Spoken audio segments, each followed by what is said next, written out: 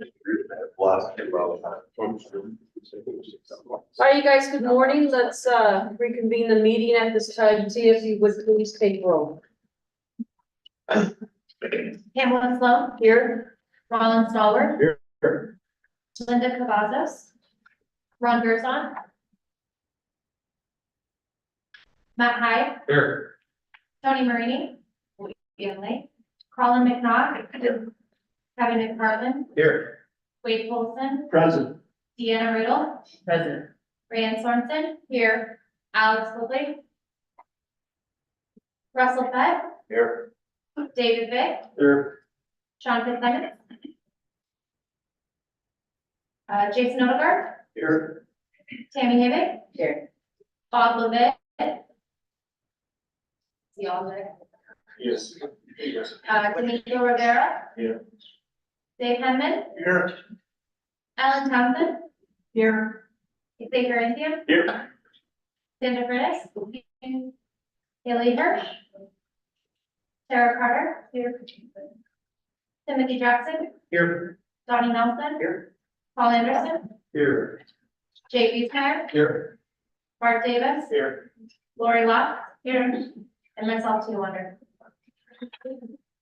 Okay, if we can go back to page 40, item number 9, financial report, JP's one.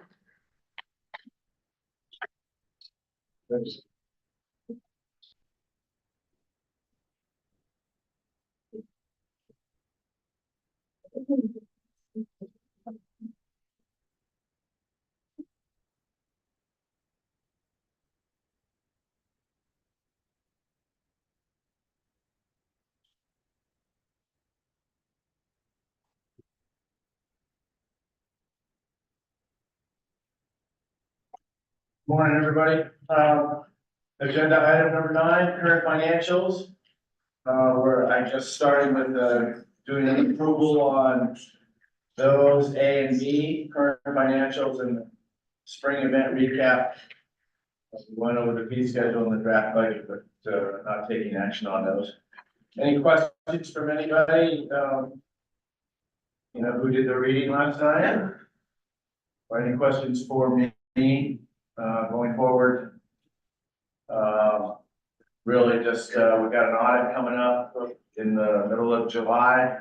Where all of this financial information for 23-24 will be finalized. You'll be presented with a copy of the audit at the September meeting. In thinking about what we spoke about yesterday, obviously there's a couple of loose ends, budget wise, that you'll all have to consider. Reasonable ways to increase income and lessen expenses a little bit in this association. Any questions?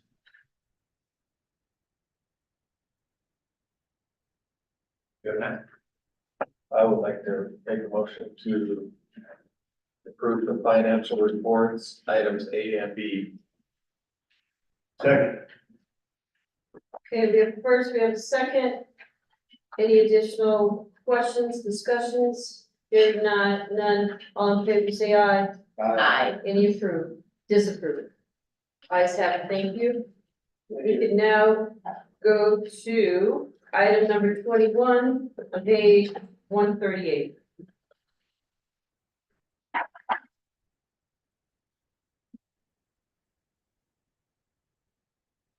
Bart Davis. President Sloan, good morning, everybody. Thank you and tournament rotations. We all heard the financial report yesterday. So that kind of limits us to, I'd like Mr. Jackson to weigh in on this. Well, we talked about this. There's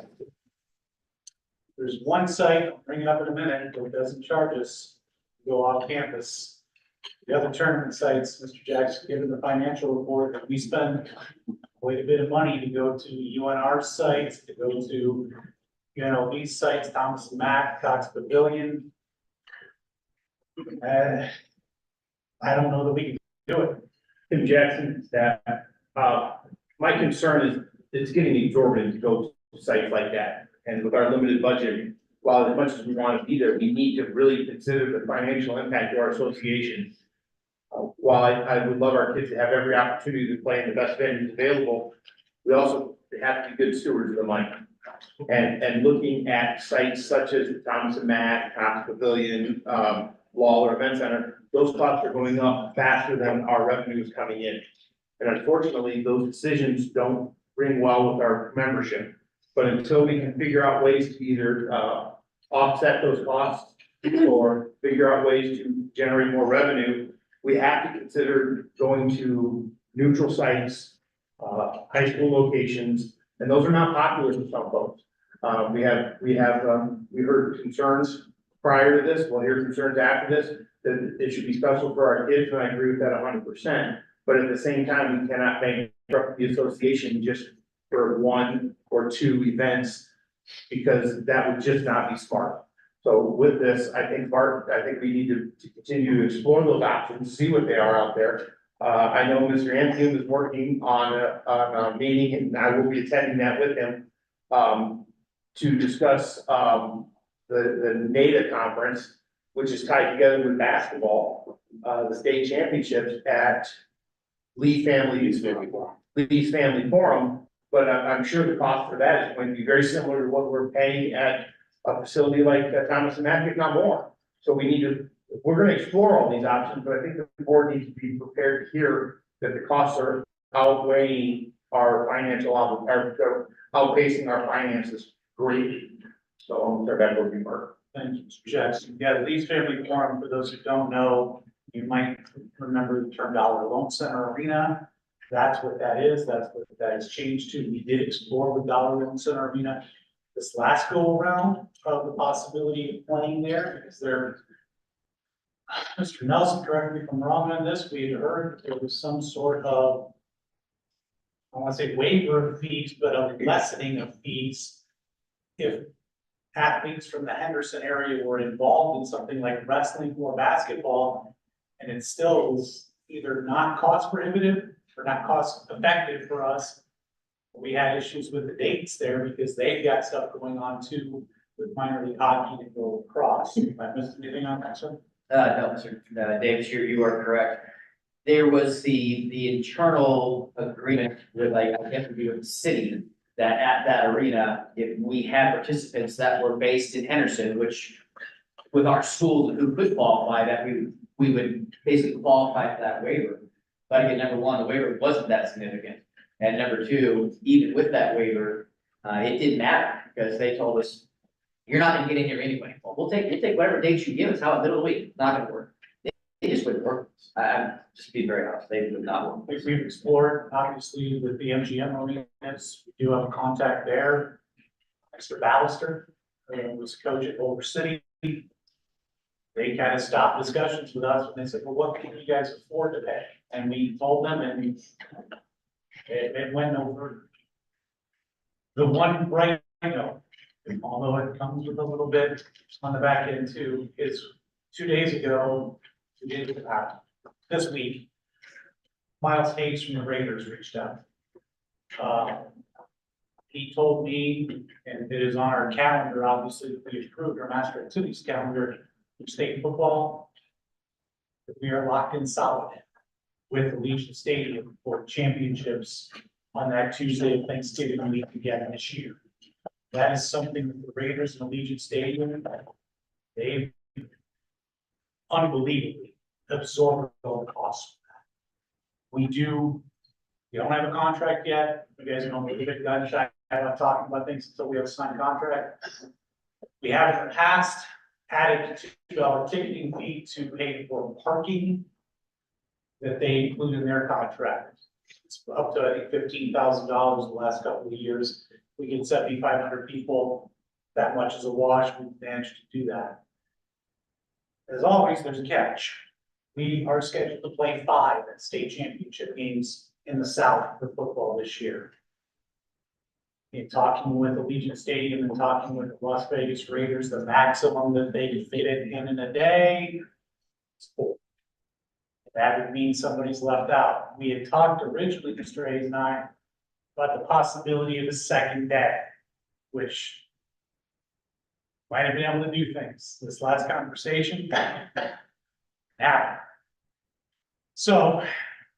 There's still a chance we don't get 5 games in the South, depending on what the matchups are, right? Because our 3A or 2A or 1A are all dependent upon what that final matchup is, where we play. There's also a chance we have 6, which means 2 games we got.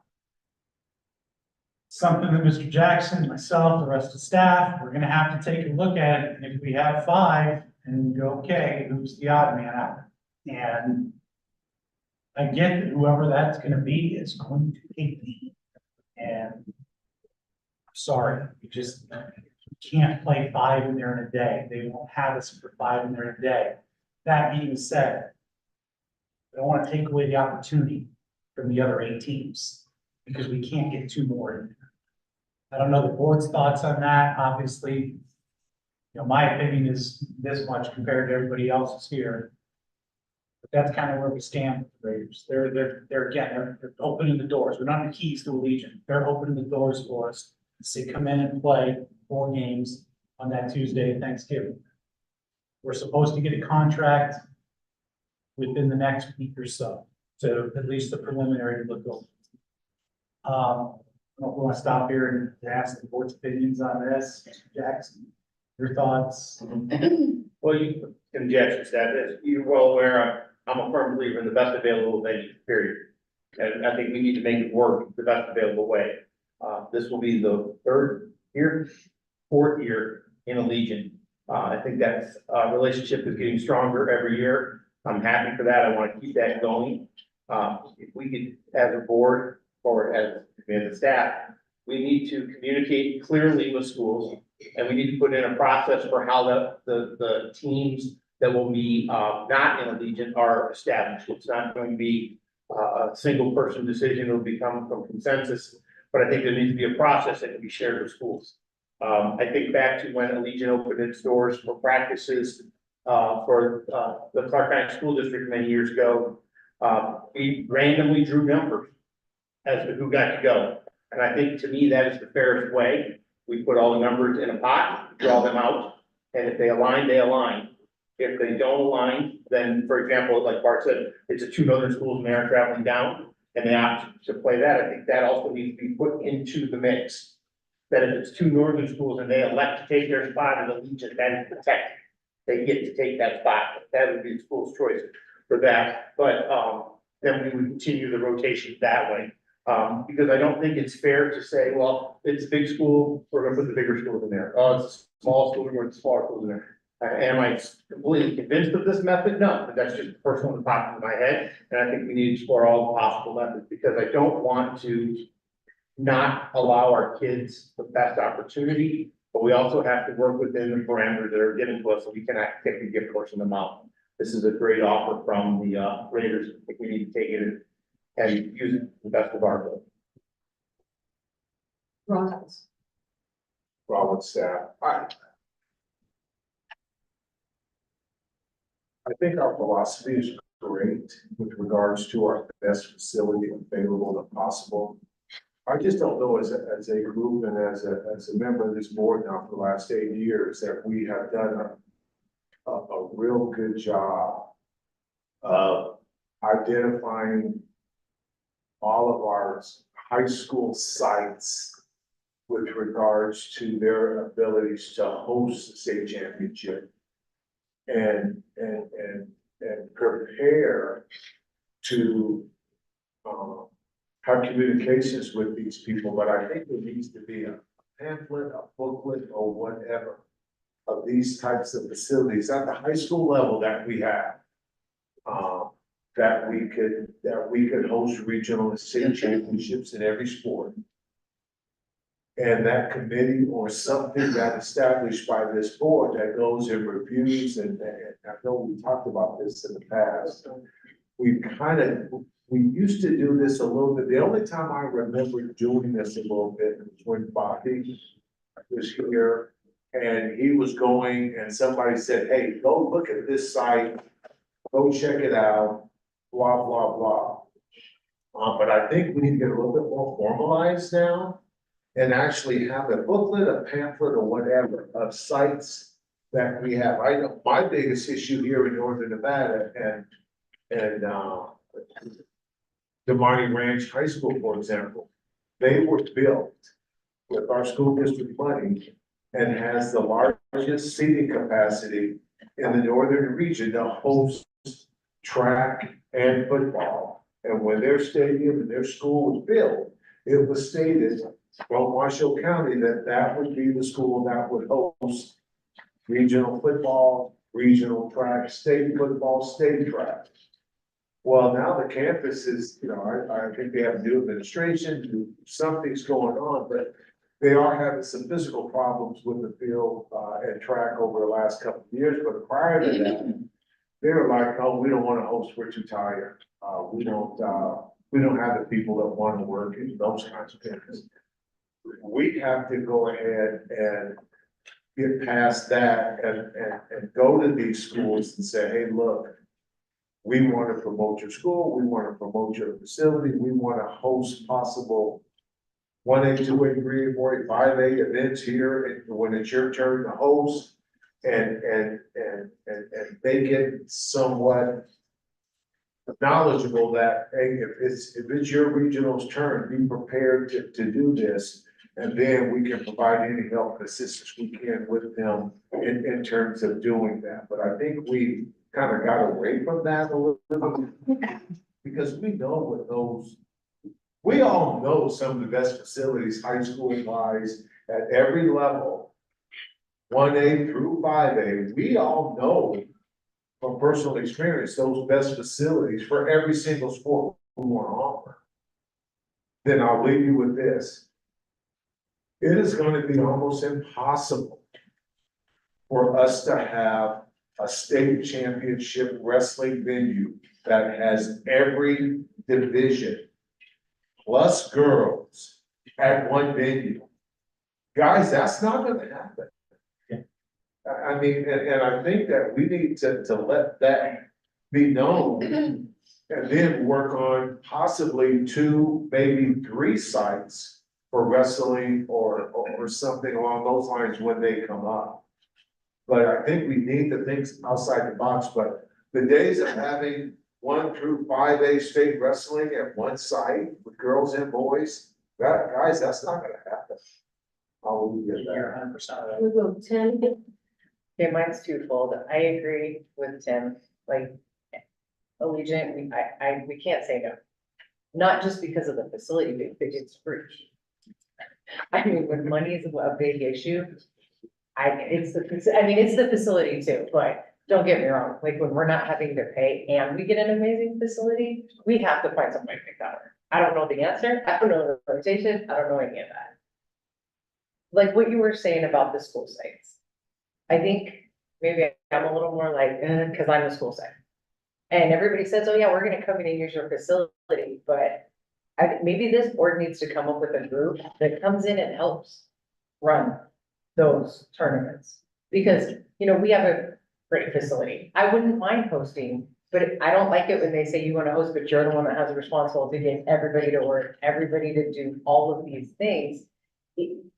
Because we're also running a school. It's not just athletics. So I think if there was some sort of, group of 10 people who are like, okay, I'll take Thursday, I'll take Friday, I'll take Saturday, and I just have to oversee it and pop in and out and not knowing that I don't have to be there for 40 hours, I would be a lot more likely to host. And I think someone like Demonte Ranch with the great facility might feel the same way. Oh, no question about it. And I didn't wanna make it sound like it should be the Monty Ranch's responsibility to run it. I think that it still should be the NIAA's responsibility to run it. And they coordinate assistance and help with the Monty And I Ranch think that's. with regards to providing staff and all of that. And I think that's the part we're missing. And I know there's only 4 of you in I understand that, but maybe if you can get a group together, because I know I would be willing, even if it was, Arborview. I'd be willing to go over for Arborview one day and help run everything. I wouldn't, but I think you would have a lot more people agree to host if they had help that wasn't just at their school. Matt? I agree. I will tell you this, in Churchill County, we'll host whatever needs to be hosted. We've got a great venue, the Radford 3C building.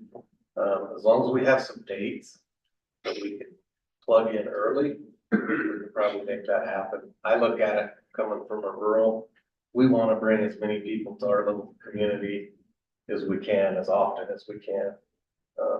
That really boosts our economic growth. We've got to put a new turf in right now, the football field. We'll host whatever. We've got a great athletic complex. Don't forget about Churchill County. I won't be sitting on this board, but I have my AD very involved, and he's a great one. So he'll be a great resource. The difference with us is, you know, the city of Fallon really helps. I mean, they set up hospitality tents. So it's not a resource issue necessarily for us. Just give us a shot at whatever this board feels like giving us a shot at. We'll make it work. It's my understanding, because I know Tim came up here for softball, the baseball, he's did a great job. Thank you. And, well, yeah, thank you. I just want to throw in a couple of things before we go around the table. I know that I think since I've been on this board for 100 years, talked about when we host sites, Jay alluded to it in this budget report, the compensation of individuals. I see what schools are given. I would like for it to be more compensation because a lot of schools that don't submit Jay to you go, God, we only get this little bit of money and this is all we get. And I said, all I have to do is call Jay. No, I don't want to bother, so. But that's where that, and also for a lot of these events, and I'm gonna go back to a comment Tammy made about her doing it. Some of these tournaments are during the school day. And that's difficult. And there's a lot of principals that refuse to, you know, for that reason, allow these events to be held. And then also you have that, really, you're on contract time. You should be a ticket taker seller working for the NIAA during contracts. So there are those conflicts. But I think it's time, if we're gonna get out of going to the Orleans and other venues, that I really believe that the NIAA needs to go out there, and I've asked this for years, start developing those relationships with schools, talking to these administrators. I mean, what schools would be great to host this event, that event? And if we need to put out a rotation, then you guys need to get in front of the administrators and explain the why and the how. And I know it's easy to sit back and say, oh, this is what we're gonna do, but there has to be buy-in for everybody. So I think that site visits, that relationship with schools, that event management guide, and I think that's why we have so many brand new administrators. They're afraid to host because they don't know how to host. And again, you know, I've said this thing about this management guide for years, but nothing transpires. Russell. Yeah, you know, I look at it from multiple perspectives, I guess, throughout the years. Allegiant, I agree, we can't pass up, and it's gonna hurt for whoever that is that's left out. I tend to agree, Tim, that I think to make sure that you're not coming across and we're protecting one group over another is you're gonna have to do a random thing. And unlike years past, if you know in advance that we're gonna be in there, it probably should be done at this meeting. To be honest. And if you know in advance and you have it in the fall and you know you have your site, why not draw your numbers or whatever and set your thing? And nobody can say Tim Jackson was protecting one group or the other, or Pam using her spot on the board or whatnot. But that's about as fair as far as I tend to agree with Matt. I've hosted state baseball and softball version twice in my career. I think we run into some differences when we get from urban centers out into our rurals. The attitude changes a lot our community, I have to answer to. If I'm not pursuing every opportunity out of my high school to host a regional or state event, I'm called on the carpet of why we're putting money into our facilities. Why do I have a turf field? Why am I putting lights on my baseball and softball field this fall? Because I promised that we're gonna do everything we can to host on those things. And so, I know right now, my baseball, softball, football facilities are in the 2A North, some of the best you'll go to.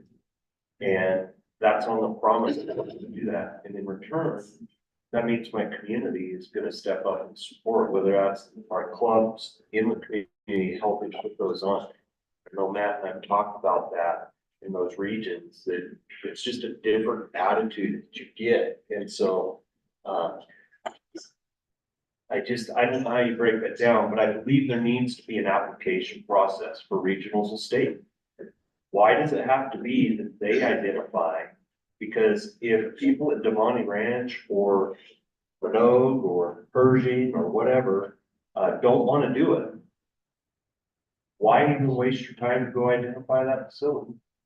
But if they put in an application and you know, hey, it's up, what are they willing to do for you? Because I can tell you right now, you're not gonna get a security bill from Pershing, you're not gonna get hospitality bills, you're not gonna get my baseball program is gonna work the event for whatever Jay's willing to offer them, and it's gonna be a group of parents and baseball supporters to take care of the field. And when softball's hosting, same thing. We don't pay individual people these programs, and so I think in their application, they want to do it, apply, we can do a site visit and determine if they have what it takes.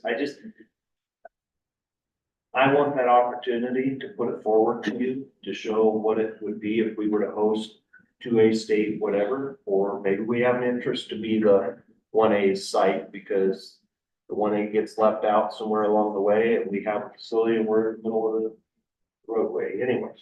And the guidelines, we have to have something. I know going way back to the AD side, we used to get that and it was like gospel. I know as a new person, it was like, okay, I gotta make sure I have an announcer for state tournament, right? Highly recommended for regionals. Well, I don't have one, but I'll find one and get it out there, you know? I think it helps everybody out, and anyway, I think we're to that point financially. And I'd say if we mentioned it on Brady was in here before, and I asked, I think 2 meetings ago about kind of what his structure looks like when he's approaching. Because I also think we're not tapping our local resources all the way for sponsorships. They may not be willing to do an entire state sponsorship, but you may have somebody that's willing to pay for basketball to be held at Waller Event Center, and it's a big bill, and I get that, it may be $70,000, but it's different than them paying play fine, something to be able to say basketball's put on by Nevada Gold Mines. I think that we can look at the granular level, but we have to know that that's open and what that kind of looks like. And we lose some of that control when we have that third party. Anyway, those are just my thoughts as I roll through.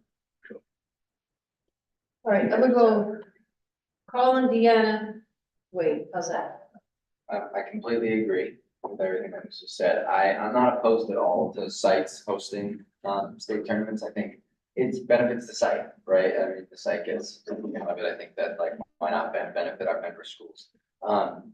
I will say though, I'm a little concerned about the optics of everyone but football gets, is that a school site, right? I understand Legion is a great opportunity, but I think we just need to keep in mind that kind of looks like football gets special treatment, you know, nobody else does in theory, right? I'm not opposed, again, I'm not saying we shouldn't do it. I think Legion is great, but I just want to throw out that I think that's something we should consider. And I completely agree. And I'm wondering, like, Tim, if maybe we can explore before we necessarily say we can't host it at all these different places, the sponsorship layer. I know we have a lot of sponsors that are giving a lot of money that it's not necessarily being used in an effective way. And so mean, we're, Playfi is collecting a considerable amount of money that I'm confident would pay for a lot of our state tournaments. So just something to think about. Again, not opposed to school sites hosting it though, because it benefits the site, but I'm just wondering if we can explore multiple avenues, especially with the sponsorship thing. I completely agree. Thank you. Dan? Colin and Russell actually kind of took exactly what I was gonna say. You know, I'm constantly saying, talking about Playfly on here, we are completely underutilizing, them as an avenue to get sponsorships for these games. I watched friends raise what they raised for the Super Bowl, and it was like millions and millions of dollars. So asking for $20,000 or $30,000 for some sort of sponsorship and naming rights, and then getting some sort of additional, possibly even structure where they can send it through us because we're a 501c3 gives it an additional benefit where they totally be willing to do it. But we have to task Brady more with focusing on that and getting it done. I don't think that's impossible to do. And I'm a little bit biased in football. You all know my son played the championship. One thing that I did hear from the Raiders, from my friends that work for the Raiders, is I do think that, I know you want it to be random and fair, but they also want to build community affinity. And so I know filling the stadium is important to them. So I don't know how we balance that, because part of the reason why they're willing to continue to do that is to get the stadium built. So again, I don't know if it's bigger teams, you might have a smaller team that has people that travel, but somehow we do have to take that into account, because that's what I heard through the grapevine that they liked was the stadium, you know, being full and the community affinity in that aspect. And it was full. It was It was both. full. Yeah, it was full. Yes, wait.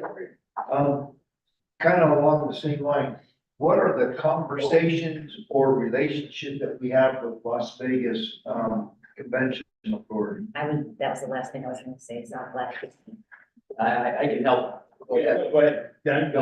Donnie Nelson, so our staff has reached out to them in the past, last couple of years in particular, looking at any kind of venue they can offer for soccer, with the stadium that is there, which is vacant, with their convention center, with wrestling. Not helpful. Venue not available, and it costs you a fortune, getting past the front door, then It's hard to get into them. yeah. Just get them. We have for soccer and what's the name of that, the stadium, I'm drawing a blank, the base, soccer team used to play, the baseball team used to catch. Sorry, trying to get in there. One time they had I think they based on the minor league soccer team, they were like, hey, we'd like to have you in there and we'll help you, and still couldn't get it reserved. And then the indoor facility for having wrestling, granted, there's a little bit of a cost factor for them, because they'd have to rent bleachers to get in there, and they'd have to reserve the largest halls to accommodate us to do that. And those halls are pretty much booked out, seems like 24/7, 365 days a year, and so that was a challenge, and again, the cost factor there was astronomical. That's weird. Has any conversation with, them providing monies for facilities? On the flip side, Yeah, I'm serious, no, because I know a few of those people on that board. right? Some other relations were, Well, we can start. So, I mean, we could reach out, we could, start, how come we can't? At least have a conversation. Why are you shutting the door on this one? You're talking to your local community here, Las Vegas. I mean, they spend millions and millions and millions of dollars. So, all right, I just wanted to. Let me just ask a real quick question. Part of Brady, does Brady go in and solicit sites for postseason, or is that not part of, that's not, all right, so. Tim Jackson, staff. The one thing I'm hearing, and I don't mean to be disparaging to anybody sitting on the side of the table right now, is there seems to be a lack of communication to this board as to what has been done, what is being done, and how effective it has been or hasn't been. The questions I'm hearing are, have we tried this, have we tried that? And in most of the cases, it has been tried, but we haven't been able to communicate that effectively with the board. I don't want to go back into the whole transportation and baseball thing, but the one thing, Xavier and I have discovered in working with the city of Las Vegas, the county of Clark and Henderson and North Las Vegas, is that the facilities that they have are booked out years in advance. years. And we are right now in June, talking about November. We've missed a lot of windows that we need to address, and that's on our side, that's on the staff side, that we need to plan into the future further than 6 months. We need to look at 2 years, 3 years down the line. I think that aspect alone has to change. And I think the other aspect is, when I was at a school, I hosted everything I could host because I wanted to get our image out. I wanted it to be a known image, but I also knew what I was doing, not because I was brilliant, was because I followed the plan. There was a plan, and I think that plan needs to come back. But I also think that we need to, as a staff, we need to have a concerted campaign of, we need to know why you don't want us in your venues. And if it's cost, that's fair. I understand that. But if it's something else, what can we do to make that better? Which is where Brady stepped in, I think, and we worked to get those. So I put down a lot of information here. I will put together a plan.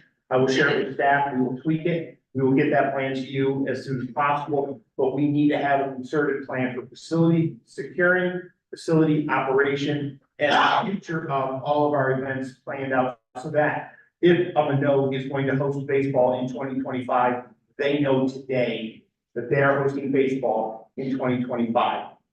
Regardless of who the administration is, and that way there's a transition. So if Colin's the principal at Amano and he leaves, the next person coming in will know that that's on my agenda, my plan. I know you're not. It's too good. Rollins. I just want to say, my son uses this term pre-99. You've heard it before, but he uses it all the time. I think there's been a lot of bashing with regards to the use of Raiders Stadium for football. I want to bring to everybody's attention that the Raiders came to us. Yes. We didn't go to the Raiders. And when the Raiders came to us, the Raiders said, we want to host as many football games as we can. Here are the parameters, we're going to do it. Now, the Raiders don't host soccer, they don't host baseball, they don't do volleyball, they do football. Guys, if an organization like that's going to give us something for free, number one, we use it. But number two, we don't use it against us for other sports. Why isn't Major League Baseball and the baseball people doing what the Raiders are doing for them? Those are the types of questions that we need to ask. But we can't use our relationship with Raiders in those 4 games that we get, or 5, or the one that we get. We can't use that as a negative aspect towards our other sports. And I think sometimes we have that conversation here that I kind of hear that a little bit. It's like, well, if the other sports can't get stadiums like the Raiders, then the football can't play there. That's BS. And if we're gonna sit down here as an association and as a group and go, well, if we can't treat soccer like we treat football, then we need to treat football like we treat soccer. I am not gonna be on a board supporting that kind of philosophy. Now, I am gonna be on the board that's gonna support, we're gonna get the best facility possible and show that we're getting the best facility possible by putting the work in now for what the state championship is gonna look like in 25, 26, and 27. Thank you. And I'll just tell you, Raiders have been great partners. Just within CCSD, I can't speak highly enough. They're amazing. Paul Anderson? So just a couple of things, couple of follow-ups. I agree with that, Rollins. And I think we ought to look also at other facilities that the taxpayers of the state of Nevada have built. Allegiant Stadium, or Ballpark, what the Aviators play in. We built those. We, the taxpayers and citizens of the state of Nevada. And you know, just because the Raiders happen to occupy Allegiant or the Diamondbacks have Ace Stadium, I think politically we need to approach those people and say, look, the youth of the state ought to be able to play on the fields that we built, and they should be able to play there for a reasonable price, like nothing, like the Raiders do for us. I think that's what happened. The other thing, most states have, well, maybe not most, but a lot of them, host events at the same place every year. And the question isn't, well, two teams from the south are playing, so they're gonna play down south, they're not gonna travel, or two teams from the north aren't gonna travel to the usual stadium. You play there because that's the facility that's gonna draw crowds. I'll give you an example. In Indiana, everything's played in Indianapolis. They play state basketball at Lucas Oil Field, which is the football stadium where the Colts play. They fill it every night for 4 nights in a row because they're basketball crazy back there. One of the problems we have with high school sports is nobody cares anymore. Nobody comes to the games. We gotta find a way to promote it. When I played here, played at Worcester High School, we were a big school then. We used to play at the convention center down south, pack it every night, or up here at the Coliseum, now called the Convention Center. Pack it every night. You had to get there at 6 for the 6 o'clock game. If you were gonna watch the 9 o'clock game, the big schools play, to get a seat. I don't know what's happened, but for whatever reason, we don't, that doesn't happen. So I don't know if there's a way to promote it better or whatever, but I think those are some of the things we ought to look at. And I think we ought to look at if we can find facilities that are big facilities, hooking those in a way, if possible, and just saying, that's where it's gonna be and that's where you're gonna play. And I don't care whether you want to travel or not. If you're lucky enough to be in the game, then you're coming. Or you can work. What we got? All right, Clark. Thank you, President Sloan. First of all, thank you for all of this discussion. Helps a ton because I need these different perspectives. I hate when two people at that table can read my mind. Mr. Anderson, what you just talked about having the same site. Mr. Jackson came from a state where that's the way it worked. If that is different, get that. Because you can't go from anywhere in Nevada to anywhere else in Nevada in 4 hours the way you can in Ohio. You can't do that the way you can in Indiana. But in talking with one of Arizona's assistant directors last week about something totally unrelated, he was telling me they booked a golf course. They have a 5-year contract with a golf course to have state golf there because it's the only way they can keep their costs down. But they also know everything's there for the next 5 years and they're all set.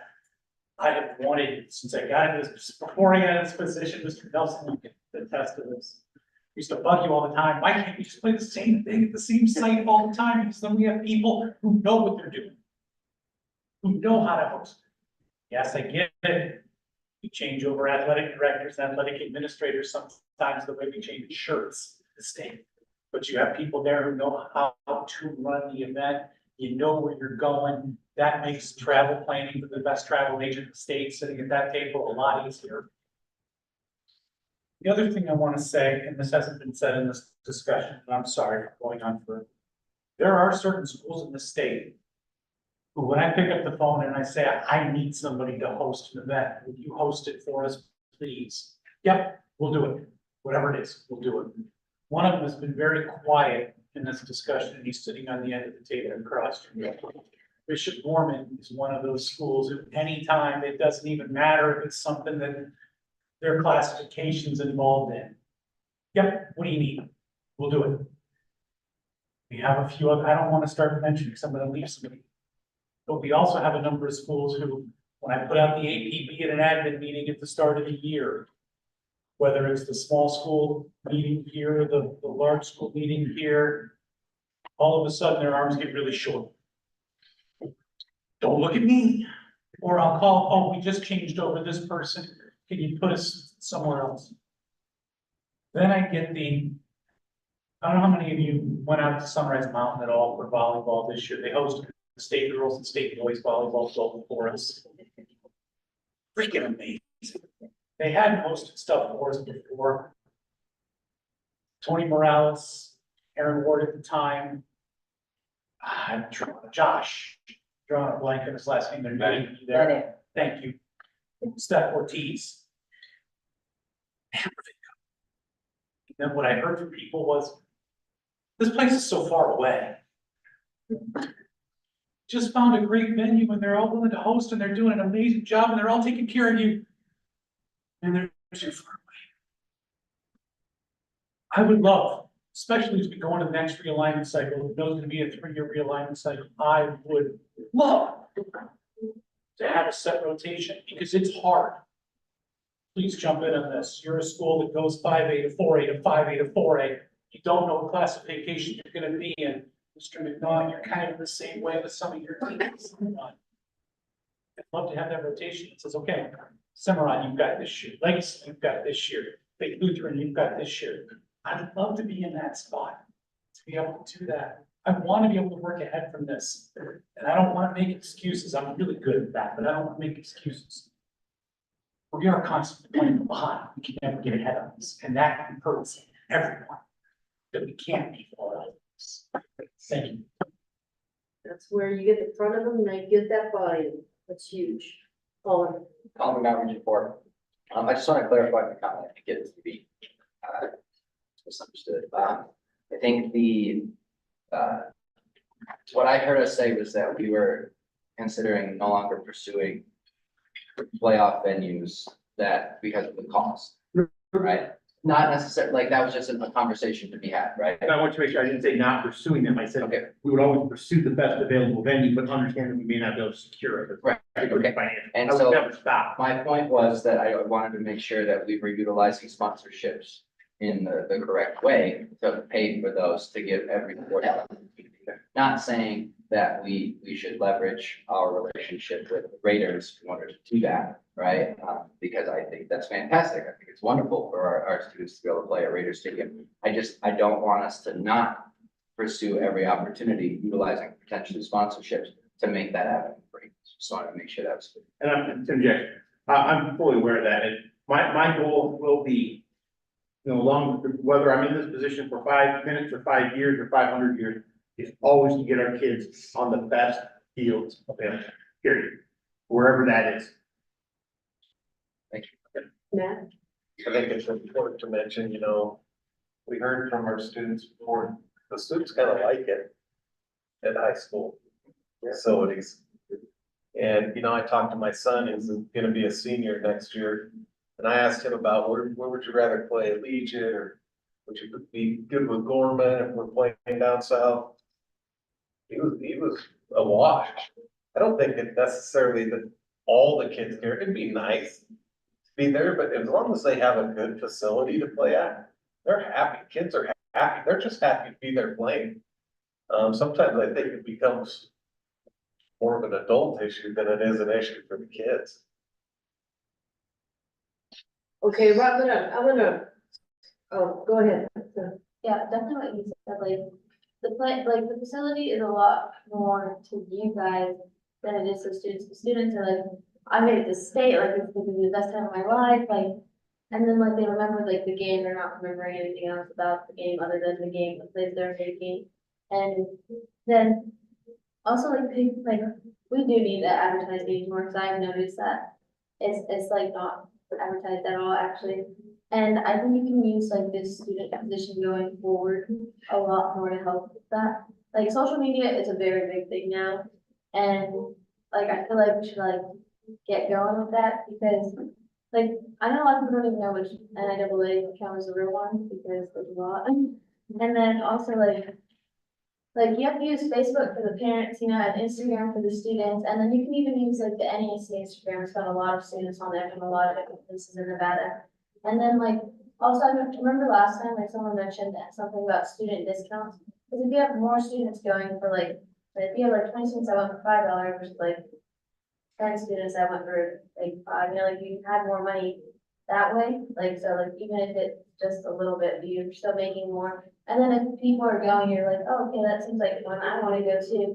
And then it's like this ongoing, like downhill, well, not downhill, like roll of like people wanting to go to these games. And then, people are always gonna compare, like it's an unfortunate thing, but it's just human nature. We're always gonna compare, like, but it's not this, but it's not that, but it's not that. And so people are always gonna be unsatisfied.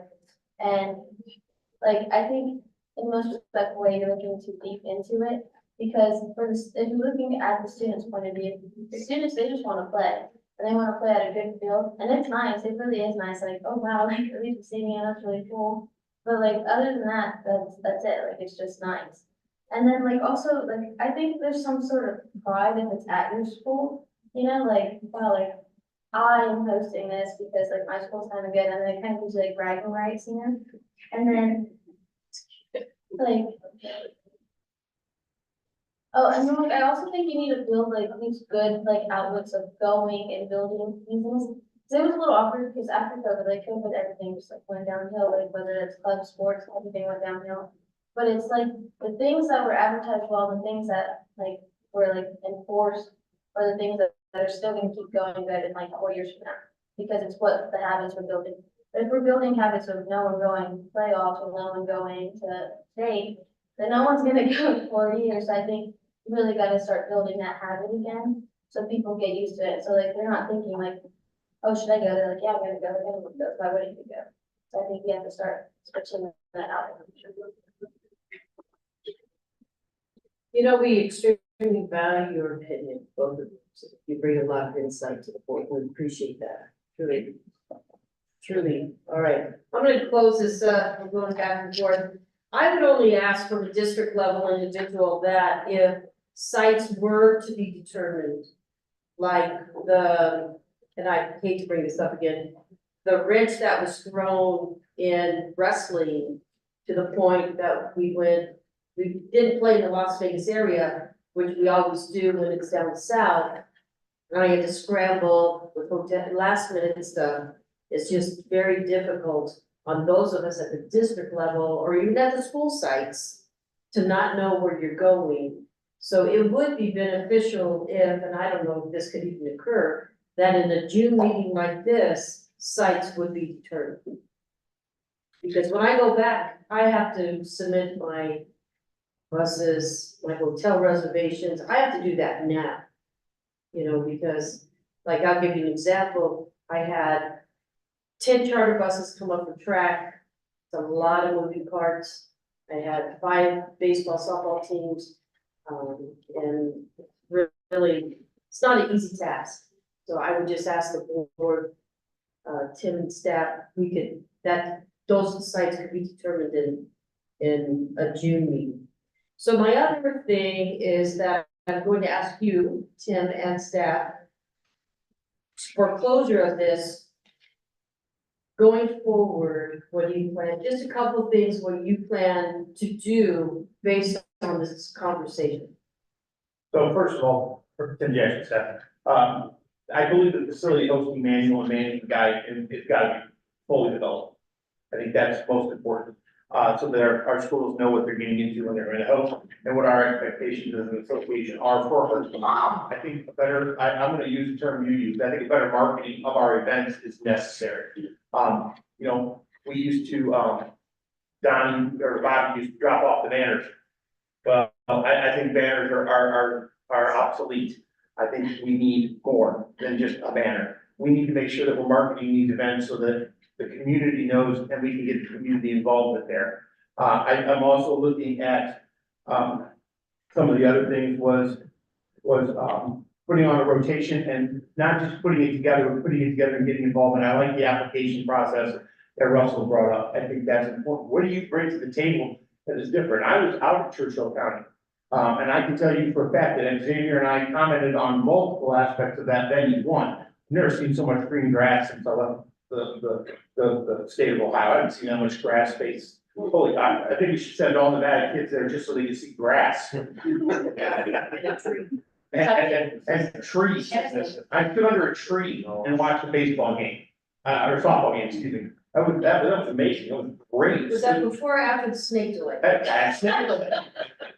First time ever in my life, a snake delay was awesome. But that venue also, there was a banner hanging between the light posts on Main Street when we came in. The city welcomed us, welcomed NIAA state softball and baseball. I mean, that's pointing at us, look at that, and we're like, oh, you know, here we are driving, and I'm, you know, wow, slow it down, let's take a picture, you know, causing trouble with traffic. But they had a, hospitality tent set up that had nothing to do with the school. It was run separate from the school.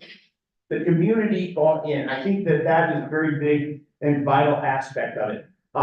I will ask Jay right now, if Jay could recall, where the best hospitality room he ever experienced in Southern Nevada was. The best hospitality room, I will hang out with you in the gym, you mean? Yes. Everybody else is outside baking. Yes, sir. But I will tell you that, I took pride in that. I wanted it to be the best hospitality room for the coaches, for the officials, for everybody involved. And I think that we need to look at what can you provide? The one aspect that scares me is to the two people to my left. I don't want to run into barriers where they say, I can't get our kids there aren't hotel rooms close. And I know that's going to be a barrier. I think we need to be prepared to address that barrier, because we may end up at Pyramid Lake. They may come back with the best venue for a state championship, and by God, we'll go there if they have to. We'll figure it out. I think that's important, that we look at those barriers. So those are some of the things I'm looking at. The application process is very big. I love the idea of leveraging our taxpayer-built facilities. We have run into that problem in the south, and we've been trying to help. We have taxpayer-built facilities sitting right next to NIAA member schools that we can't get on because they're earmarked for tournaments that are not ours. We would like to start addressing those with the local folks, but we started those conversations. Meeting with, Bart met with, a county commissioner down south, that was very productive. We learned some valuable information about a venue in the south for baseball, that's lit, multiple fields. It's a great venue. We can't get on it right now because it's booked out a year in advance. We didn't have a window of time to do that. But also the last thing I would have to work on this one is this. I believe a calendar of hosting sites into the future is a must. We need to know where we're going, when we're going, and who's hosting. And that would help us eventually overcome the transitional administrative staffs in the south, and that's a very prominent issue, and in the north. We're getting ready to hit the second wave of retirement. The Gen X, us, our group is starting to retire. And we're moving into a whole new generation of leadership that we need to make sure we bridge that communication with. So those are some of the things I would start out. I mean, you can see my notes, I've got a list and I've got it enumerated. So I will start working on those and I will communicate clearly with everyone. I appreciate that. Thank you. All right. Let's go to item number 22 on page 139.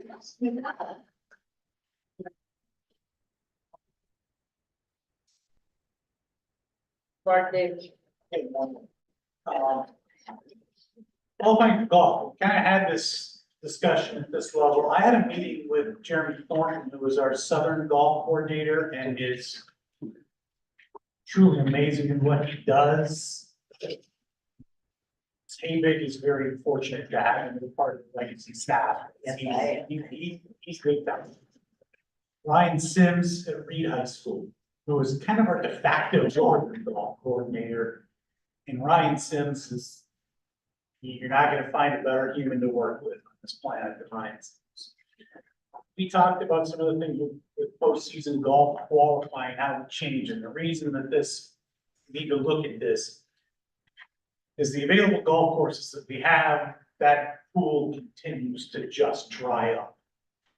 And the number of tee times that we can get, where we can actually finish a round, continues to dry up. Courses are willing to, well, okay, we'll give you these tee times that start at 3 o'clock. Okay, it gets dark at 6:30. We're not gonna finish 18 holes. We've had that come up in state tournaments in the past, and it is a real problem. In talking with Mr. Thornton and Mr. Sims, we're pretty much in agreement, hi Rob, we're pretty much in agreement that we do need to kind of look at how we qualify for state, because there are quite a few kids getting into the state tournament who maybe aren't what we would consider to be state tournament caliber and are playing a 6-hour round and shooting 130.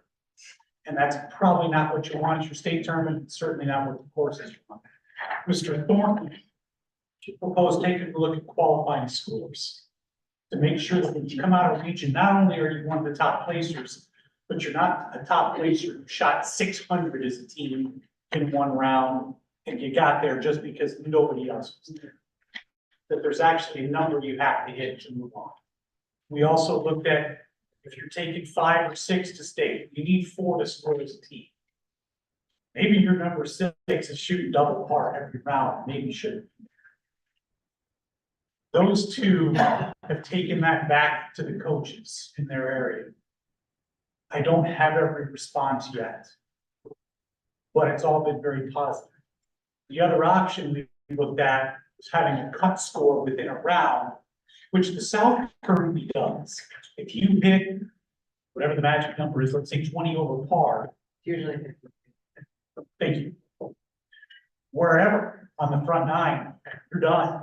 If after 4 holes, you're that much over par, thanks for coming.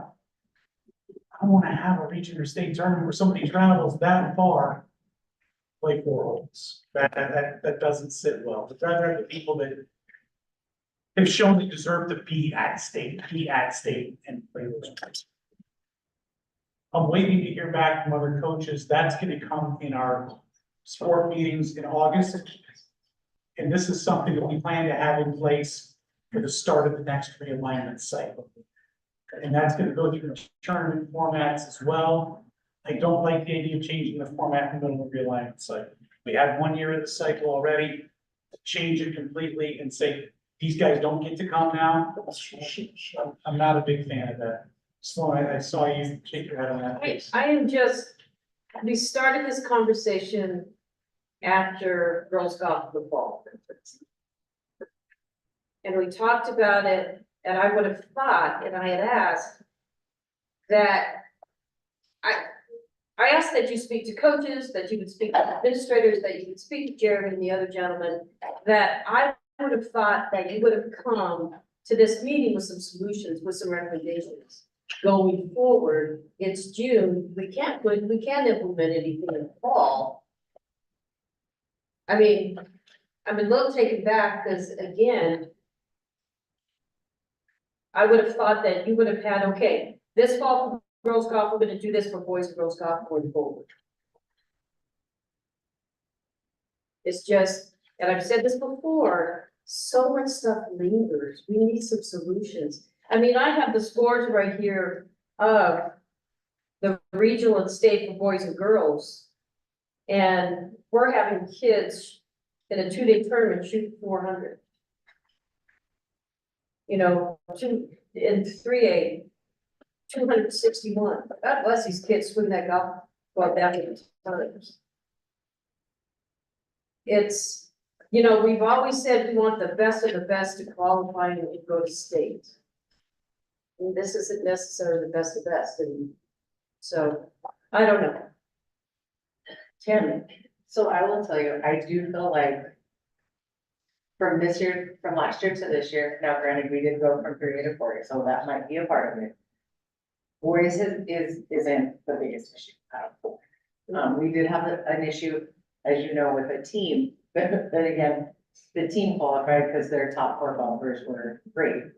Their next 2 had no business being anywhere near the golf course at state. But because the administrator said, well, NIAA rule said they get to play, they got to play. And they did stretch the first day. The second day, they were smart enough, they shuffled things around. And they didn't slow us down as much the second day, but the first day was brutal because of 2 golfers. Again, it wasn't his big deal. The issue is 100% gross. And I think it's because there's a bigger disparity. And I think it was 3 a.m. 4 a.m. this year for the girls. And those rounds were, not only did we have late tee times, but even the best golfers were taking 6 hours to golf the round because of pace of play.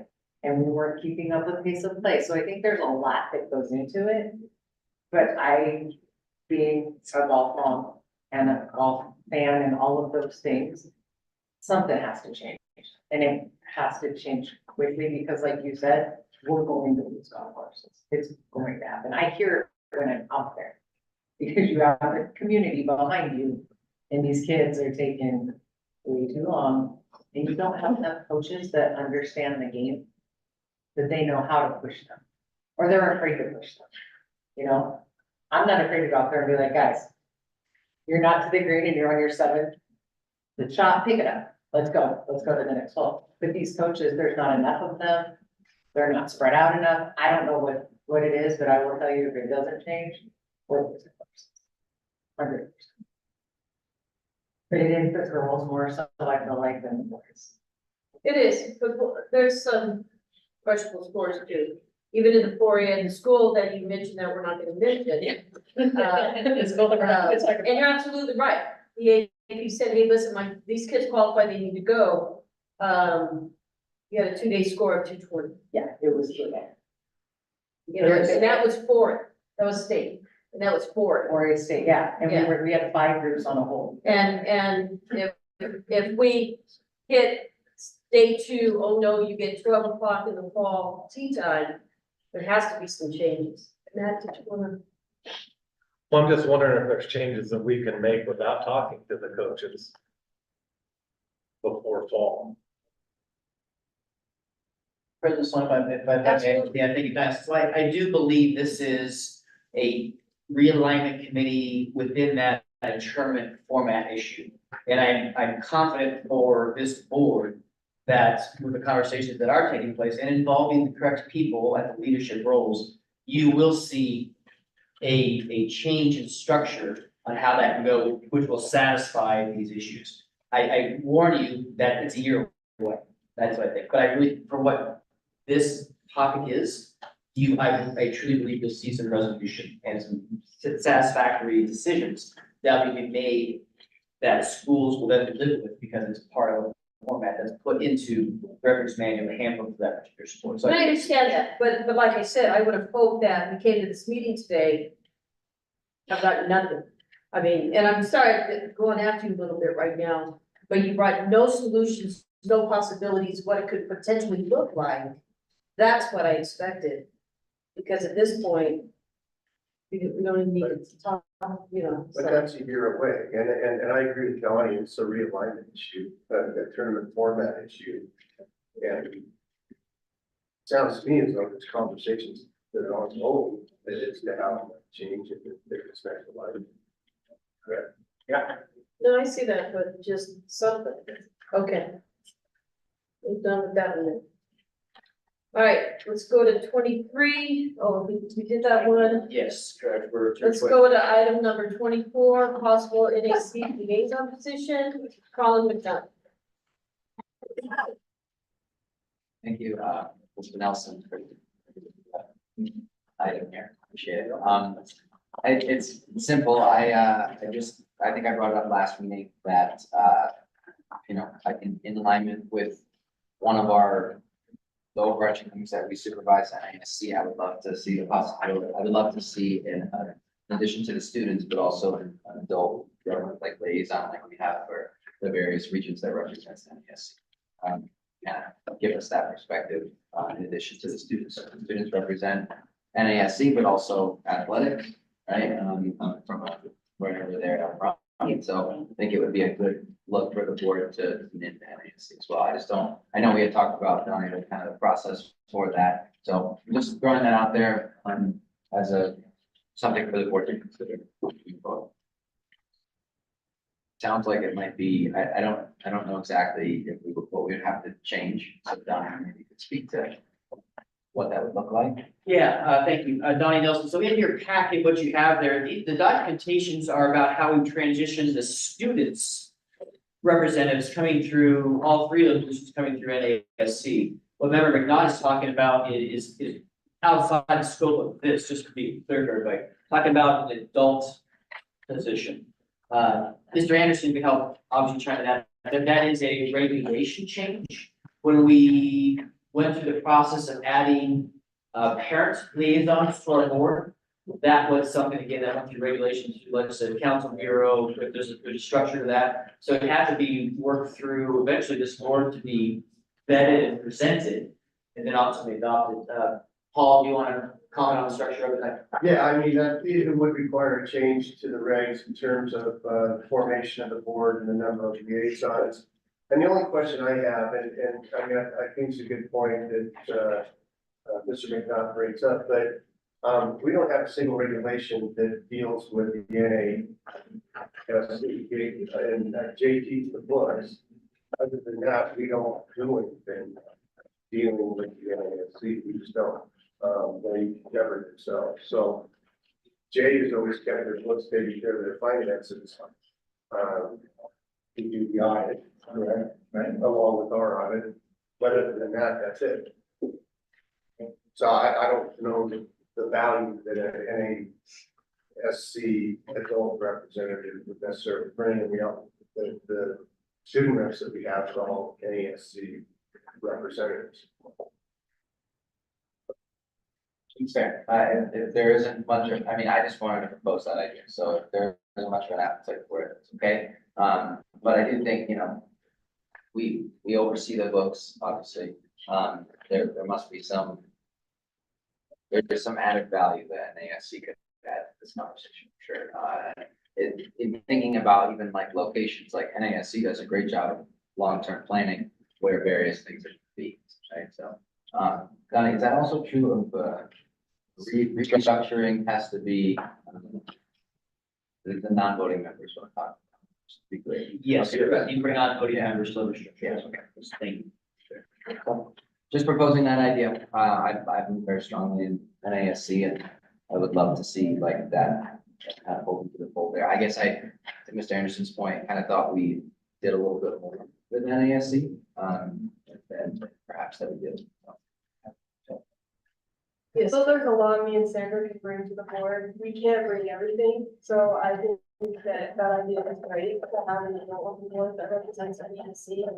There's a lot of things that even Ms. Ginger and like Ms. Stockholm and Ms. Price, the executive directors for NESC, bring to the NESC board that they could possibly do with this board. I mean, I think since we brought on the students trying to, I think what the main thing for that was to kind of combine the two worlds of student council and also NIAA.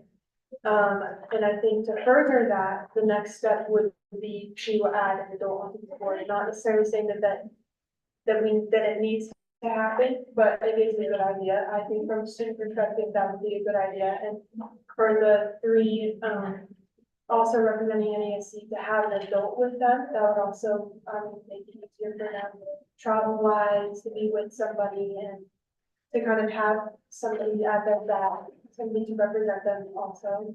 I mean, it is also kind of, I don't know, there is like lots of issues with, I mean, just bringing on new people and like what comes with that and stuff, but I support the idea. I think it's a good idea. Just a question, what would an adult NASC person bring to this board that our parent people don't bring to this board? Like Deanna and Rayanne, I mean, they're parents of students. And they bring that parent perspective, that adult perspective from a parent athlete. What would an NASC adult bring that our parents don't bring? There's a lot that NESC covers and a lot of things that people do not know. And I, for one, didn't know a lot about it before I was on board. Like, I would say Nevada State Council, like we went to, or I had the opportunity to go to what's called Station. It's a national conference for student council. And while I was there, you know, Nevada is like top tier student council, like in the National Student Council of Excellence. There's a page for every other state and then a page for Nevada, because Nevada is that involved in student council. And I think like there's lots of things that like, even me, I still don't know a ton about student council in Nevada, you know what I mean? But there's tons and tons of stuff that, I mean, we just don't know that they could bring to this. Like there's so much. I'm gonna ask, Donnie a question. Just like the parent positions on the board, I know those applications go to the particular districts. For the student positions, I know they come to you. How was it, and it could be any student of any school, isn't that correct? How did it get to the point that that the students, that it's all use your word, Ken. Yeah. That they're all NASC kids, students? Yes, Diane Smith staff, as a staff, we seek an assistance to get the information out. And that range of students was best contacted through our NASC advisors because they go through every single high school advisor to match those students who are also then, as they put in the application, participate in athletics as well. So the reach from us that we found was unsuccessful in our original mission of it was us trying to send out information, put something on the website for any possible parent out there to nominate their student. We didn't get a reach. Right, wrong, or different, we just don't have access to email 42,000 parents, I guess. But the NASC leaders are 3 adult leaders, which I have a follow-up question, remember, not based on this. That reach to be able to get to every single school with the top collective group of students who are then also athletes involved in those different activities. It was a natural transition to say, NASC 3 adult leaders, would you please take this for us and work through our office? And it's been a direct connection through us, the application process, still NASC's application, but our process. And so all the definitions and the requirements, the interview process will be exactly what we would do anyway. We're just using a. No, and I know Sandy's been amazing in helping you out. Would you mind, I'm sorry, would you mind 1 second? Sorry, Ken, just a quick, so Maverick, not, the question is, looking ahead for Mr. Jackson's purposes or possibly the board purposes, if this were ever to be discussed and proposed, what would be the group from which you would draw this NASC non-voting parent liaison? Would it be from just the 3 leaders, the adult leaders that represent the 3 different regions within the state? Or would it go beyond the Sandy Gingers and Hales and Julia Topholmes of the group? I'm just curious, I don't know if you thought about that. No, I mean, I would be open. I think it would need to be someone with an extensive knowledge of what's going on in NASC. So whoever would fall in that category. I think just, to Colson's question, very simply, on a basic level, I think adding a liaison report to create that awareness of like, here's what's happening with NASC across the state would be a value add. Okay, Sandy. Just to, answer the Wade's question, I think like a lot of issues, like you said, advertising and getting, I don't know, hype thing. NEC has a really, really good,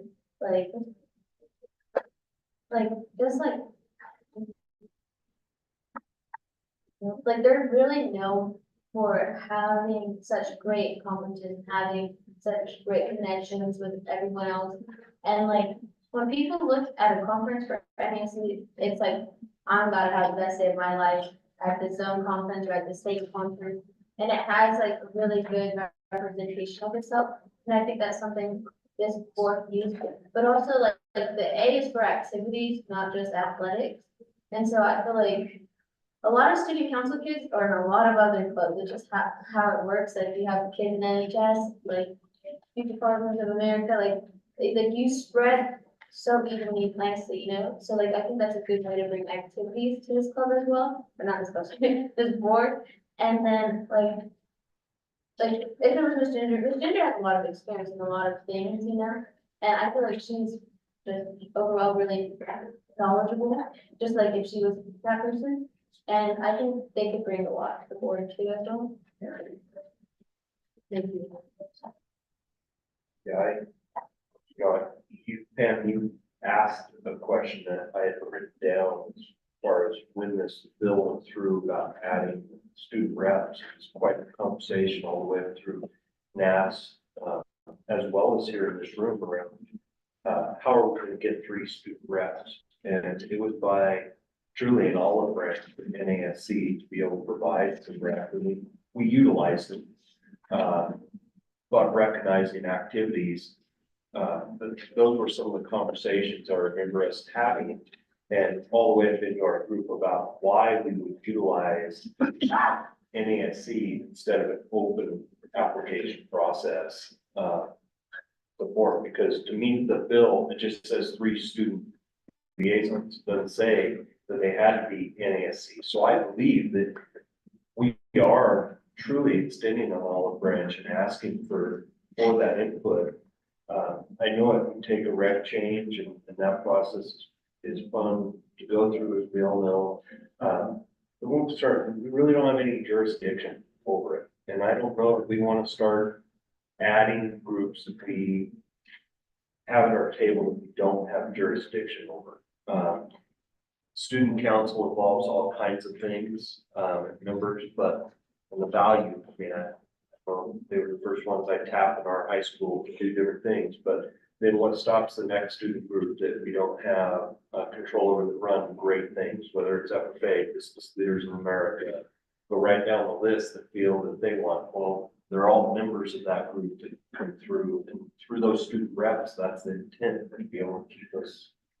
And I worry about going down that slippery road of growing our board liaison. I think it's up to us as liaisons to represent those interests. Anyway, you kind of got your answer, but I do know we have extended a significant input by allowing them to have 3 student representatives that have to be NASC reps, which we're not affording to any other group to have a student rep sitting here. So let me ask you this, one of you, I'm correctly. So if a non-NASC student submitted an application, they would still be considered? Yes, make it on the record, yes, it's still an open application process. Because I can speak on behalf of, when that whole thing transpired, we had to find a parent. I mean, it was by the blessing we got Deanna. Deanna applied, but, that was tough, that was tough, call it. I just want to call me down before, maybe I need some clarification, because I was under the impression that this body did oversee the NASC, which is also on our website. Just collect our, just. So can we just clarify that for me, like, so NASC exists and is governed in Nevada in a different way and has nothing to do with the NIAA? Is that my understanding? Absolutely correct. Okay, so I think we just need to click, because like our website explicitly says that we oversee NASC. So I think we just need to make sure that we are clear about that. Because that may be on me. I brought this forward because I was under the impression that that was a body that we oversaw, right? And so that's why I was like, oh yeah, it makes sense to have a liaison be part of the group. This is a group that we oversee. So that may be my mistake on that. But I just want to make sure that we're clear then. That way. Where's the website say that? If you go to the website, go about NIAA. It's like paragraph 4. It says, in addition, NIAA oversees the Nevada Association of Student Council. And it is, I mean, it is an application. You don't make us see that. No, that's a great question. Let me ask this question, then why do you, as I just leaned over to Don, Yeah, sure. why do you oversee their money? The office staff has had a history of being very nice to help a group of people that we've enjoyed working with from day to day. Jay, when did we start overseeing the NASC budget? And I don't mean, again, we don't control their budget, we just do the audit for them, and but we do house their finances. So to Member McNaught's point, that statement in there is misleading, should definitely be corrected. Because it's not that we oversee them, we just house their finances. That's really where we have their logo on our website as a direct link. Just be nice people to help recognize them, I guess. It's a fine line there, but Jay, when did you start overseeing those finances? It's been since we both started, I think, right? 27 years ago. Then why is the name athletics and activity, It is on the application yearly update, NASC that you're going to have, that your school has a NASC charter, or that you have one of those things, it's on there to indicate. I always took it, was to let let the group know that you actually had an active student council group to, for the dues to be collected into the state, fund. I know that box because I questioned it once years ago, 20 years ago, about why are we indicating this? And the explanation we got at that time, going back to Dr. Hughes was in there, was it was so that they could flag it for the state association to know that the dues payment should be coming through and part of that, but that they had no authorization to approve or deny their application. Was simply, we continue to have it, the dues payment should be going into the account. So that's just drawing on a historical answer to a principal that asked, why do I have to do anything? Because all my other NASC paperwork went to NASC. The only thing I have with NIAA was check the box and send the check. So that's just historical perspective of a naive beginning principal of 20 years. You're exactly correct. Go ahead. I'll go back on my word saying that I support it, but I didn't realize that it wasn't oversaw by the board. I thought the same thing. I thought that it was, and I thought that's why me and Sandra were here.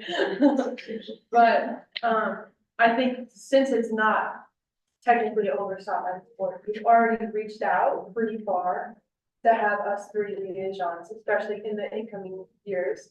And there is, you know, we did work pretty closely with Ms. Ginger. So there's a ton that she can send us with to present in our liaison. It's like, I sometimes struggle with enough to say in my report. And with the new liaisons being NASC/NIAA, that's already communication with NASC and NIAA. I think it just depends on where you want to take the board, and if you want to take it as far as to have another representation for NASC, or if the three liaisons is enough. And I think both is good. I do support having an adult on the board just because they can bring a lot, but there's nothing that Sandra can't say that Ms. Ginger can tell us, or Ms. Topple, or Ms. Perez. We work very, very closely with them. Like, they're an email away, they're a text away, they're a call away. We see them 4 times a year, sometimes even more, because Sandra, like being from the South, she had a lot of meetings with Ms. Ginger. Like, there's so many things that, like, they can tell us to tell you. And so I think especially with the incoming year of those three, they will work very, very closely with that, and they will work closely with you. So it really just becomes like you want to have that, but honestly, there's not really a need for it, just because we do have us three already in place. Thank you. We good? Just one note, Jay, Sure. staff, the NASC, they use our tax exempt number.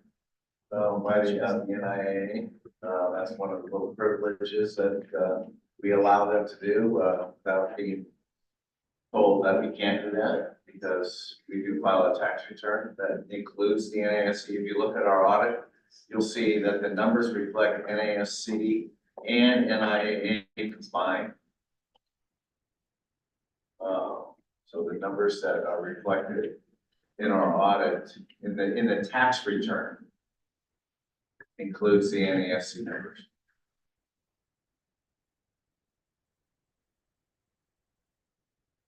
So, I was just supposed to do something that I think we need some clarification on, right, or just be clear about it. And then based on the clarity of that, then I would like either ask us to continue with this conversation or not, right? It seems a little unclear kind of where we land on it. I get that, like, kind of regulation wise, but like, just, it's a little strange then that we like kind of manage their money if we have nothing to do with them, right? Or maybe we should have something to do. I don't know, you know, like, so, thank you for bringing this up, right? As you can tell, it comes from a place of maybe misunderstanding a little of that relationship, but it seems like it's a little muddy, as far as our goal. So I'd love. So are you asking that this return as an agenda item? I guess I'm asking if it can. I don't think it should. I mean, I just think that organization needed a place to put their money, secure their money, and have a location for their money outside of an individual school in the state. The NIAA provided that resource for them to store their money, collect their dues and all of that. That's all we provide for them. And the tax services and that aspect. We do that for them. I think we should continue to do that for them, and we need to move on. And maybe the optic of these young ladies being on the board from NASC. Because Sandy Ginger helped assistant Donnie in filling these seats was not easy. And maybe that falls in line with everything too. Jason, So I guess as a building administrator, who is the overseeing body of interscholastic activities that are not athletics? When we have big competitions, when we have music competitions, who's the overarching body that? well, music and things like that falls under our fine arts department. Isn't it differentiates per district? They have a state group as well, there's a state music group. that Yeah. oversees Their competitions, things like that. Good question. I don't know. I'll be honest, Jason, Don, to answer your question, the activities in our title is misleading. Yeah, well, I can answer. Yeah, we know the history of it, but The activities comes from the incorporated documents. That's just what the 17 superintendents in whatever, but 1973 stated, and that's the name from the Nevada Interscholastic League, the NIL, to the Nevada Interscholastic Activities Association. These activities as opposed to athletics. Now, in some states, the governing body of governs everything, governs debate, governs. You see that in the high school magazine, from the NFHS. But in those states, they have rules, regulations, and guidelines within their organization that govern them. Like I said at the beginning here, all our regulations deal with athletics. That's it. So, I tell people athletics, I got tired of trying to explain it to them. I say NIAA, state athletics. But there are just cheer, there's the regulations, are not regulations regards to cheer? there are, but this board chose not to sanction cheer. Cheer came to this board asking to be sanctioned as a sport, and it's years ago, and our board said, no, we're not gonna do it. But it was imposed on us through the legislature. So, yeah, we deal with the cheer situation because it was another unfunded mandate that came from the legislature to the board. But that's the only. Oh, okay. That's what we're.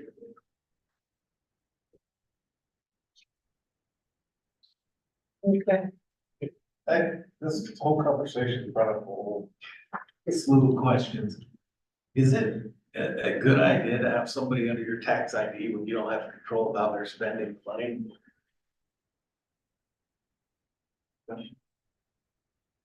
I mean, is that a good practice, both legally? Is that a good?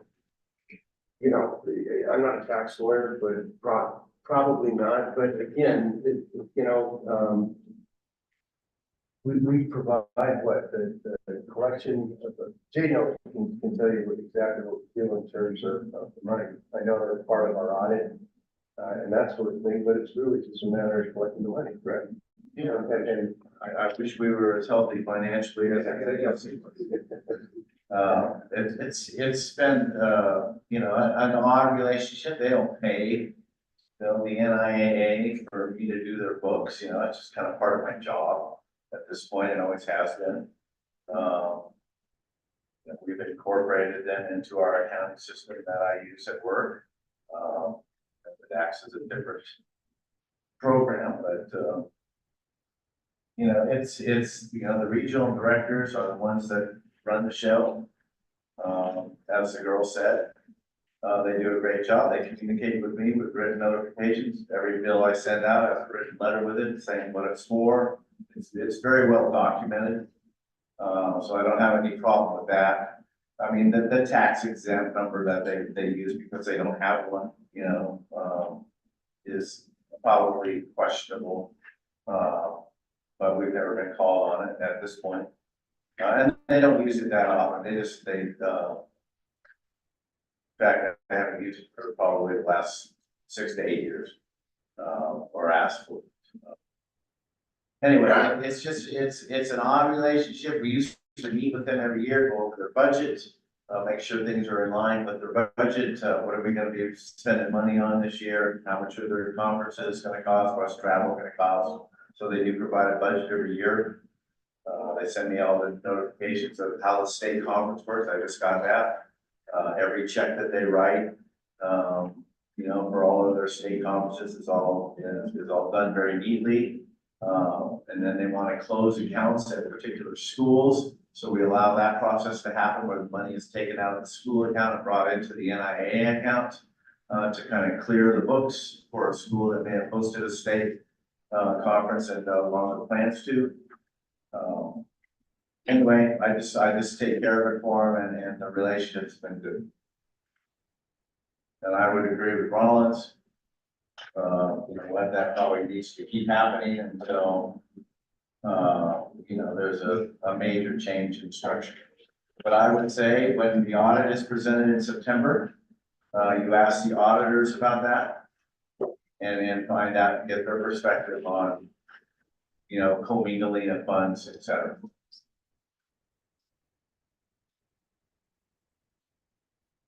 Okay. Are we good on this? What is your request, Colin? I wanted us to go through to this so we can go on. Brianna? Does the NASB pay any sort of fees towards the audit Yes. figure? Yeah, they pay about $2,000. They have 1 year on, 1 year off. They do a special kind of audit 1 year where they audit the whole books. Then they do a slimmer version of an audit the following year. But yeah, they pay like $2,000. Yeah, last one more time. I think I'd like to talk more with Mr. Susan and like just kind of dig in a little bit more, and better understand it and then potentially like bring forward a conversation. Okay. Again, I understand that like, you know, look, our regs and everything are athletics facing. It feels like activities should not be left out of the conversation. And so, I'd like to just kind of dig in a little bit. In my brief reading of the NACs, that like student council is mentioned in general duties of the executive director. And so I just kind of want to better understand that a little bit more, make sure that we're good. Do, and then maybe get with you, President Sloan, after to talk about it. Okay, I think that would be extremely beneficial. Yeah, thank you. Thank you, absolutely. All right, let's move on to item number 25, page 198. The board membership. Oh, okay. Did you? I'll do it. Here as well. Yeah, thank you, President Sloan. Donnie Nelson, this is just for information to let you know, again, that we've got 4 adult voting seats that are up for renewal, right? We get on 12 total voting members every year, a 3-year rotation, 4 seats come up. So first one on page 199, this is from Region 1, Washington County CB, which has been, I use the word inherently occupied by the coordinator or director of athletics within the Washington County School District, one of the 2 seats for Region 1. Rollins saw here, this notification went out, as you see, the board president and the board vice president, the trustees of Washington County School District. It is my understanding, Vice President Sawyer, that you have been reappointed, that process is done. I mean, I guess you inherently get reappointed if you're staying on board for another year or whatever. Yes, I guess they'll vote on it at the next meeting. I think the letter was received by Yes. your office and they contacted me and said, you still think? Yeah, we're good. Okay. But you heard something? I have not. I do think there needs to be, just for your protection, an official vote at trustees level, reappointment. So if you wouldn't mind with your superiors, making sure that happens on the upcoming agenda at the school district level is very important. Okay, and again, I told Mr. Jackson, I can make sure he gets in communication, with Beth Smith and Adam Mayberry as well. So, here, I'm gonna give it to you right now, so you know. You can take it right back with you to the office. Okay, thank you. All right, going to then the second seat for Region One, this is the parent seat. Tony Marini is not going to be returning to our board, so before we talk about that a second, we've got a presentation for you, leaving our board, sorry, we didn't get a chance to recognize you yesterday, you were busy with doing here in the building, so. With that said, Mr. Marini, thank you for your service to the NIAA Board of Control, and for you, we have a commemorative plaque, and this will become very valuable to you in different walks of life, but a lifetime past. Come on.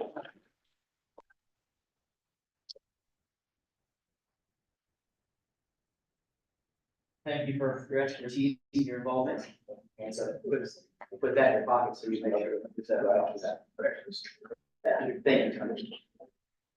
So again, the Washoe County Board of Trustees has the application out for the parent seat.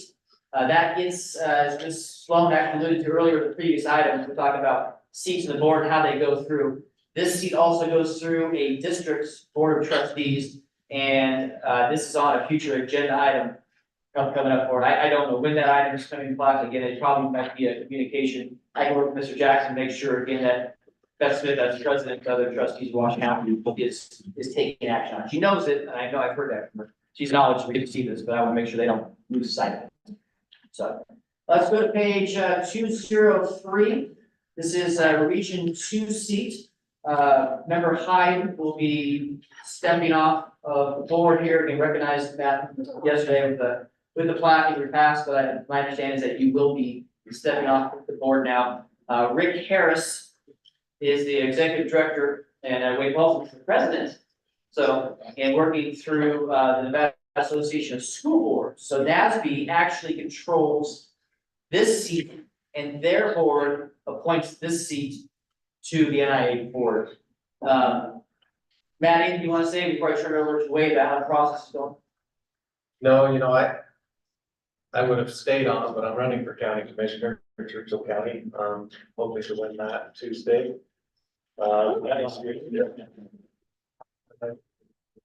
My term, school board term would be 2 more years, so I possibly could have stayed on, but I think it's best if I step away, let somebody else take it. It's been a pleasure serving with all of you. What a great group of people that care about kids and doing what's best for kids, and I will continue to advocate if I win this commission seat. For venues of the state. So I will still be in touch with the office, and I'll be a resource moving forward regardless. I miss you, Matt. Thank you all. Yeah, I know this, the staff will miss you. Thank you. Thank you. Wade, you turn to page 204, you can see there under 385B 108 voting membership. So again, this is a 1 seat represented from Region 2, which consists of Carson City, Churchill County, and Douglas counties. And Paulson, do you want to update us on where? Sure. Does it fit? The process that NESB uses is, there is a director for every school district in the state. We have a director on the Nevada Association of School Boards. And since, Region 2 is consisted of Douglas, Carson City, and Churchill, those 3 directors will come together under NASB, and we have what is a selection chairman that is over all the selection committees, and so the chairman will organize a call and get those 3 directors together. We have sent out to all of the school board members, to each of the school districts, Churchill, and Douglas and Carson City, anybody on those boards that would like to be accounted to come to NIAA, they can submit an application to NASB. Rick Harris, our executive director, will gather that information. We're in that process now. We put out the notifications to all of the school board members if they would like to apply to be on the NIAA board. Rick will then get those applications together, give it to the selection committee chair. The selection committee chair will then organize the call or the meeting. And then those three members will vote to determine which one of those applications would be seated. And we're hopeful that we'll have that process done probably in July. So that we should have, we should understand, who the next one is so that they can be ready to go for the September meeting. Yeah, that's correct. So so Mr. Jackson, you will receive in the office the official notification letter of which person has been appointed. And that'll come from either Mr. Harris or Member Paulson to get that information. Donnie, just for the record, to make sure I'm remembering names and faces and players of the game.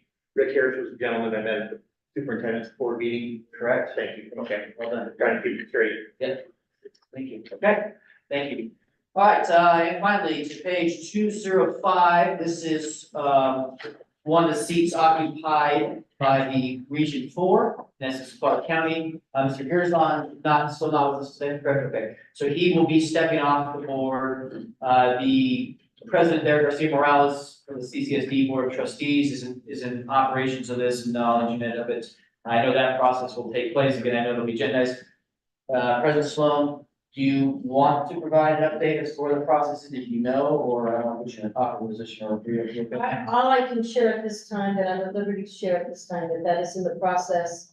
And it will go to the board. When that will be, I do not know at this time, so probably within the next month.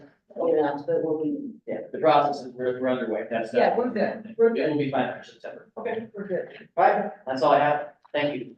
All right, thank you. Okay. We're consulting with Mr. Jackson, it's time for a break, so let's please return a little after 10. How's that? Give me 10 minutes.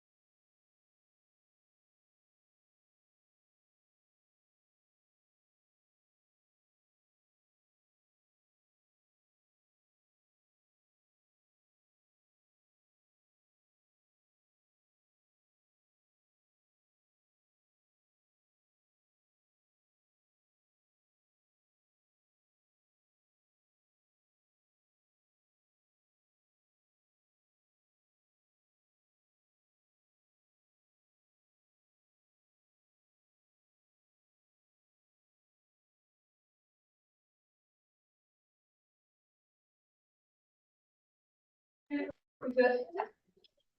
Okay, let's go to item number 26 on page 207, J.B. Meyer. Oh, I'm sorry, this will actually go to Mr. Jackson. Good afternoon, everyone. Tim Jackson, Director. This is the naming of the new, football commissioner for the Northern Nevada Football Association. It is Mr. Tony, and I apologize if I pronounced it incorrectly, Kurillik. I did. You can see the information there on the next page. This is for possible action. This position is very important that we have in place before we hit the fall season. There will be a couple of these as we move forward. These individuals are vital to the operation of athletics. When there's ejections, when there's calls, when there's other issues that arise during the course of the season, this is the point person for that. I think I met Tony at the commissioner, and did not, was not there. I apologize. Once again, names and faces are blurring. Don't be surprised if I start snapping photos of you guys and put your names underneath it so I can keep you all straight. With that, Ms. Sloan? Yes, sir. Looking for action? So moved. Okay, Alex, we have a motion, need a second? Second. Okay, thank you, Wade. Further discussion, hearing none, all in favor say aye. Aye. None in favor say nay, the ayes have it. All right. Go to item 27, this is for the new soccer commissioner for possible action, Grant Fleming. Mr. Jackson. Conjecture Director, this is Grant Fleming, does the same role for Northern Nevada, for the Northern Sierra Soccer Referees Association. And he will be the soccer officials for Northern Nevada. He will serve in the same role there. I did meet this gentleman, correct? You did. I did, thank you. Once again, Ms. Sloan, look for a motion. Absolutely, we're looking for a motion, Matt? I move for the approval of the new soccer commissioner, Mr. Grant Fleming. For a second, Alex, thank you. We have a first, we have a second. Any further discussion? Seeing none, all in favor, say aye. Aye. Any opposed? Welcome aboard. Thank you. All right, if we can go to page 211, the new commissioners for the SNOA, Mr. Jackson. This one's a little different than the other previous two. The Southern Nevada Official Association has one commissioner over all sports. So this was a little bit of a different process than the other two. However, that will be Mr. Larry Hansen. He has already taken the reins. He will be replacing Mr. Mark Ratner. I hate to use the word replace. He will be filling the role that Mr. Ratner filled. If there's any questions. Yes, Matt. I move for approval of the new commissioner for SNOA, Mr. Larry Hansen. We have a first. Wade. Wade's a second? Yeah. Okay, thank you very much. We have a first, we have a second. Any further discussion? Seeing none, all in favor, say aye. Any opposed? Welcome aboard, Larry. All right, if we could go to page 213, Commissioners Meeting. We're going to turn this over to Mr. Biesmeyer. Thank you, President Sloan. I am in turn going to turn this over to Ellen. We had our commissioners meeting last Friday. Had a great meeting. It was kind of a farewell meeting for Donnie and I with all the commissioners and presidents there. They were very gracious to both Donnie and I, unbelievably so. And I'm really gonna miss that part of this job is dealing with all of these people, having their support for so many years, and all those before them. Anyway, good meetings, one we have in June every year, at the end of every year, they all meet in the NIAA office, and we meet from 9 o'clock in the morning until 2 in the afternoon to talk about official stuff that happened during the year, what we can work on and move forward into the next year. It's a very important meeting, pulls everybody together, gets them going in the right direction.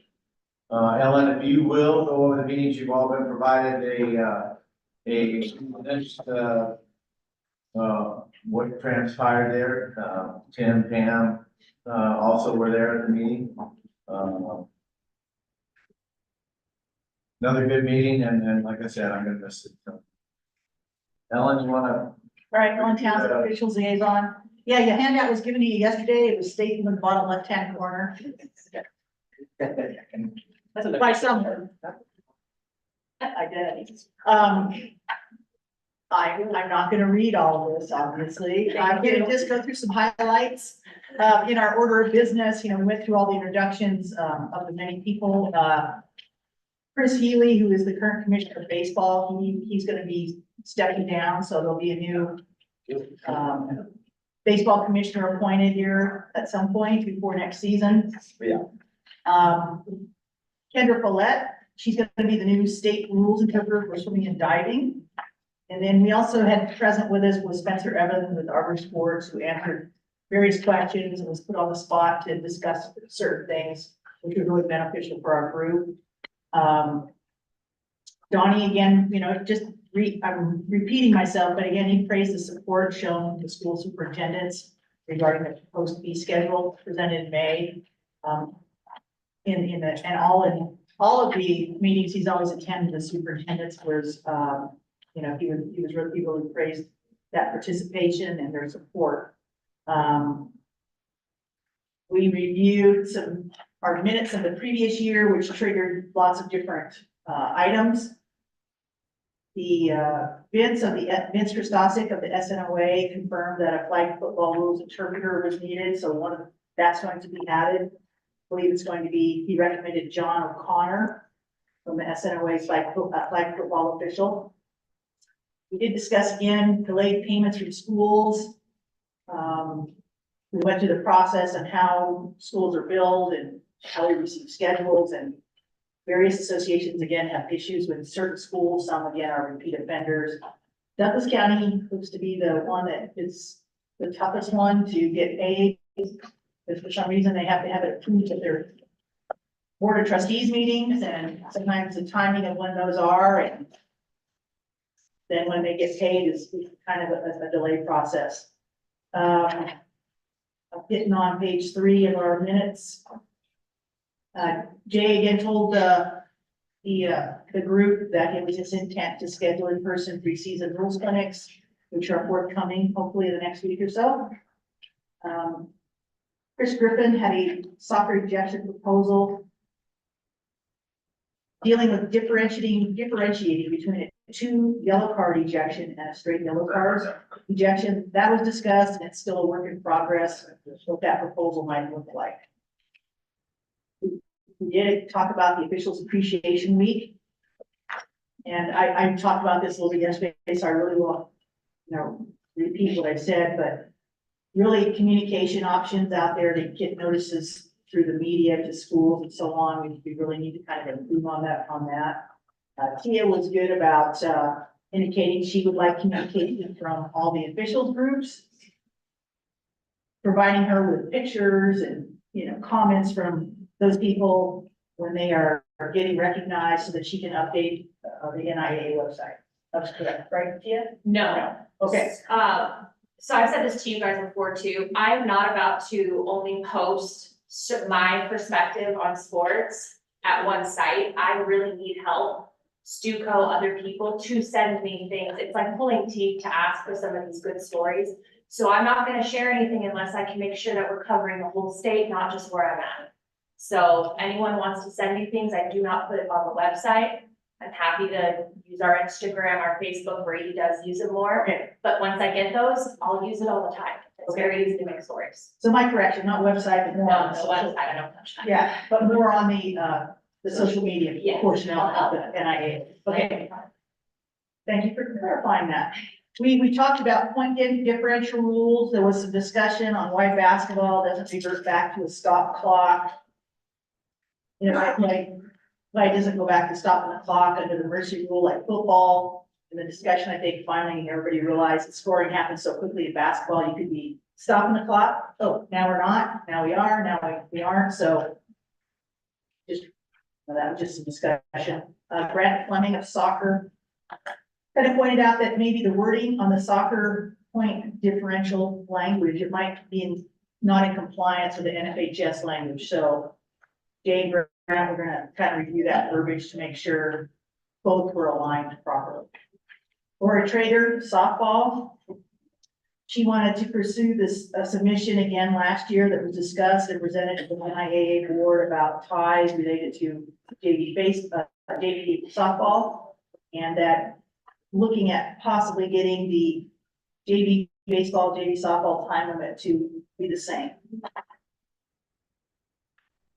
Going over to page 4, we talk about the agreement that we have between the schools, school districts, and the NIAA and associations. Dave discussed briefly again the officials fee, and that when we're invoicing schools out to these schools, it's important that we itemize fees, mileage, and administrative fees. We delineate what those are, make sure all the sports associations are really following the language in the contract in their portion of it, do what we're supposed to do. And then Mr. Ely recommended that we maybe include the billing language under 3.0 and 3.1 when we're invoicing the schools, and maybe that would help them, spur them that they do have a time frame in which to get this processed. There were a group of 4 of us: Mary Casanelli from the East, Kendra Collette, Swim and Dive, and Vince Christosic from the SNOA, and I. We reviewed the NIAA Officials Association Constitution, went through and made recommended changes, additions, deletions. We added swimming and diving, we added diving and flag football language to this document and made a few other corrections and additions. And then this edited piece is going to come to this board, I believe, September for approval with all those changes. Postseason baseball and softball agreed to take a little vote, and they all agreed that they should adopt the NIAA logo hat for all baseball and softball postseason games starting next year, so that it's not easy to identify who's a Southern official and who's an Eastern and who's a Northern. They were wearing different hats this past season, and so people knew, oh, that's a Southern, that's a Northern kind of thing. So an agreement on a uniform. Then we had lots of general conversations. Again, officials' numbers were up. Want to keep going in that direction. Spencer Evans from Arbor spoke about the insurance piece of officials' registration, and also about adding the activity card as an option at registration so that officials can purchase it there and not have it be some sort of separate purchase requiring additional work to collect the money. So hopefully that gets added to the registration process this year. The group also voted to add the loss of game fee insurance option at a cost of $4. So that increased our fees from 15 to 19 for insurance.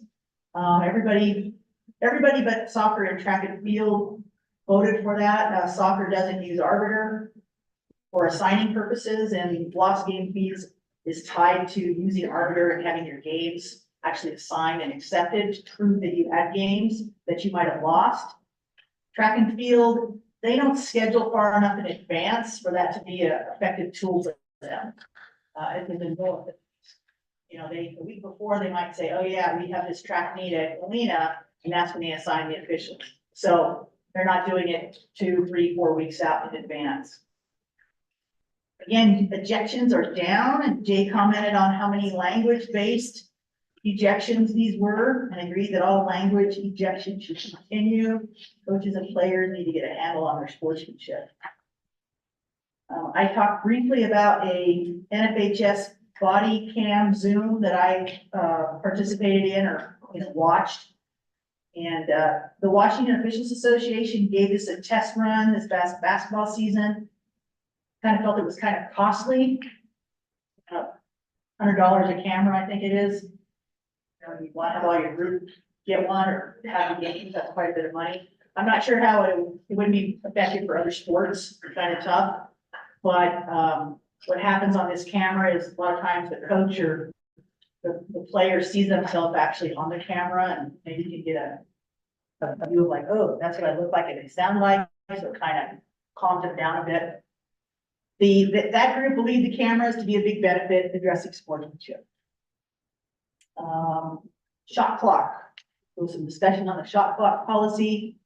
The basketball groups there discussed how they are preparing the schools, shot clock operators and officials for the upcoming changes, kind of training they might be pursuing, to help the schools get people trained or whatever is needed. Electronic communication in baseball, the little walkie-talkie. We had Chris Healy and Jim Fitzpatrick, both from the North baseball, felt that it really quickened the pace for some. Mr. Christosic said that all schools used it in the South and it worked. Schools in the East, Primary, Casanelli, didn't really use them. But it looks like, that's the wave of the future, use those more frequently. Minimum age to officiate. NIAA does not have a minimum age for officiating. However, SNOA's minimum requirement is 14 years of age. A softball survey went out about face mask protection. This was triggered by Laura Traeger. Talked about players wearing face masks and softball protection against injury. The NOXI, they would not certify a mask unless it was attached to a helmet. So I know probably some of you have seen non-high school games where they can just kind of pull it over, it's got a band around it, it's got a mask, probably AAU and slow pitch even, you see those things. That's not approved unless you're actually have it on a mask. So that's kind of prohibiting players from wanting to use that. She'd like to see another survey go out by the NIAA, again, addressing the wearing of the face mask, made by just a picture only. And Pam, Ms. Sloan had asked that she be provided the results of that initial survey. And she also asked Laura to continue her work on this. Maybe they can again get a picture and then maybe the first and third, the corners.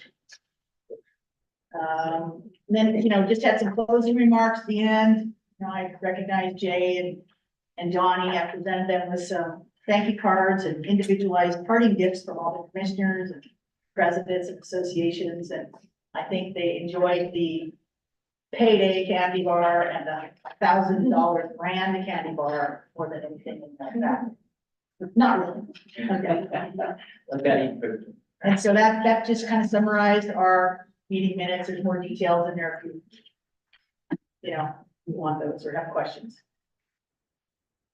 This is Daniel. Please tell Mary Casanelli, thank you so much for being our minutes taker. I think we did. I passed that along to her, but if you would one more time after that at some given time, thank you. Because she did all this, sit in the room during a meeting and start scribbling everything down. That's a major undertaking. Yeah, she did that, and I had Vince go through and edit a little bit, and I edited and added just for clarification on some things.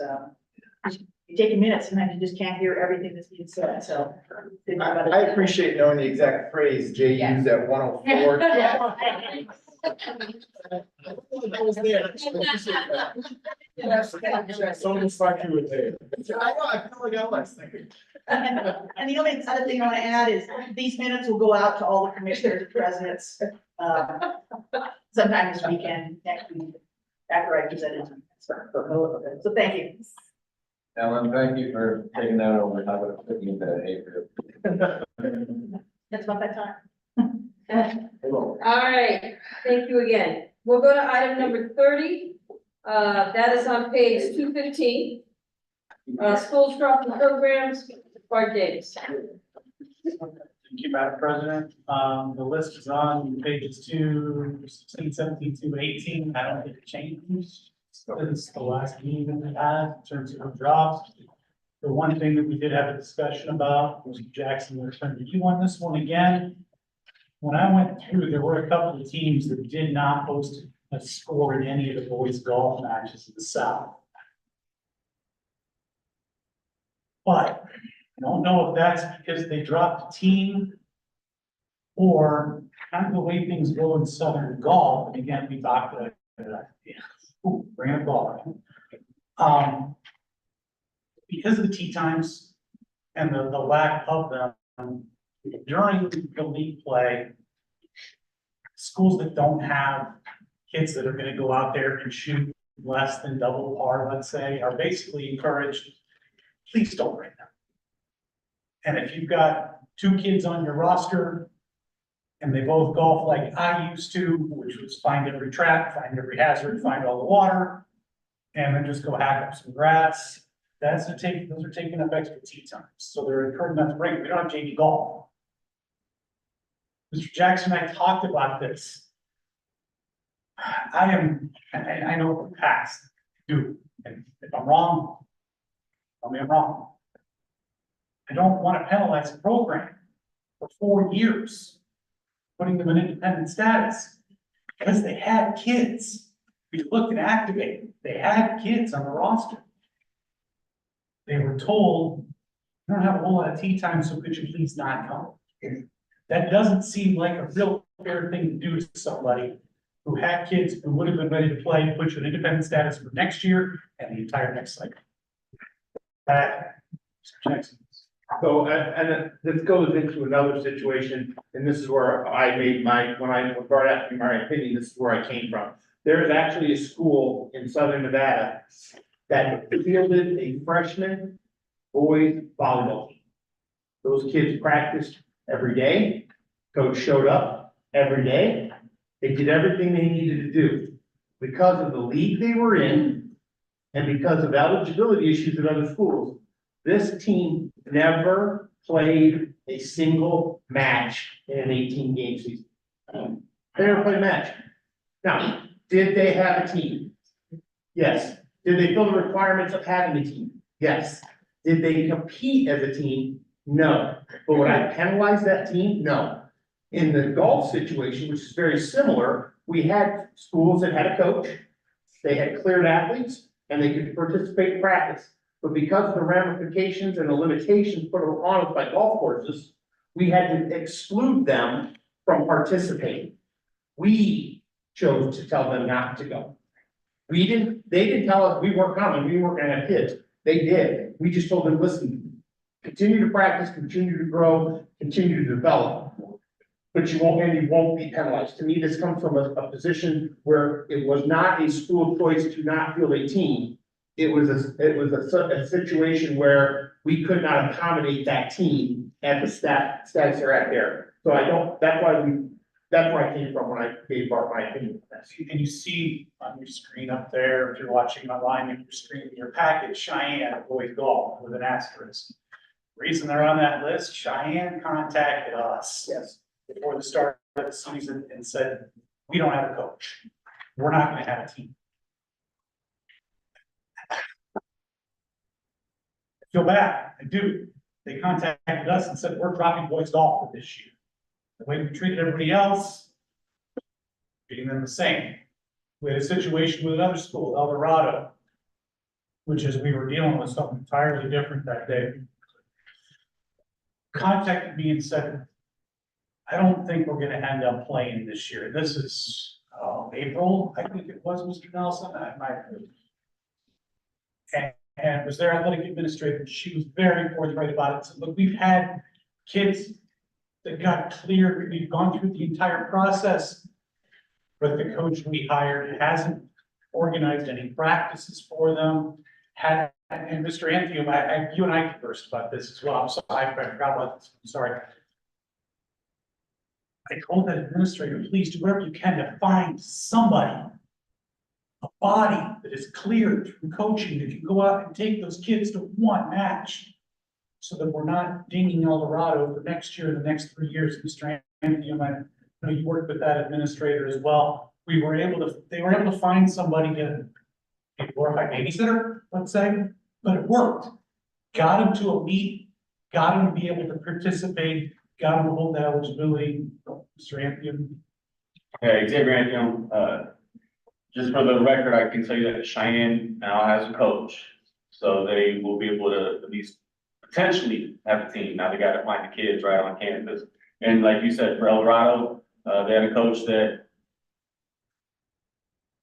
just trying to collect the paycheck without doing any work, let's put it how it is. And then obviously the admin was very fond of that, they went down the road, and that's about it, who was happy to jump in and assist, but, just challenging situation overall. And I think the importance here is that we have a regulation that puts, an onus on a team or a school to build back up after they don't have a program. But I don't believe it should be our intent or our purpose to penalize a school for a situation that they have no control over at all. So that being said, I don't think, Bart's suggestion or my suggestion on this is outside the lines of that regulation. Those schools that had golfers but did not get to participate in matches would have if we owned golf courses. All things being equal. Sorry, I'll step to you again. I know what this board passed policy, which is basically if you don't field a team or you drop partway through the season, you go on independent status for the remainder of this cycle, the entirety of the next cycle.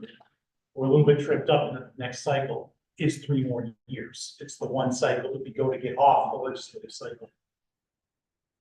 In my position, it's my job to do what the executive director tells me to do, whether that's Mr. Nelson, whether it's not Mr. Jackson. It's our job to deliver out what this board wants, and that's what we do. Am I a fan of it? No, I don't want it. I look at this as possibly killing programs if we put it in 4 years. It's a death penalty. It is, but I also get how difficult it is for the program that's following all the rules, that has its team, to then have its schedule taken away from them, and having to go find games because somebody else dropped on them. When we look at golf, when we look at swimming, when we look at track, when we look at some of those other sports that are not your one team versus one team all the time, it is a little bit different when school drops out of a golf match. The golf match still happens without them. The track meet still happens without them. When they drop out of a volleyball match, the volleyball match doesn't happen. It takes it away. I have a question. Go ahead. What was the intent of the? Yeah, I would own this regulation 100% because I badgered this board to pass it. The intent was this: as the Southern Nevada scheduler, what was occurring was we were setting the schedules for the fall. We would have schedules out, and then at the last minute, a school would say, we're not playing.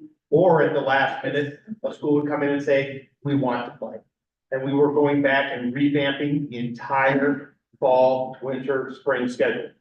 Then we were discovering that schools were saying, yeah, we're not gonna be very good next year. We're gonna drop the program.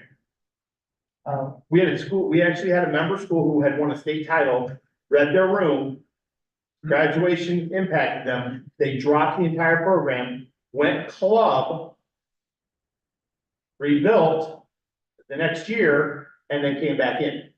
Because we had no regulation to stop a school from doing it. School members, you can offer what you want. So my intent for that regulation was to stem that.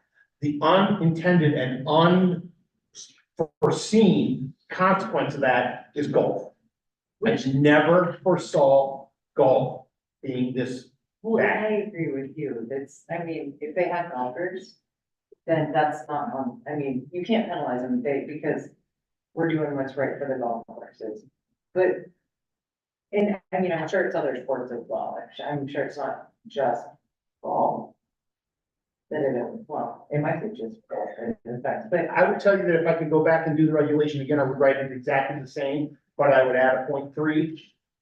The executive director or the designee can override this as necessary. gotcha. That's what this. I feel like that's, yeah, because I feel like maybe what I feel like I didn't know what was. And the other part of things, so the other part of this too, when we look at what we got for some of these sports, and we spent an hour on TV yesterday, and I'm sorry for that. What we have a consequence here is, when we look at a golf team, let's say we would have taken El Dorado, we wouldn't have gotten bottom of the course, and El Dorado would drop to independent for the next 4 years in golf. When that team, I'm a golfer, I'm zoned for El Dorado, I've got no shot at playing for any sort of championship in the next 4 years because I'm an incoming freshman. I'm going somewhere else so that I can actually play. And that starts that can start that for teams too. When you look at some of these that don't have teams, I look at them, they're independent stats the next 4 years. I have zero shot at ever playing a postseason game. Go somewhere else. The other caveat to that too is, we go back to the membership. Because those of us, we see the applications, we see the schools stand in front of us, we see the little 1A schools that they want to play everything. Yeah. We're gonna have basketball, we're gonna have this, we're gonna have that, we're gonna have this, we're gonna have that, and you guys that are putting the schedules together are including them, because they stand here and promise, and those are the schools that say, we just don't have the numbers, we just don't have the kids. We're just gonna run cross-country, boys, girls with 2 kids. So, yes, well, That's a really good point. I mean, for a new school to come into this organization, we require a fall sport, a winter sport, a spring sport in both genders, right? And they have to maintain that for a 2-year period, for a realignment of cycle, before they can gain membership. That's what is required to become a member of NIAA. But what is the requirement to maintain membership of the NIAA? So now you gain it, now you come in, now you're a member, and then in 3 to 4 years, you've dropped half of your programs, and you're becoming a mecca for one sport. And you're gonna be competitive in that one gender, and that one sport, and just move on with that. And I know there's a whole bunch of reasons why. There's enrollment numbers, there's the ability to be able to do that. But at what point does membership become questionable as NIAA if you cannot field all those requirements of maintaining and being 3 sports in both genders? Mr. Anderson? So that's a lot of the same conversation we had yesterday. And a lot of that's been handled by the new, regulation that we passed in March dealing with realignment. So if you don't maintain these, at least the sport, as far as membership overall, it doesn't really address that, but if you don't maintain a sport, then you drop to independent status in that one sport for the rest of the alignment. I mean, that's. But if you never bring that sport back, what does it matter? Well, I think that's a gap that needs to be filled. Yeah. In the ranks that, you know, if you don't maintain, the requirements, then you lose your membership. You know? Yes, David. David, I think you have a big discrepancy between what's happening in Clark County and what's happening in your rural schools. If you're dealing with 3,000 kids, I totally understand it. If you're dealing with 50 kids, it doesn't fit. Now, Mr. Jackson's solution to it, what you said if you rewrote it, you would do, I think that's a very good idea. Because also, I think in the regulation, like for us, we drop football. We have to bring football back for our fall sport. We can't add a sport to it.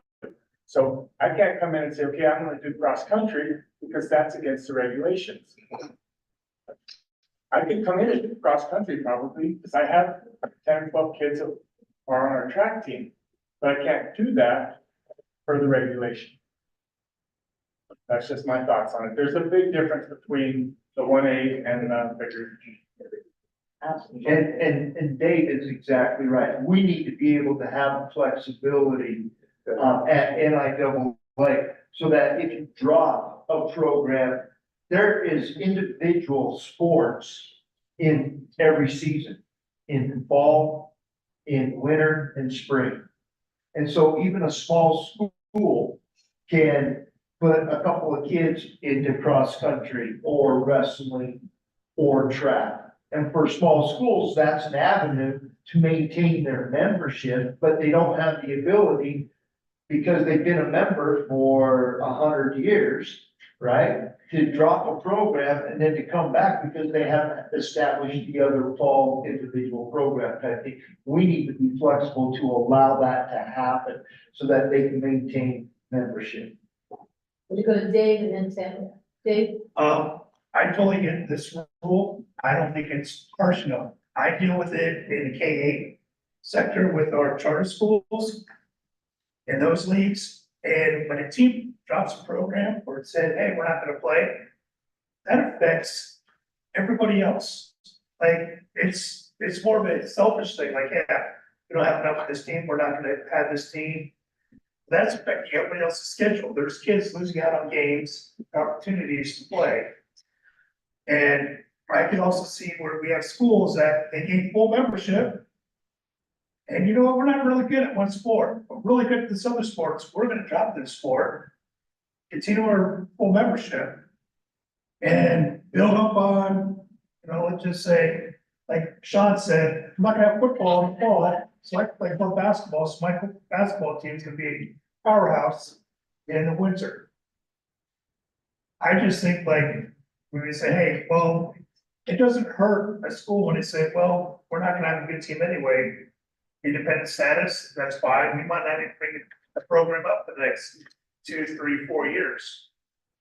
You know, but it hurts leagues, especially in the football season, of trying to, not working gonna find games.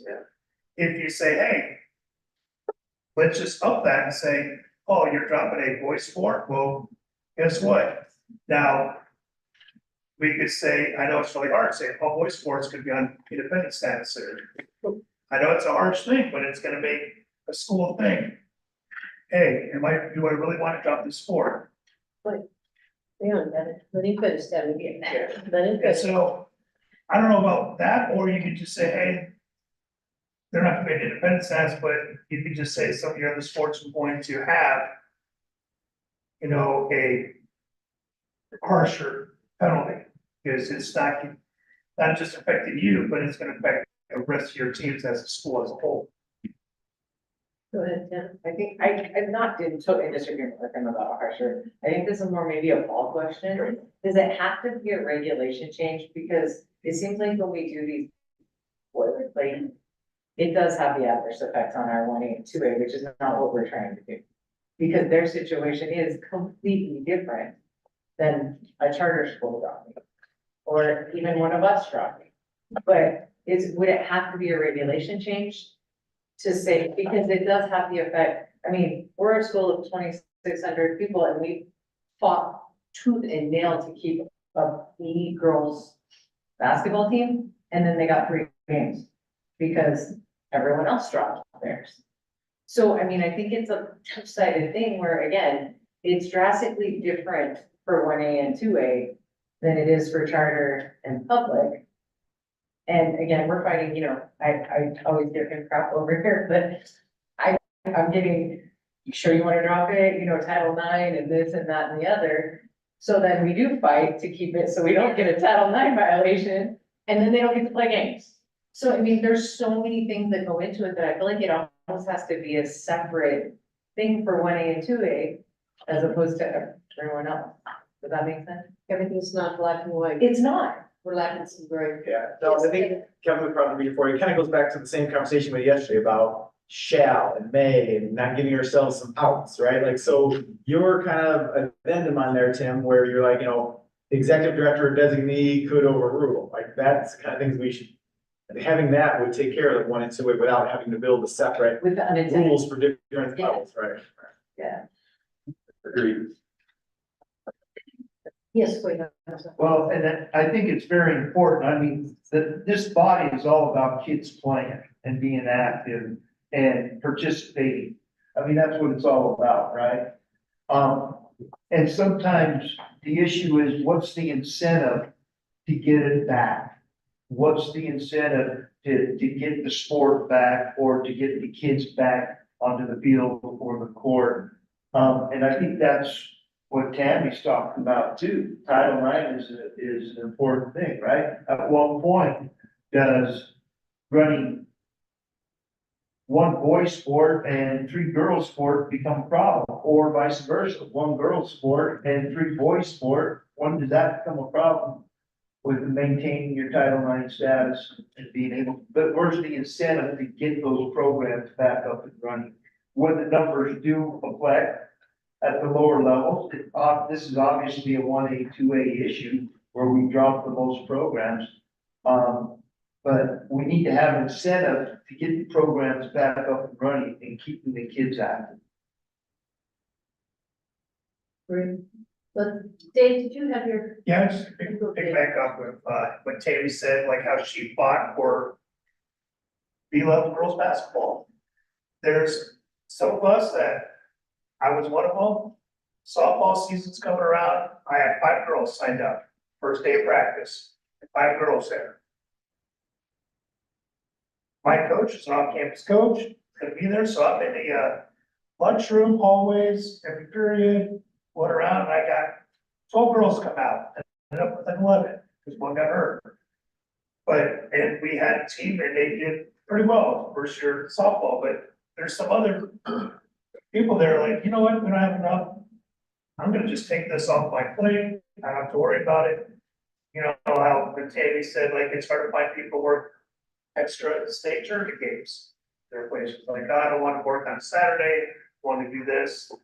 Sometimes it's like, there's some of us are gonna fight for it, and others who just won't fight. So I'm just, think there needs to be more fighters out there. There was like a bigger like obstacle, like say, hey, if I drop this, there's something else, like, it's gonna have like a trickle down effect on everything else. Mr. Anderson? So, I don't know that I have any answers, but I think this whole discussion kind of outlines the unique nature of our state, which is clearly unique, you know, based on, you know, geographical, and 2 large geographical areas, 400 some odd guys, and then lots of smaller schools within, and then even small schools within those large metropolitan areas. And how do you find one rule that fits everybody? It's virtually impossible with everything that we do. And so I agree, we gotta look at some of these regs from the standpoint of providing perhaps some discretion to at least the board or the executive director to make modifications.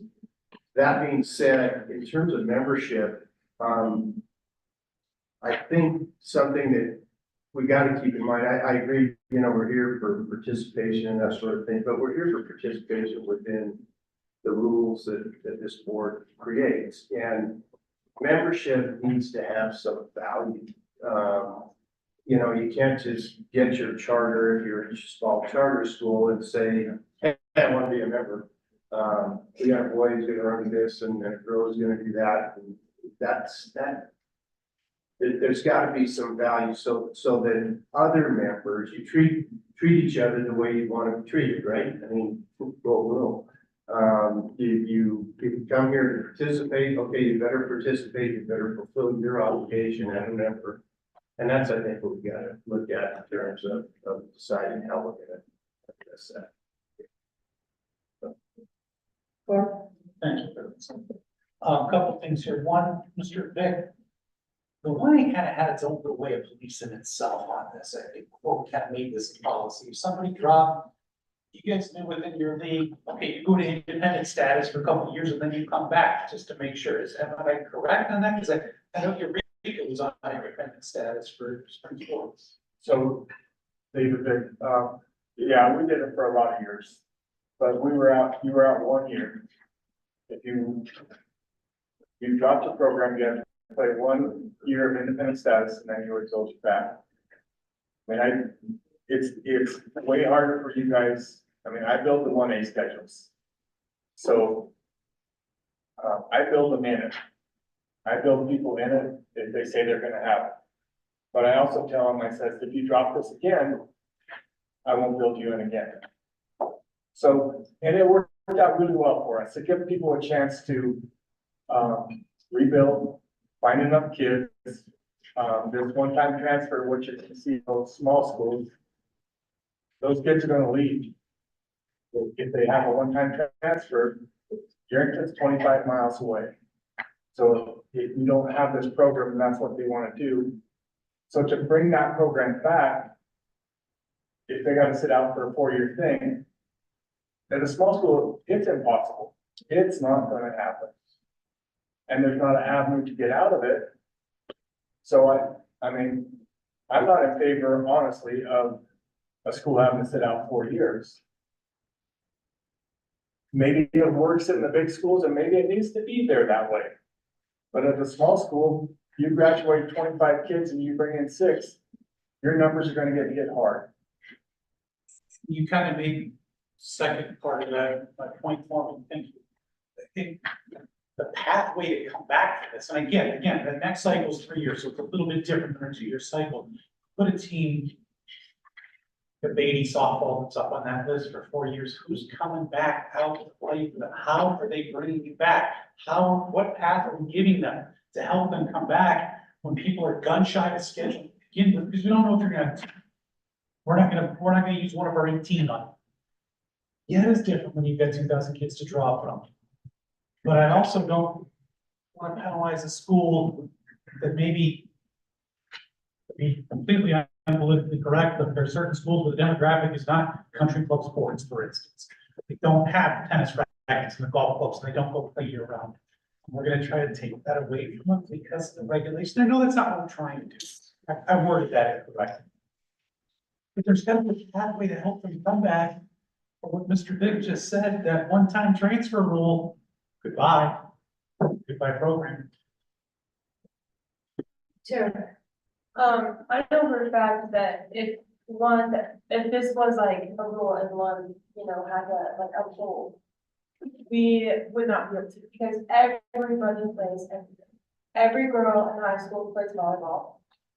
Every boy in high school plays basketball. Everybody plays everything. We have literally found everybody that we possibly can.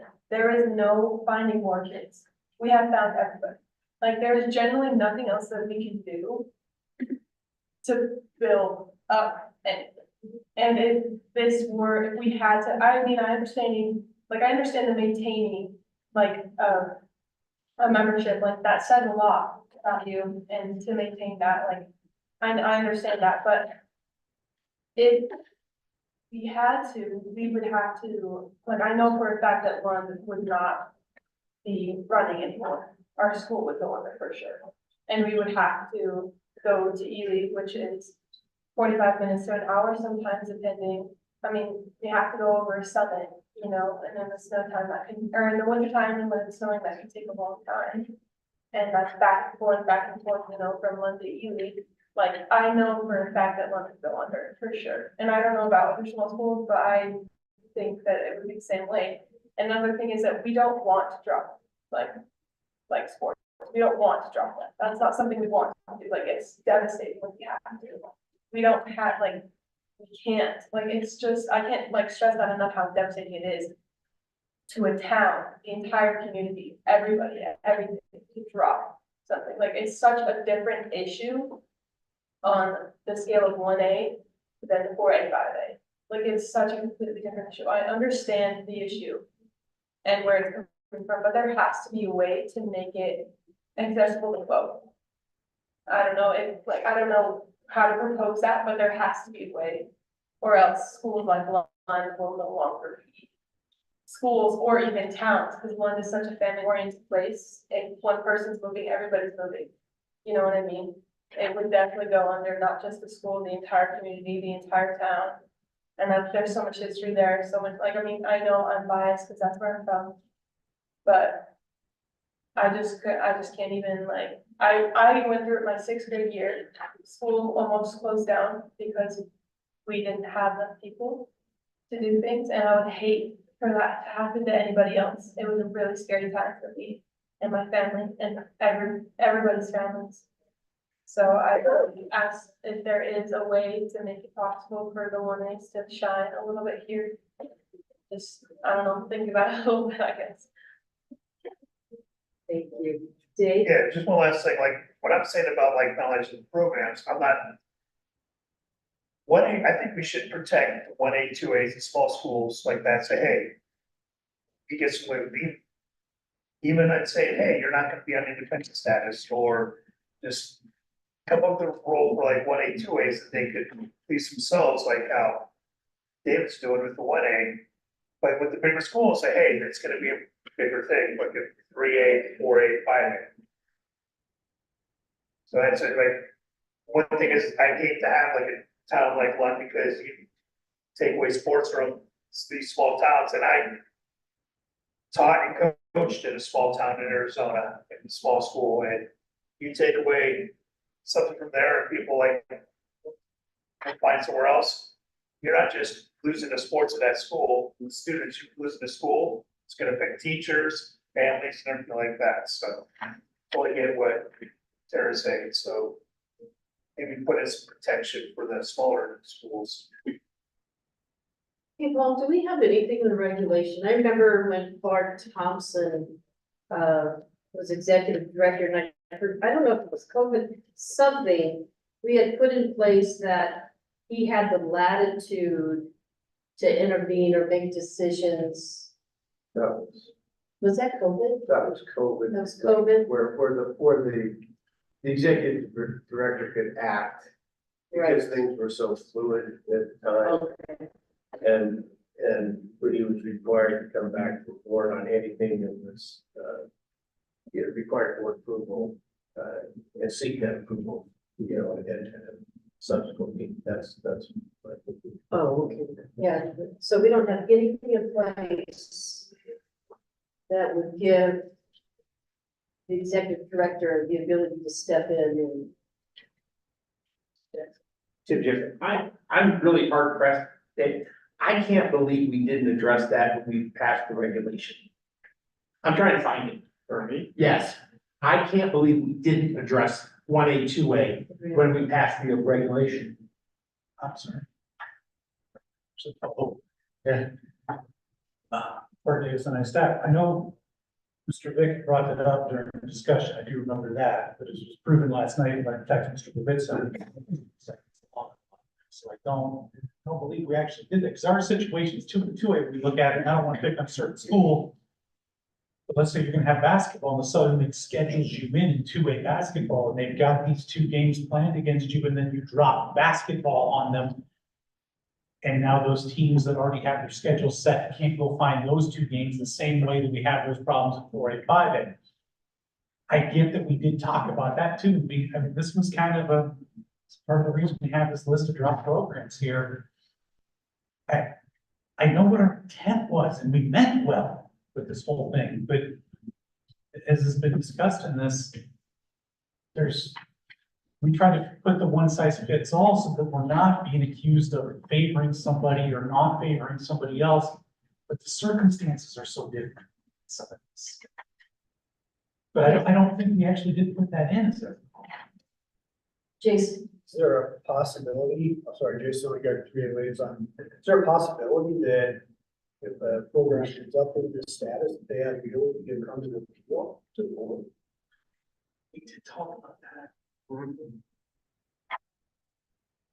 It's a good point. Good point.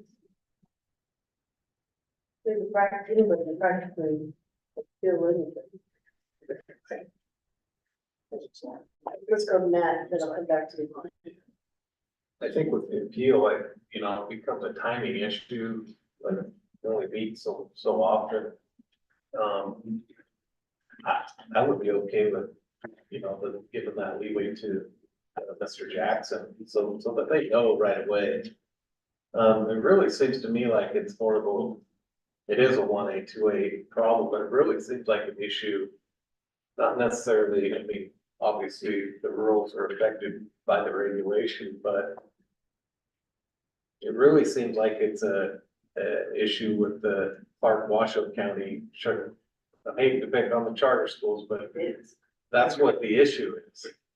And it's going to take something like that where Tim can go, I know what this is, I know what you're doing here, and see through the BS. and not have it affect Smith Valley and Granite Valley and Lincoln and some of those smaller schools. The small schools that are out in the rural, you know. So I think it's a really simple thing to solve. We've hired Tim. We obviously trust his head. His the level head, common sense, Tim. So why don't we give him that? Statement there. Why don't we give him that latitude, you know, moving forward to make some of those decisions? So it doesn't have to come to an appeal and it can be just more fluid. It's good, Barb. Thank you, Mr. Sloan. I wasn't gonna say this for Mr. Jackson, you good? You still want to stay here after that? The other part of it though I see is that I was gonna suggest the same thing. Maybe we look at an appeal towards the realignment committee that's setting these. But that timeline is such an issue. Yeah. I don't know who hears that appeal, who can do something about it, but at the same time, we also don't want to say done the next 4 years. Well, Sorry. yes, Paul, is it within his jurisdiction to do that?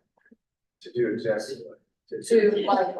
Like if Awaken here, I'm going to the top of the, Back to Paul. yeah, Dr. Paul, if Awaken wants to appeal their status. Is there, at this point, you have no, you just, it is what it is? Or Yeah, based on the regulation now, right? I mean, it is what it is? correct. But. Yeah, I mean, maybe we can, we could revisit the appeal line and regulation, that's, going to get that. Yeah. But, to provide more discretion. But there's nothing within the board that we can make a decision to give some allowance for it. Well, I mean, I think the board can always, it can always modify a situation if it feels it's necessary. Now, that's not on the agenda right now. Correct. So I don't think we can do that today. But if somebody were to bring that forward, certain things together. All right. And going back to the list that we have here, these are just programs that were dropped last year. This does not reflect programs that were dropped a couple of years ago, or 3 years ago that have never been brought back from other schools. So it is a problem in the fact that if a program is dropped, like we said, what's the incentive to get the program back or to move to another sport in that fall, winter, or spring, to be able to maintain membership with the NIAA. And I think we can do that. I think we can work and have the flexibility to allow the small schools to be able to have the opportunity, like Dave said, okay, your numbers are down this year, we understand that, and maybe that's what our executive director says, yeah, we understand that your numbers are down.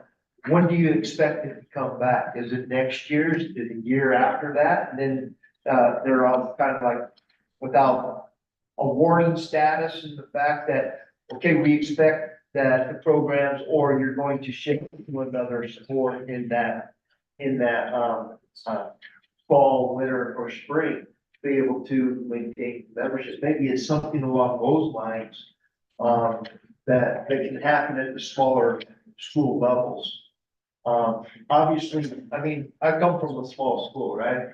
And I can tell you one of my sons, and his freshman year, he was the starting catcher for our baseball team, made 9 kids. And I wanted him to run track, right? But the baseball team was not gonna happen unless if he played.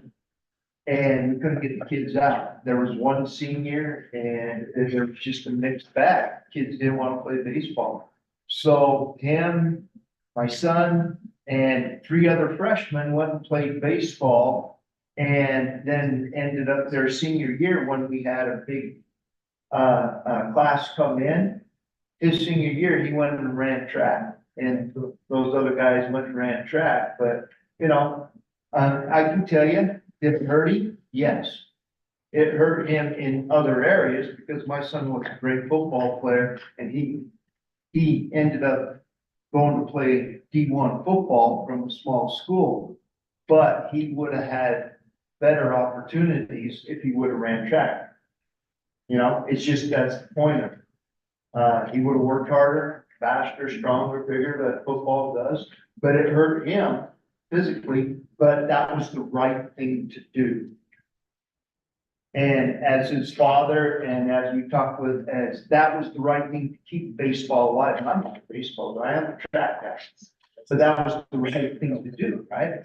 Was to keep baseball alive. So he sacrificed, in a sense, he sacrificed 3 years that he could have ran track and he would have won state championships in track. I tell you, he was an athlete. But that's just how things work at the small schools. And so it's those kind of things. We got the program back up and we've had success from that point, you know? And so I understand that there's times that you can't field the teams and you gotta do what you gotta do. But there's also gotta be the opportunity for us and the flexibility in this body to be able to allow schools to do those kind of things. Sorry, President, thank you, Diana. So I got the comedic solution to this. Allow our 1A and 2A rural schools to engage in name, image, and likeness. They go get endorsement deals with a mining company, bring kids, families in, say, hey, you come to our school, we'll give you a vehicle, we'll give the parents $100,000 a year. People be moving our communities left and right, we won't have any problems finding. Let's give Donnie a bite so he can get a number on. All right, so we can put closer to this. Mr. Jackson, do you have any closing remarks? I'm going to actually review all my notes on this from past, figure out where the language dropped, where I screwed it up when I wrote it, presented it to this board, and figure out a solution, because the intent of this regulation is not to punish small schools in any way, shape, or form, and it is not to kill programs. And we're in a unique situation with a 4-year window here. I think we need to look at this regulation and say after 2 years, or even after a year, or something that it can be reviewed. I think we need to put that caveat in there, because I'm sitting here thinking right now, you lost 7 and you got 2. You told me that the other day, you lost 7 boys, you're getting 2 to replace them. That is not the intent of this regulation, period. Yeah.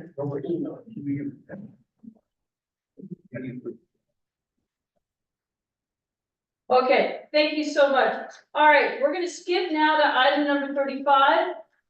On page 267.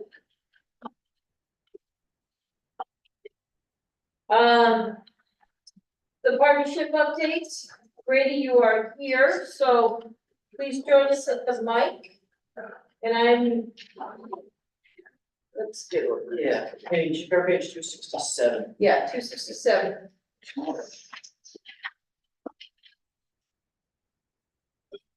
Brady, I think that's on, just double check it real quick, just give it a tap. Yeah.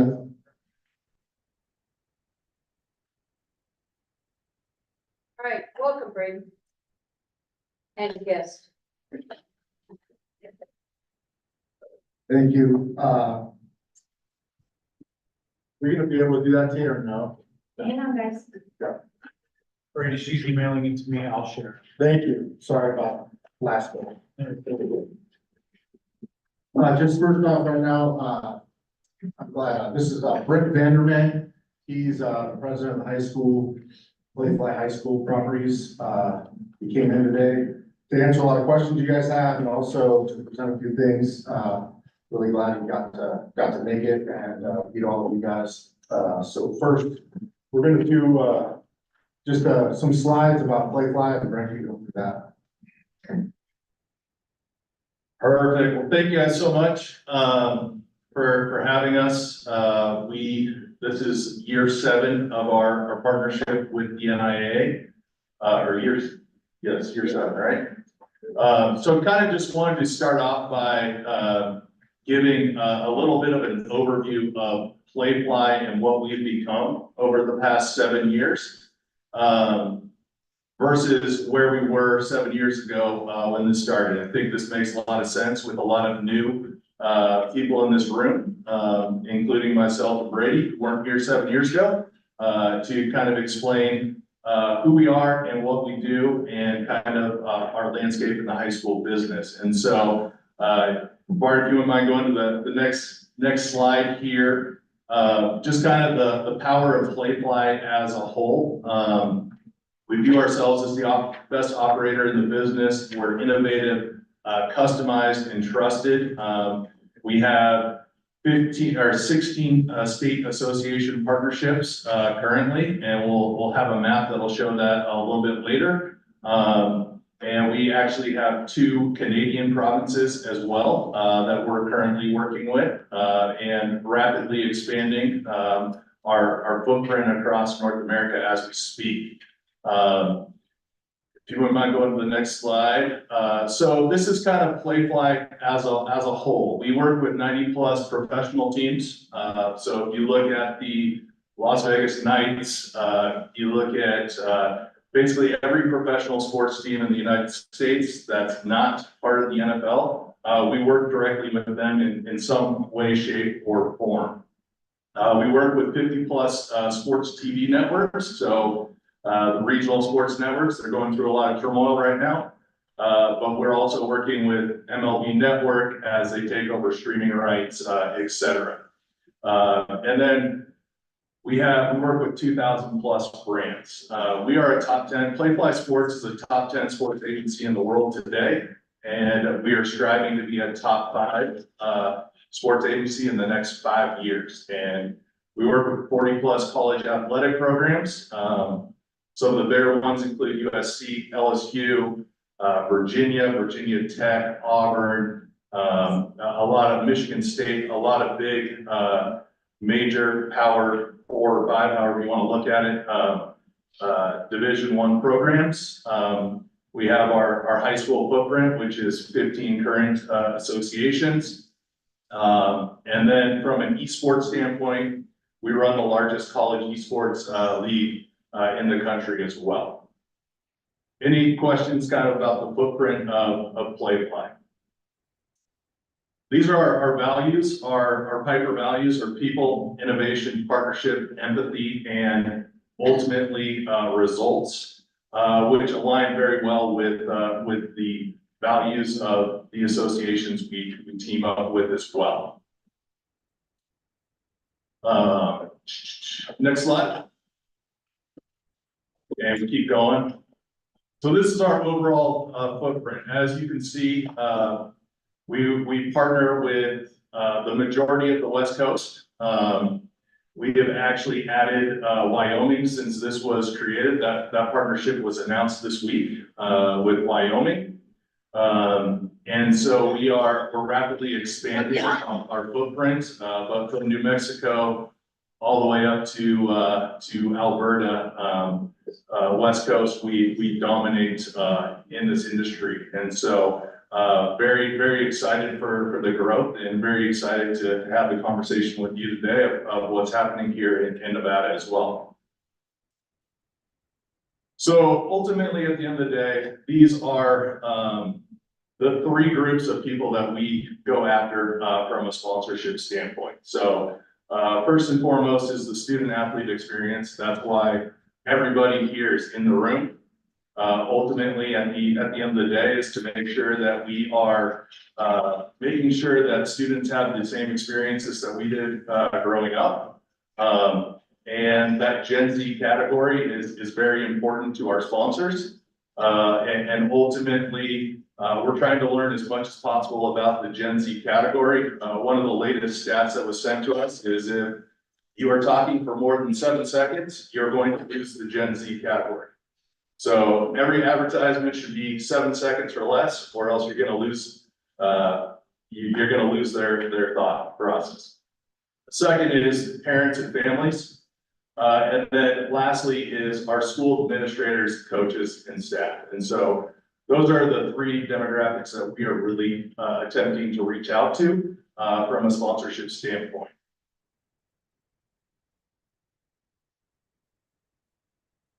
Obviously, we all know the robust impact of high school athletics, or we wouldn't be in this room. But we know that if you are that athletes that are competing at the high school level get better grades in school, show up more often. These are very important things. This is how we pitch our sponsorship business to our prospective sponsors, as well as physical health and mental health of the next generation is very important. And we all know in this room that high school athletics are a big part of that. And that's what we're bringing out to the local community to help support the NIAA, as well as our other high school associations, in order to increase revenue at the end of the day, which is our job. And these are just some demographics information that we have. So we have a full analytics program at Playfly, that's second to none. Quite honestly, that's how we partner with a lot of professional teams, is through our analytics program. And so these are what we are using in our everyday pitches to make sure that we are meeting the data needs of our potential partners.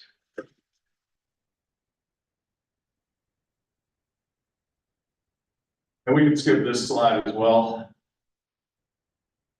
And we kind of wanted to just say we have a custom approach. That's our strategy, it's partnership development and continuing engagement with our sponsors. And so that slide, you can go out of this slide, and Brady, we just wanted to give a full overview of who Playfly is really quick. Before we jump into kind of specifically what's going on here in Nevada. And this is our growth success in a lot of our state associations that we have seen over the life of the agreements that we've had with them. And in your package, we put a two-sheeter in there that you'll be able to see, but I'm gonna hand out just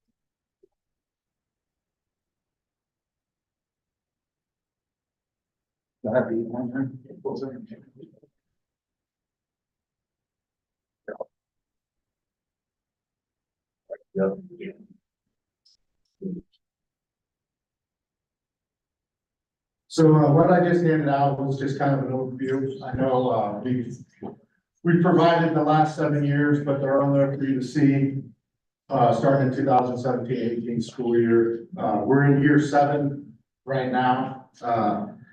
At the top, I put the rev share number in there. You can see it's 550,000 to 800,000 is 35%. The 800,000 above is 50%. Put an example there. If NIASP hits 750,000 level, what the NIA would receive. To give you some clarity there, I know there was some miscommunication a little bit on the rev share. So right now, as you can see at the bottom, for 24-25 school year, we're off to a really good start. We're at 552,000 right now, committed or contracted. Which makes us really excited because we're into that rev share number, just a little bit past it, but it's early June and we got a lot of stuff in the hopper. So we're really excited this year to be able to come in here and go find that rev share number and put a bigger number on the board than what's guaranteed to the NIA every year. On the second page, you can see current partners we have contracted are committed right now. Got some new partners this year. Kukolski Brothers was our official merchandise partner for the last 5 years. We are now with Northwest Design Team. That contract just got finalized. Yeah, and they're making a huge commitment to the state. It's a 300% increase from what we were receiving. They are dedicated to being at all our events, to have the proper work staff at all our events. And they're making a huge commitment in this state, which tells a lot. They're actually partnering with a few other play fly states.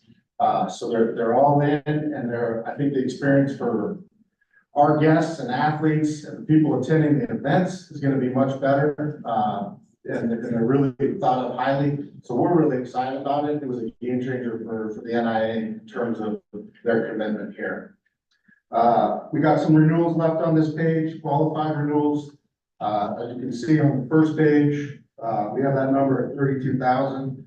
That's, in my mind, right around 95 to 100%. And then, current pitch deals we have out right now is 315,000. We're talking to a lot of new partners, a lot of stuff we've done over the last couple of years. It's coming to fruition right now, so we're really excited. This is the farthest along we've ever been. We've had our hiccups in the past with, losing our title partner and stuff like that, but that's in the rearview mirror. And right now, we're just really focusing on big numbers for this year and into the future. So I'll kind of open that up to questions. If anybody has any. Brett's here, oversees all our high school space, very, very knowledgeable in it. So if you guys have any questions or anything on that page you want to discuss? Brady, I recall at our last meeting that we had asked that, thank you for providing the partners, the current partners, but we had also asked about the amount that they were giving. So I know that's not included. Yeah, we can definitely do that, and close doors for sure. We're not gonna put the numbers next to the partners right now for reasons that we don't want to put that. Can I ask to why? I mean, if I look at this and hometown ticketing up, and I'm just curious how much they provide. You don't provide that? You don't Yeah, let I us mean, know? we'd be happy to provide it to you. The issue with putting, those numbers together in a general public forum is it potentially devalues any other sponsors of us going out and asking for bigger dollars, in all honesty, from people, and it really limits us out in the marketplace when they can come back to us and say, well, we know hometown ticketing is only paying this amount or this. We want to be able to go out in the marketplace, both confidentially with our current partners, moving forward, as that is part of our contractual agreement, with them. We're happy to provide that information in email or in written form to you directly, anybody in this room. But we kind of have to keep that confidential to the outside world so we can maximize the revenue for the NIA. Oh, okay, that's the first I've heard that, because a lot of board meetings, we've asked for that information. I don't know if this is a typo, but on your current partnership, you have US Army, then on your qualified renewals, you have US Army. Yeah, that just, the US Army is just a tricky one. They do, it's purchase orders. They kind of pay as we go. So there's some left over that we're gonna do in the fall, plus they're gonna be doing winter and spring next year. So the Army's a little tricky one in terms of the way they handle their business. You have to turn in photos and proof of performance as you go. So there's no contract. They just provide a PO, but since the PO that they had, we didn't get it all done in this last year, so we moved that 2,900 into FY25, which we know they're gonna do, and then they're gonna do more, FY25. Before I open it up, are there any other things that's within the contract that you think is valuable to share, or something the board should know of? The contract between us? Yeah, the association and you guys, like I said, I didn't know that you couldn't disclose the fee. Yeah, well, the fee, I mean, I think like Brent said, I know, we'll share that with the board, we'll share that with internally with all of you, but it does kind of could hinder us, as people see it and it's public, it's a public deal, so we just want to keep that kind of between us. So, but in terms of the contract, there's any other thing to disclose? No, and I think going back to the PO saying all government entities are on a fiscal calendar of essentially November 1st to, or as far as the Department of Defense, are on from a November first to October 31st calendar. And so that is their fiscal year. And so with events happening before that and with contracting and everything else, it gets complex. So we go off of their calendars versus our fiscal calendar, which is July 1st to June 3rd. Okay, we'll open it up, Mr. McPartland. Kevin McFarland, Region 4. So I think, the concerns that we talked about last time was just, and I appreciate the demonstration of growth with all your other partners and your commitment to flexibility to work with partners. So I think the question was, is that number, the 550,000, is that the right number for the NIAA? Where we've gone 7 years and never got into revenue sharing, right? Like we're getting kind of that minimum 280 guarantee, over the 7 years, you've made $845,000.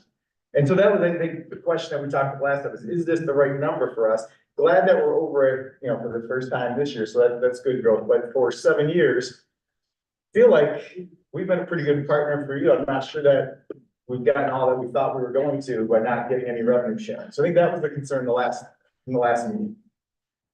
Yeah, I mean, to answer your question, and very fair and valid question. And part of our MMR agreement is we will share full financials with you at any point in time, upon request. I can assure you that, we have not made $845,000 off of this partnership. They have it, our corporate office, has that down to the penny. I can honestly tell you, that we have not made $1 off of this partnership over the 7 years. We are actually in the whole six-figure dollar amount at this point, when you put the numbers out on the table. And so the things that I would like to kind of focus on from our end is the partner that we have been throughout the 7 years. When things were shut down in this state during COVID, we made sure that the NIA was whole. Not many partners did that out in the marketplace. We paid our full guarantee, even though our revenue numbers in those years went way down, when there was not events happening or other things. And so, I'm happy to share that information upon request, as our agreement states. But from the cost of hiring people to the cost of the marketing within the sponsorship, which is, industry average is about 10% of every sponsored dollar that comes in is going back out to make that partnership happen, whether it's signage, et cetera, to operating expenses for the team. It's not that number that's being put out there. Okay, Mr. Jackson. English teacher, sorry. Contracted and committed are not synonymous to me. Exactly. So contract, so in our business, we work off a very, very specific roadmap to success. So, we read left to right as an English, major, teacher. In our sales world, we go from right to left, so we call it our pipeline. These are the companies that we are gonna go after. After we have a conversation with them, we move them into a different section on the whiteboard. Whether it's 50% likely they're gonna land, 75% likely they're gonna land. When we receive a verbal commitment from a company for a partnership, that is considered committed, and that goes in a 90% column on our whiteboard. And then lastly is we have the contract in front of us that is signed, sealed, and delivered. We know that's 100% business that is contracted at that point. And so that's kind of how we work through that cycle in our industry, which is very specific to us, and wouldn't expect you to know that. So Of the 552, how much is contracted? I would say right now, all of it, but all of the four companies. No, I want a number. If you got a contract, you got a number. So Wilson, Contracted. it's contracted. It's on side. Sign, so it's not contracted. The number, we're probably right at about 405 contracted.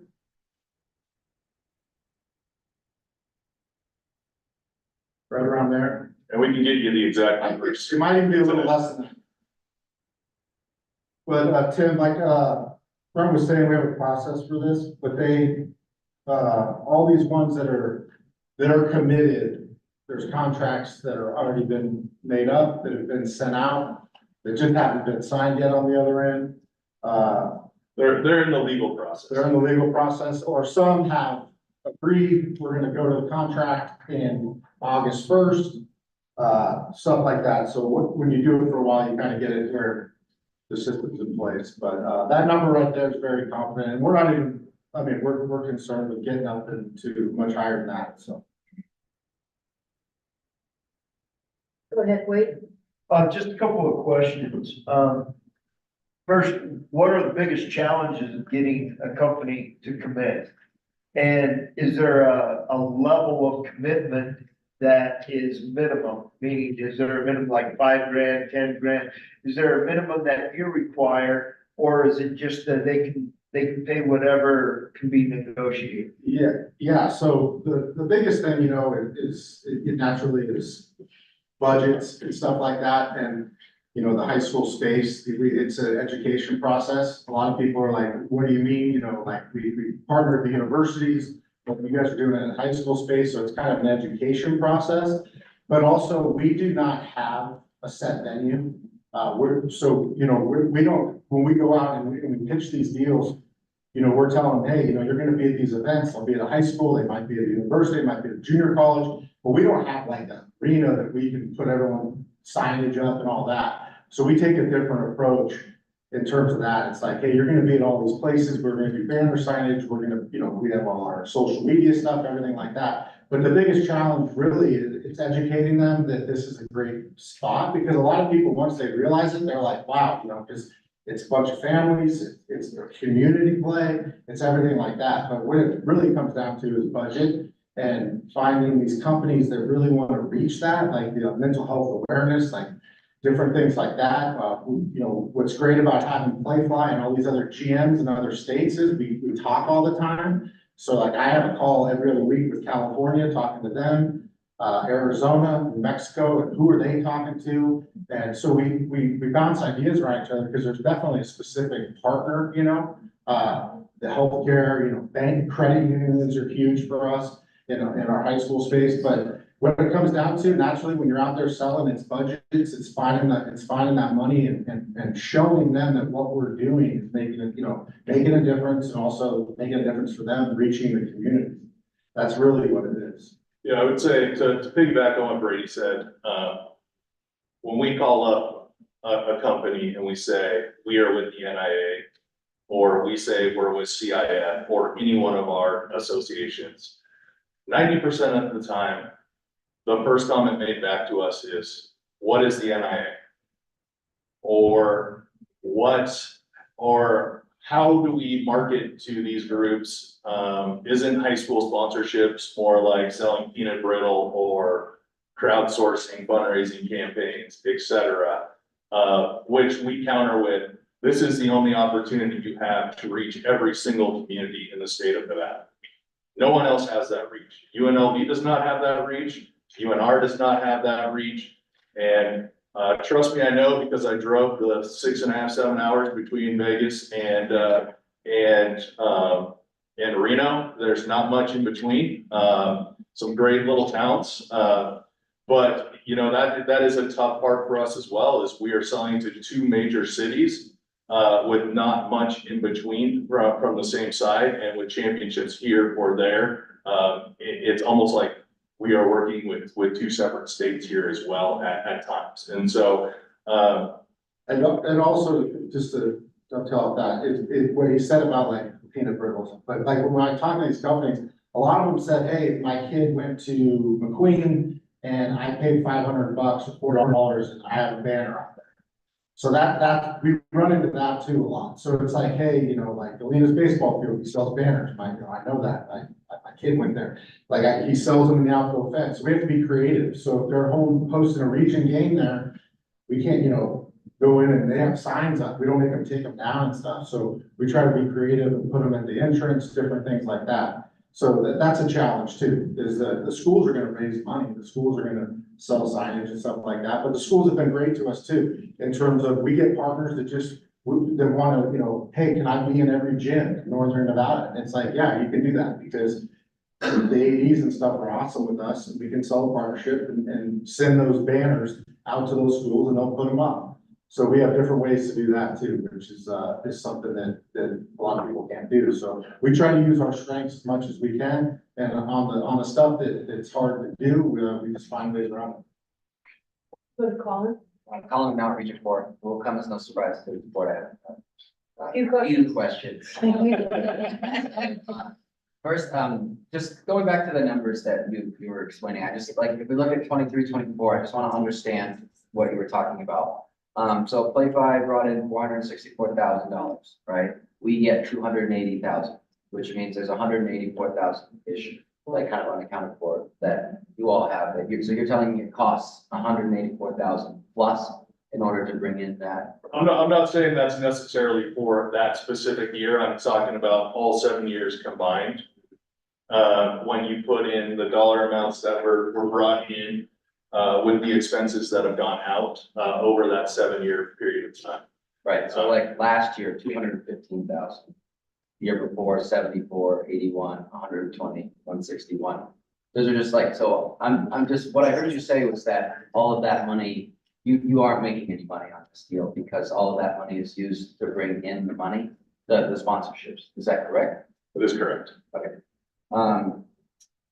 So with that being said, when we talk about the process here, yeah, you kind of talked a little bit about like getting the sponsorships, and I think I understand that layer. When we have conversations with our sponsors, what is their understanding of how their money is going to be used?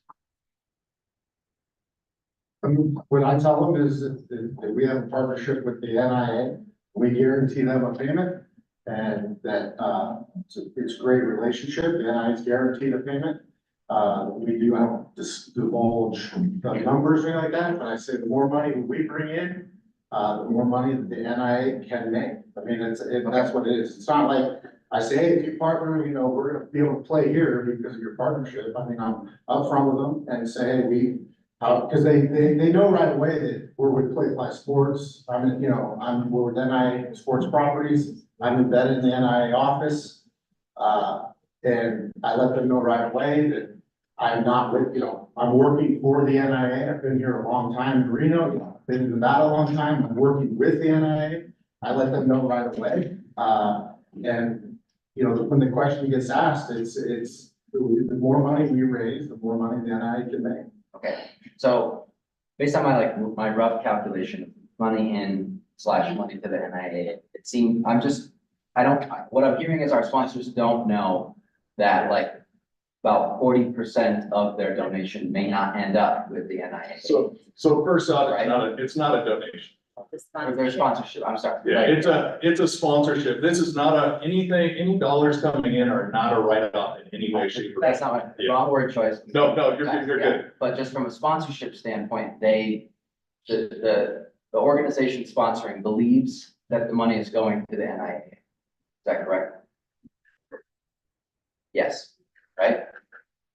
I think it depends on who the partner is. It's very industry standard that all multimedia rights are sold by third-party entities, whether we're talking about, you know, college, professional, down to high school now. I mean, 40 of the 50 state associations in the US are using a third-party group to sell their sponsorship, at least at this point.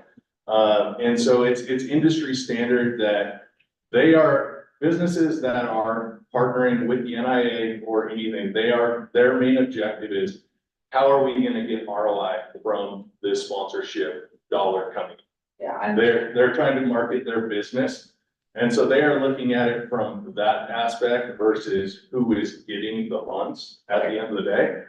We don't just, if we are ever asked the question, we don't deceive it in any way, shape, or form. Yeah, no, We have a I don't partnership. believe that you do. I think so, like, for example, the College of Southern Nevada believes that yes or no, basically, they believe that the money they are giving for a sponsorship goes to the NIA. Yes. Yeah, I mean, College of Southern Nevada is a great point.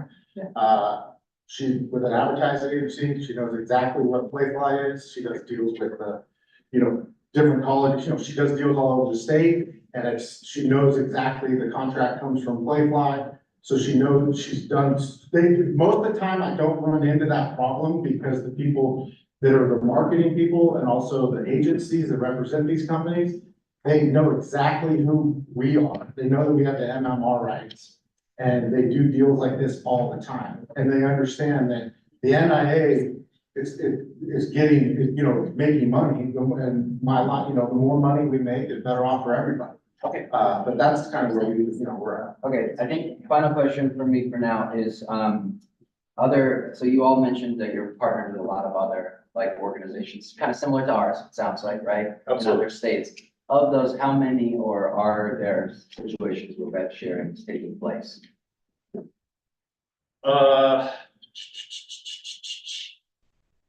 It is taking place, so all of our agreements are at different levels of where we are at in them. So our longest term agreement, we're finishing year 10 currently.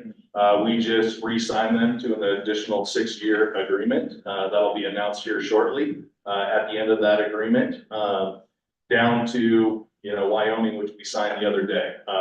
Rev share is something that is built up to. We give a guarantee upfront in order to make sure that an association doesn't go backwards in any way, shape, or form, and then we build up to it. We had a very unique situation right when we would be going into rev share into this agreement, where all events stopped. Partners didn't want to pay because there weren't events going on, there weren't high school athletics going on. There was a pandemic, which took things backwards. And then as we went back forward, we're now getting to that rev share point. And so really the way we are looking at this is we're in year 7, but honestly, we're starting year 5 from our standpoint because we went backwards 2 years in the middle of our partnership. And now we feel like we're gonna start elevating this. I will also say, to answer your question directly, from a rev share standpoint, out of our 15 properties, we are in rev share with 4 total at this point. Thank you. 4 FY20. Okay. That's all from me. Thank you. Ellen? A couple questions here, since we haven't yet hit the 550 revenue share number yet, but it looks like we might. When does that trigger the payment? I mean, do we have to hit 550 by September 1 or November? If we hit it May 1, 2025? So that's for our fiscal year. So as the agreement is stated, once those payments come in, so all of our agreements, every contract that we have has invoice dates. So when we receive the funds, as soon as we go over that dollar amount, we will pay a rev share amount every 30 days as those funds come in. Traditionally, that first payment will come at the end of the fiscal year. So as we're talking about 552, that is for July 1 sponsorship assets through June 30 of 24-25. So that's next school year that we're talking about, that we're already at that $552 amount. And so really a year from now, we will be really calculating that number, and as those dollars are collected, then we pay them. And it would be really close a year from now. Yeah. June. Okay, and then, maybe, what is what year are we in the contract? We are in year 7. We are completing year 7. Completing year 7 on June. Of a 7-year contract, 8-year, 10? It's a 10-year, correct. Thank you. Matt? Thank you. I'm gonna go back a bit to a comment that was made, where you're concentrating on basically Washoe and Clark County. One of our biggest industries in the state is gold mining. And I don't know, I don't see it on your pitch. I don't know if it's been pitched years prior. Yeah. But Nevada Gold, and even in Churchill County, we've got NAS Fallon, we've got, DFA, We've got a lot of, power companies, I can tell you right now, I appreciate that, because I've been trying ever since my first day in the chair to try to get gold companies. I've pitched them every year. I get no response. I even had Lowry, I'm blanking on his name, Donnie, who's out of Lowry, Yeah, Ray Park. Ray Park, so now get in contact with everyone I needed to be in contact with. I've just had no luck there. Public forum, if you could help us out, we definitely need the mining companies, but, we've tried, Lithium Nevada, met with them 3 times, they're just not in a place right now, they said their money's not coming in for a few years, it's like all on paper right now. But it's definitely something that is, I know for a fact that we need to have on board, and that's a game changer for us, they should be a huge partner of the NIA, I've told that to many people. And it's just a matter of me getting in front of the right people and I'll continue to go down. But I appreciate you bringing that up because it's definitely something, I didn't want to, I didn't put kind of prospect list together, but I will be sending out, I know some of you have seen this, but Donnie's on, I'll be sending Tim an executive director report each month. I'm gonna add, lists on there, prospects, on prospecting, stuff like that. If any of you guys have any ideas, when you get that executive director report, and you know a contact at one of those prospects, and you see that listed or something, let me know. It would be awesome and appreciated. A warm lead goes a long way, in terms of that, but those executive director reports, I want them to be very informative. You guys will know up-to-date numbers.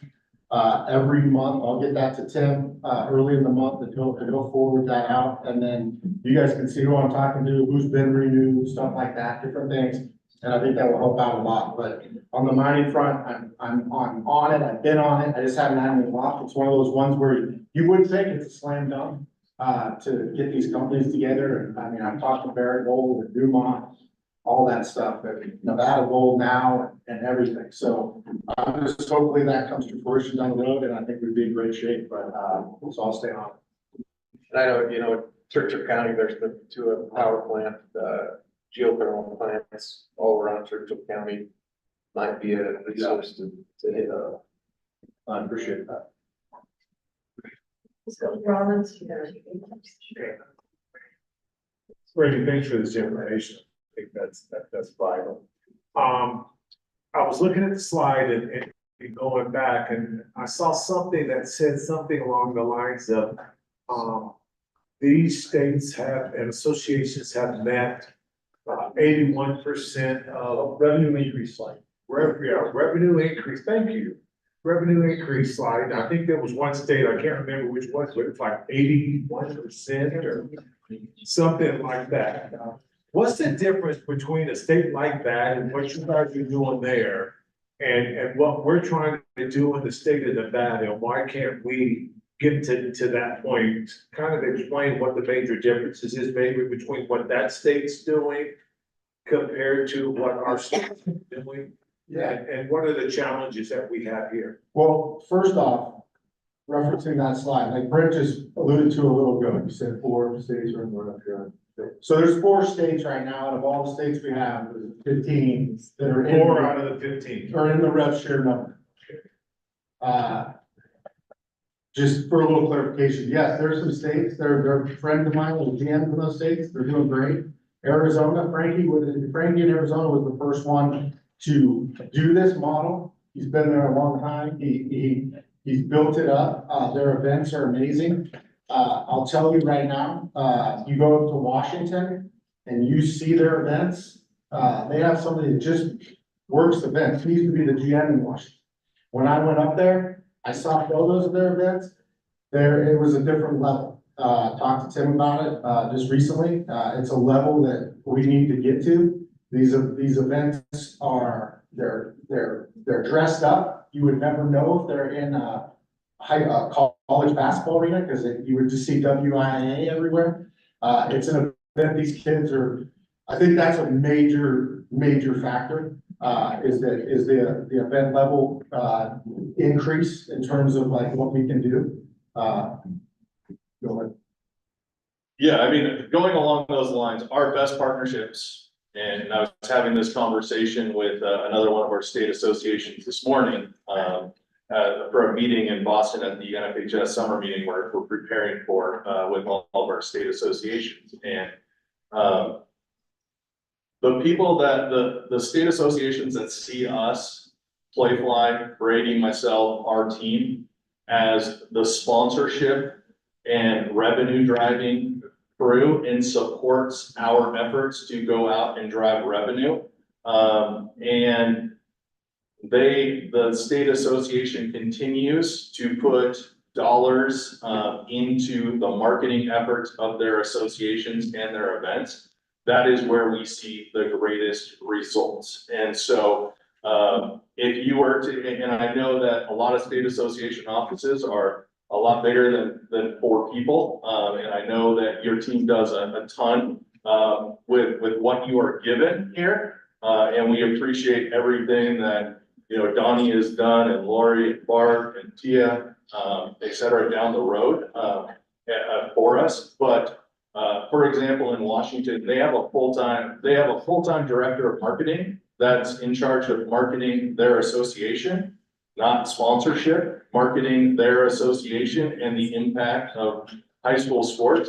They also have another full-time marketing coordinator that works alongside with that person. And so when you have that footprint and you have that at every event, it now makes those events more marketable. And, you know, ultimately, when you walk into a WIAA championship event or a CIF championship event or AIA or a lot of them, it is, you know, you are at a championship event. There's a special aspect in that ring for those kids that they would not get at any other game that they would ever participate in, at every single one. We're not just talking about football. We're not just talking about basketball. We're talking down to tennis, you know, some of the smaller sports, and we're talking about all classifications. It's not just the big schools, it's everybody.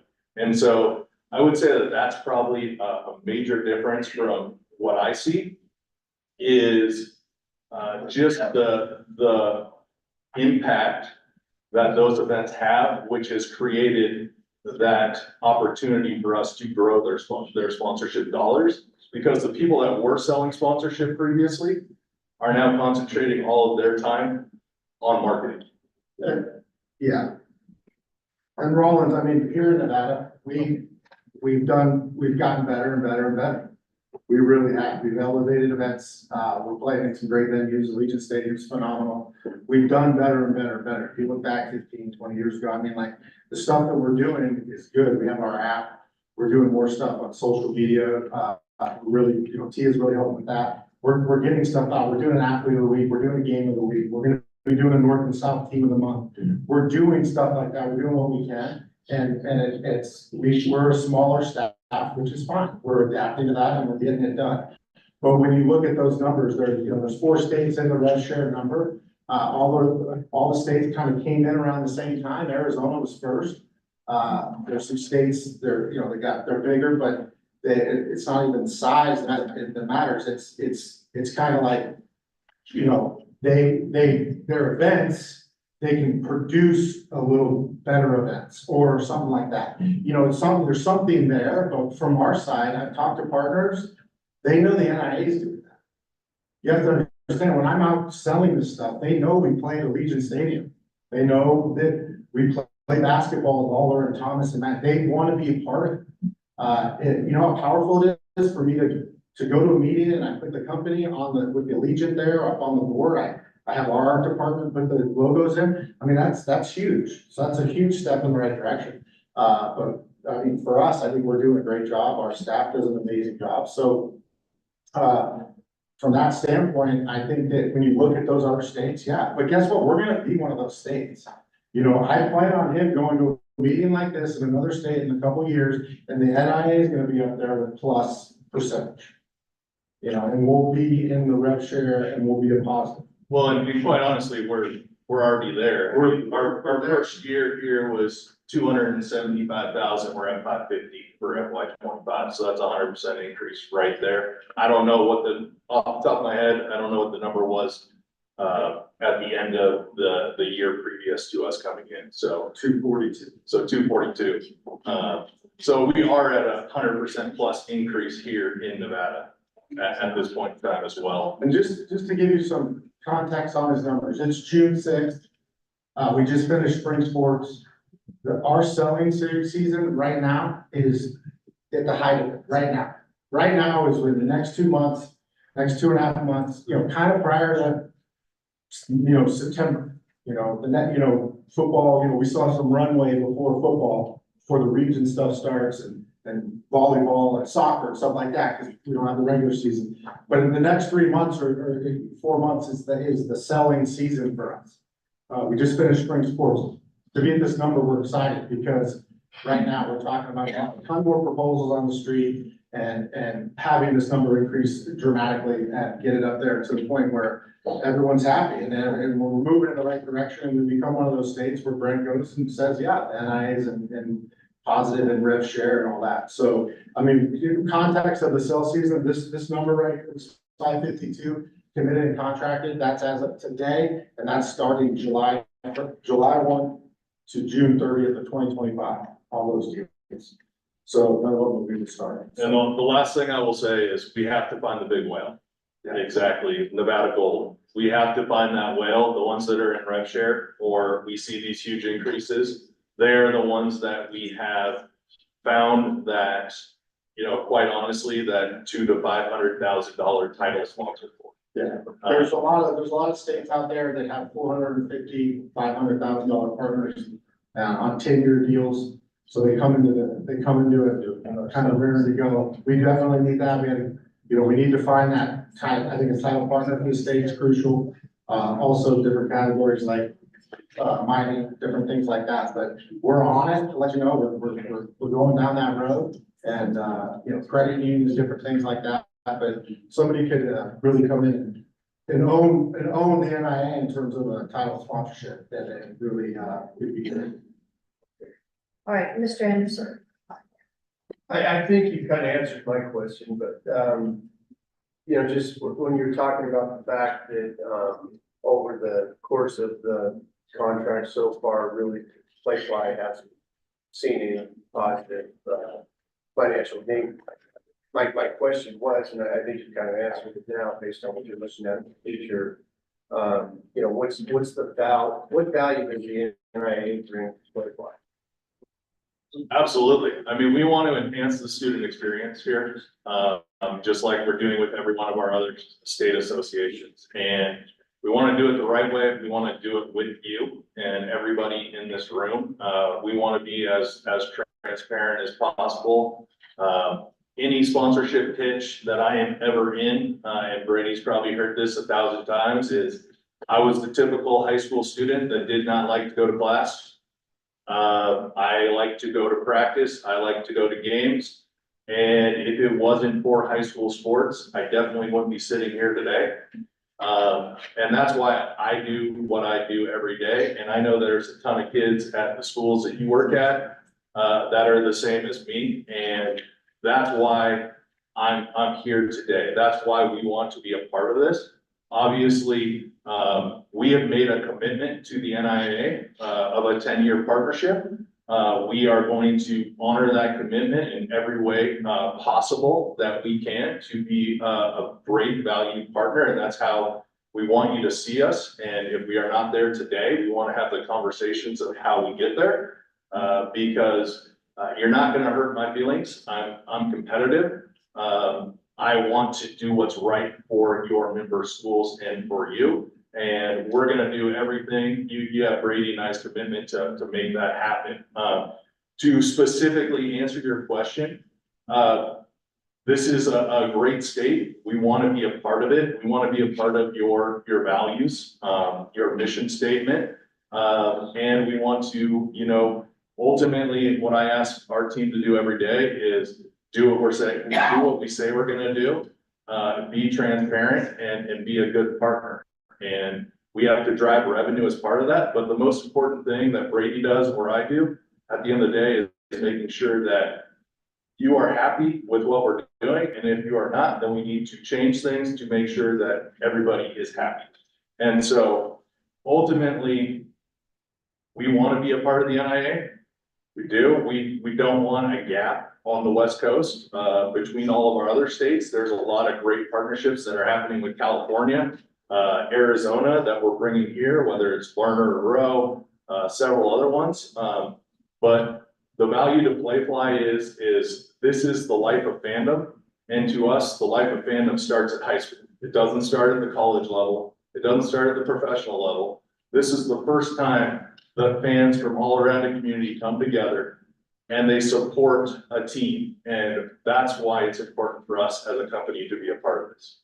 Yeah, and Paul, just to, being Playfly large, we got a lot of colleges, a lot of different tentacles of Playfly with home team sports and premier sports and ticketing. There's a lot of stuff, but when we have those all company calls, and when our president of Playfly Sports, Christy Hedgepeth, who she comes on and there's all these large calls and everything, she'll single out the high school space, she'll single out Nevada.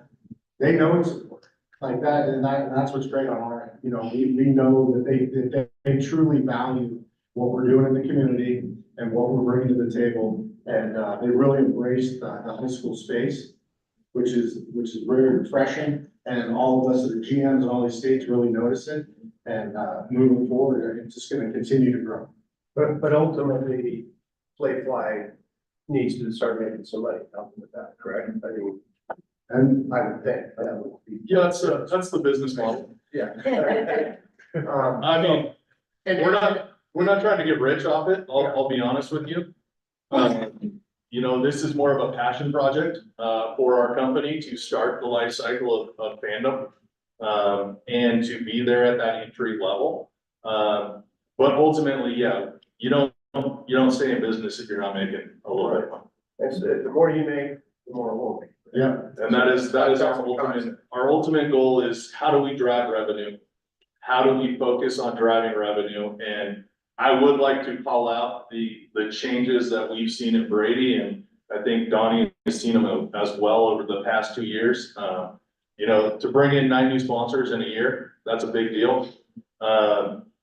To be where we are at today versus where we were at a year ago today is due to the hard work of this gentleman next to me over the last 18 months, because high school sponsorship does not happen in a week. Most of the time, it doesn't happen in a month. These are 4 to 6 month sale processes because we have to educate. And then once they get to the events, they have to have a great experience at the event to continue to want to come back. And so we're finally getting through that barrier that we've been at. And that's because this guy's on the phone 4 to 6 hours a day, calling every business in Nevada, prospecting, using Sponsor United to prospect, and making the phone calls, putting in the effort, working with our Playfly Creates team to build a world-class pitch deck to bring out to partners, having world-class analytics and data in order to show them, who the target demographics are in the state of Nevada and who they're reaching, which is what every partner needs to see in order to invest money in today's landscape. All right, I'm gonna go, let me go, Deanna. The 24-25 year where you have the numbers here, where we're at 552, this is year 8. Yes. Yeah. Okay, just for clarification, because we have the option then, if you do not achieve 750 this year, to end this partnership. Is that correct? Contract? Okay, so I guess my only concern, I've been listening to everything you've been saying, and I've always been the one asking the questions, you guys all know that. Is that we were already around, when we started this contract, 240,000, is that, can someone confirm that? 242 when we started this contract. So we really haven't seen, as an organization, any additional dollars coming to us since then. 40,000 isn't a small amount, but it's not huge either. So when I take a look at, we spent roughly 180, or you spent, however you put it out, in salaries and then giving benefits back to the sponsors, $185,000 last year in order for us to get something that we basically were almost raising on our own before we started this partnership. It just seems like if you're saying you're not making any money and we're not making that much more money, why wouldn't we just take that same money and then hire someone in-house then to for even half that price of funds? Like, what would be the benefit if we don't start seeing a rev share of continuing this? Yeah, I mean, we're definitely in the rev share, so that's the good news. I mean, Like let's. 2,000, you know what I mean? So Well, so the other thing is we are on, it's what, June 6th today? Sorry. It's going June 5th, but it's June 6th today. We are just starting our peak sales season for FY 24-25. So our team's mission is, between winter and spring championships, is really focused on our renewals, which have got us put into a really good place for next year. And starting to prospect new business. And after spring championships and that haul and the effort that it takes to make sure that our partners are happy at championship events and making sure all of those details are set up, now is our focus for next year. So the next 4 months until October 1st, from June 1st to October 1st is our peak sales season.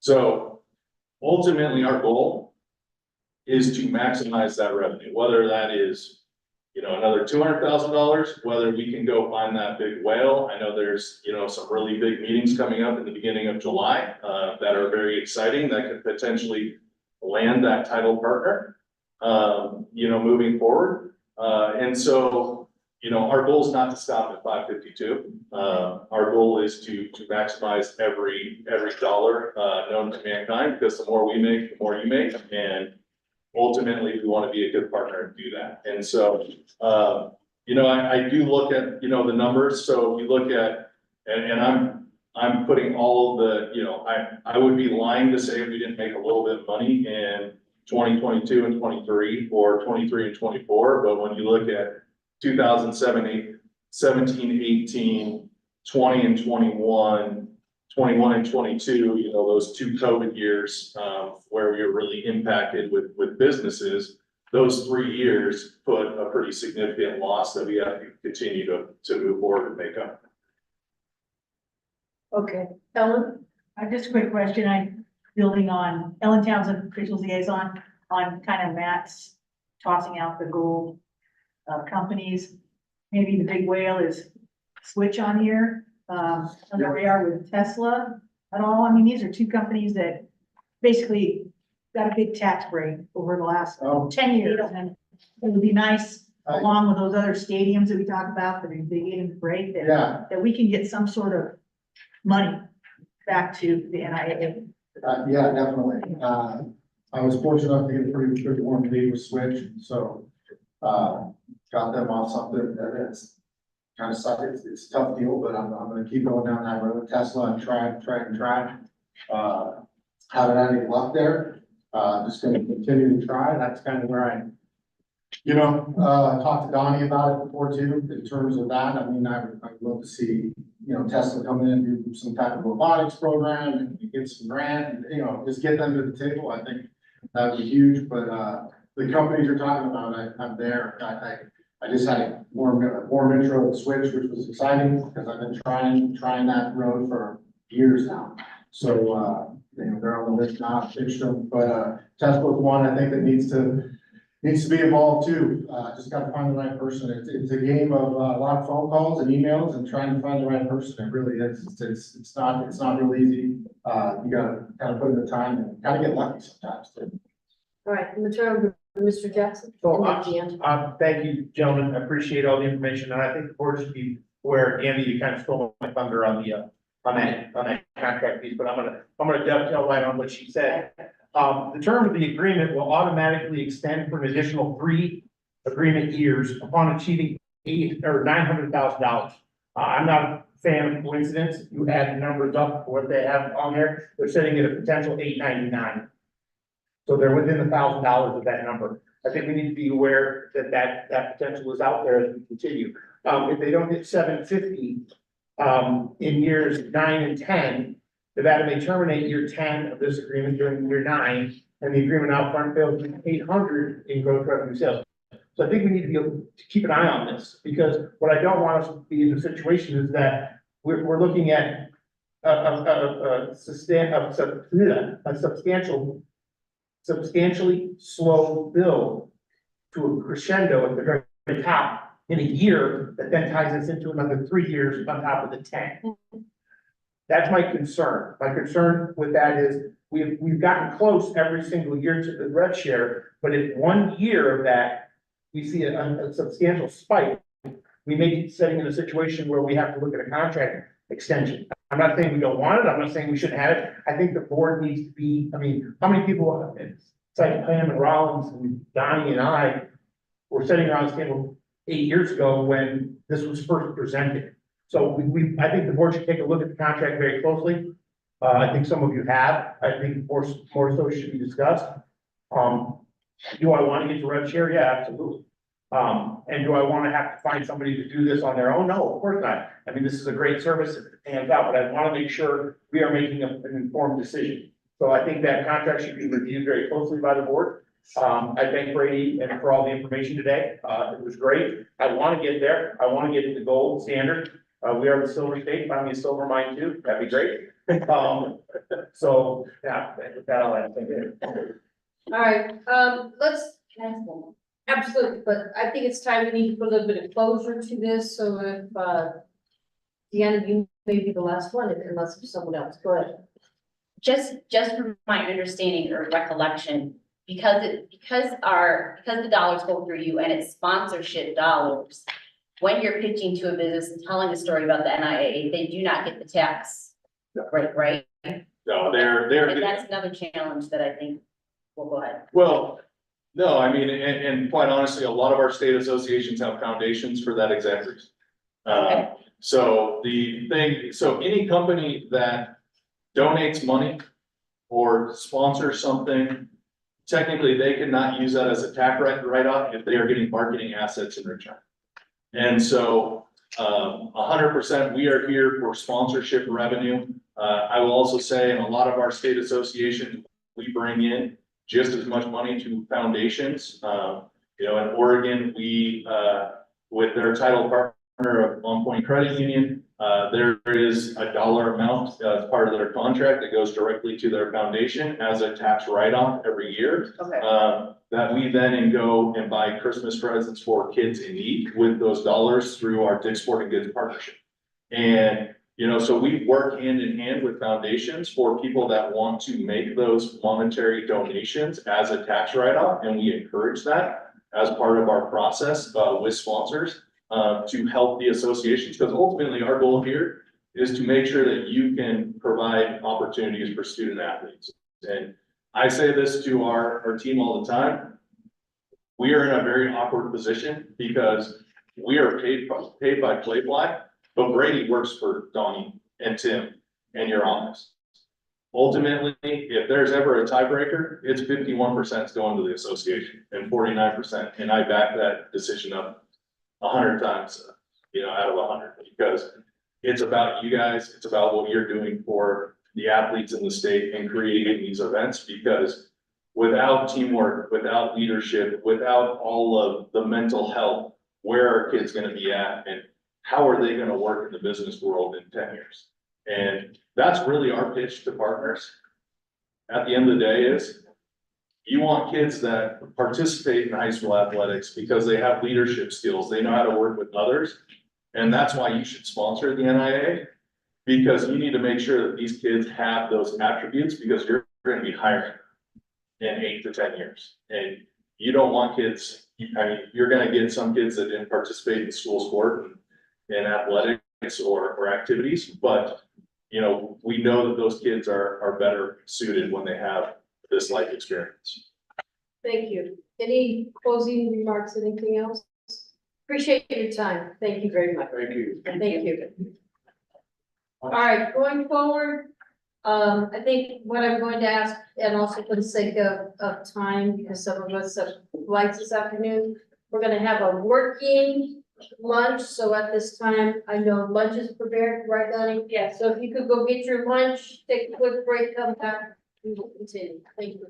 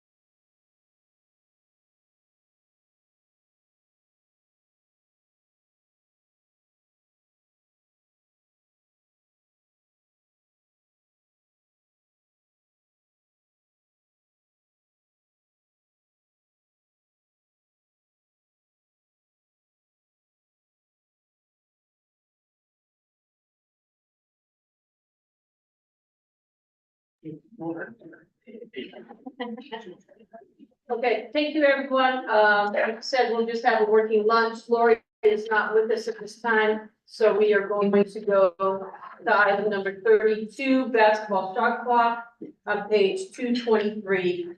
Mr. Jackson. Thank you, Ms. Long, Tim Jackson for the record. Talking about the plan to implement basketball shot clock at the lower levels. 23-24, the varsity non-league only was optional. We're gonna move into that again for 24 and 25, with 25-26 being all of our varsity games mandated. It is my recommendation that we do not take a vote on this.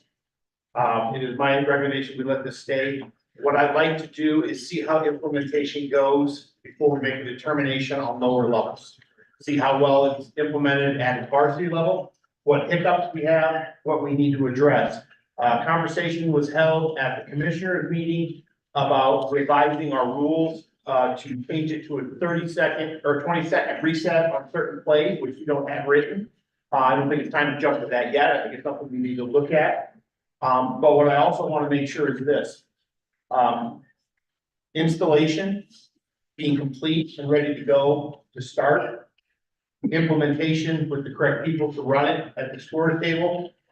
And then making sure that we are putting this into place correctly without a rush. There is no need at this point, in my opinion, to push it to the lower levels yet. The other thing is, and I'm talking to our larger schools, is I cannot confirm for sure, I believe that is the case, that it is being put into both main and auxiliary gyms in Clark County. No, it's only being put in the main gym, which would preclude us from using it at the lower levels in certain schools. So I want to make sure we have it in, that we're running it well for varsity, then we address the lower levels. So at this time, I would recommend no action on this at all.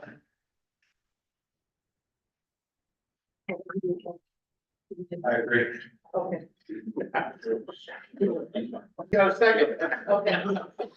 All right. So we will, If you got, check, question? Yes, sir. yes, Alan. Thank you, ma'am. Do we know of any schools that have already implemented that, other than the new brand new schools? There are some schools that have been running it. Thank you to Bishop Mormon. They ran a tournament last, season. Which one was that? The Tarkanian, where they did it to see the implementation. There are some schools that currently have it and can be using it.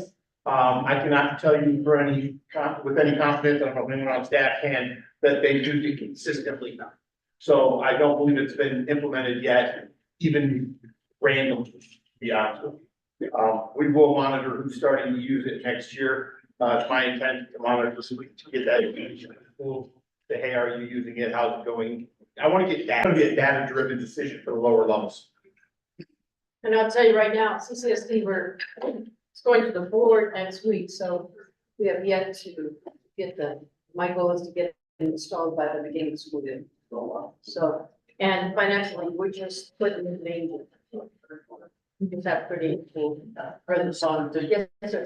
Thank you, Donnie Nelson, to Mr. Jackson's comment about the comment about the reset time was kind of interesting. And you see in here it's number 5, correct? Yep. That, it's a 35-second shot clock, but based on the situation, you can read there, it's reset at 20. And the comment was made that probably, I think that's my word, probably, but I think it fits. The systems that our schools will use would probably be a one-button click. And that it would really be most effective if we reset it to 35 seconds all the way back, rather than trying to manually implement a change to 20 seconds. And so even though it's a policy, by the time it goes into effect, I think that's probably going to be a real major discussion, depending on what systems these schools implement. And I don't think that's a big deal, right? The reason we came up with 20 was more of an arbitrary decision. It's kind of a hybrid of what the professional does at the college level, that they reset to something that's less than the full time, just for the style of the game.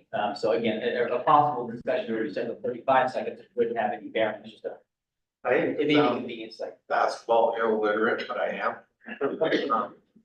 What is the 20-second reset? What would that be for? Where would that come into play? You want to go? Yeah, go ahead. a deflection foul. Like that was about. Foul, something of that nature, where it used to be if a kick ball, then it would go back, or The tip of the shot clock's already down below 20 seconds. And so what happens, offensive rebound, anything that would cause a defensive type of infraction in the front court. Yeah, you said if the clock is.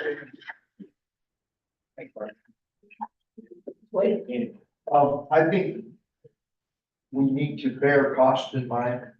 And so anything that's going to be the simplest, the most, effective way for schools to be able to get it, set up into their schools in an inexpensive way. That's what we need to stick to.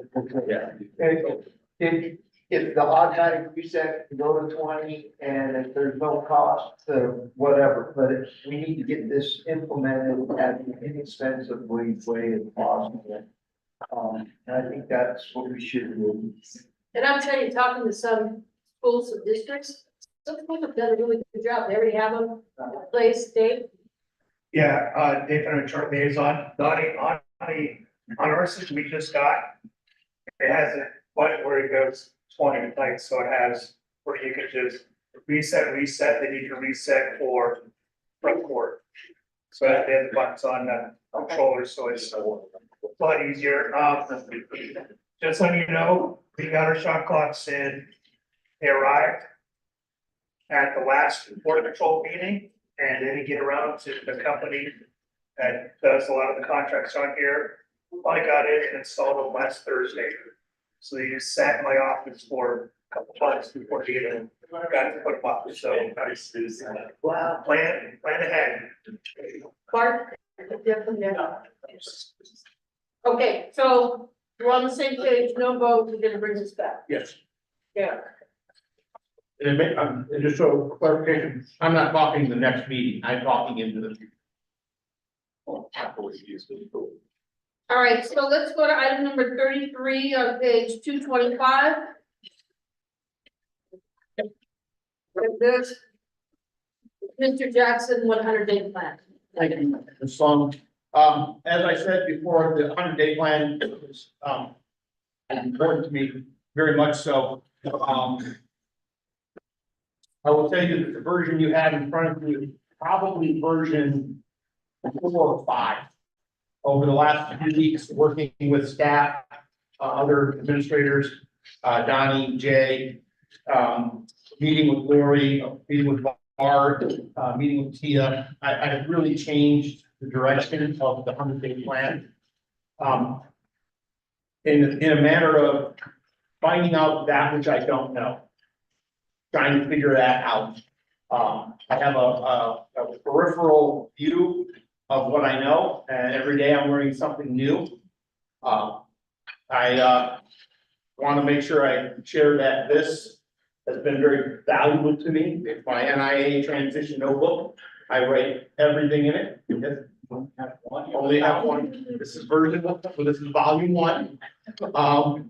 And I spend a lot of time reviewing it. Last night I actually went back and reviewed everything again. That way I can continue to keep things up to date. But as you can see in my phase 1, which is phase 1 through 35, it's basically starting conversations with people I need to have conversations with. But I want to bring you up to speed as to where I am within this right now. The first part, I will obviously be reaching out to each and every one of you. The legislative members, I've already made contact with the, always forget this word. Lobbyists for the Clark County School District.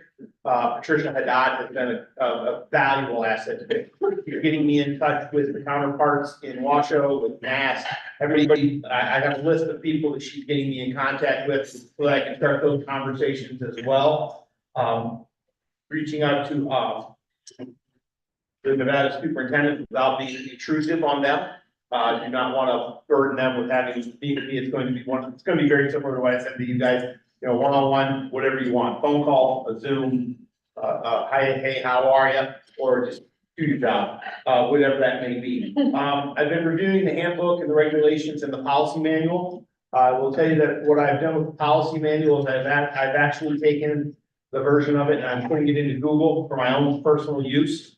That way I can start to review that. There are some aspects of the policy manual that need to be updated. I will tell you that the per diem rate in the policy manual is $5.50 for breakfast.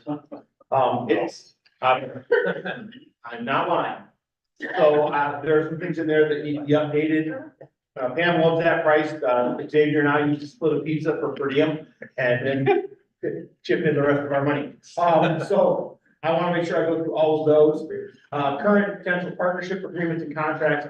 Thank you to Paul, to Donnie and to Lori to Tia for digging those out for me. They've been sharing them with me. I started reviewing every single one of them that I can get my hands on to make sure that we are where we are with every one of them, the play flag contract, arbiter, anybody that we work with as a partner, I want to make sure I look at everything, so I understand that. I'm just reviewing the current systems and structures, job descriptions, financial projections, staffing and budget, reviewing the staff evaluations and everyone's contractual status. I will tell you that one of the things I'm going to put in place and it's very important to me is there is a regulation in there about a review of employees and evaluations presented by me. So I will make sure that those are conducted and done.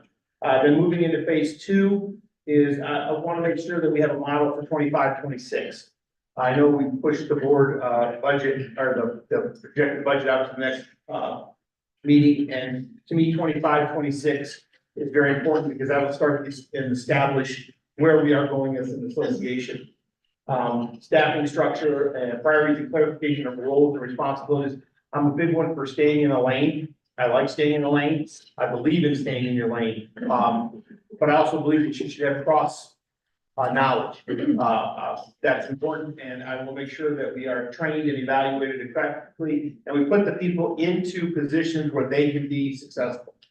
There are certain skill sets that I have that Bart has better skill sets than I do. Lori has skill sets that I'm not as good at, or I'm vice versa. And I want to make sure that we work with people to put them into places where, because when they succeed, we succeed. So that's phase 2, meetings with board of control members to show you where we're at, the needs of the districts, the regions. I want to make sure that I'm addressing those. You know, I'm getting a great appreciation for Smith Valley. Sorry, you've been my friend this week. I'm going to be honest with you. After the baseball state championship, my appreciation for what you're doing at that school, just, it's flying up there. But I wouldn't have had that without conversations. Like, I would have never known what I've learned in this life today. So I want to make sure we're doing that. And, you know, and targets for 25-26, making sure we have those, what our goal of the board is and what your goal for our staff is.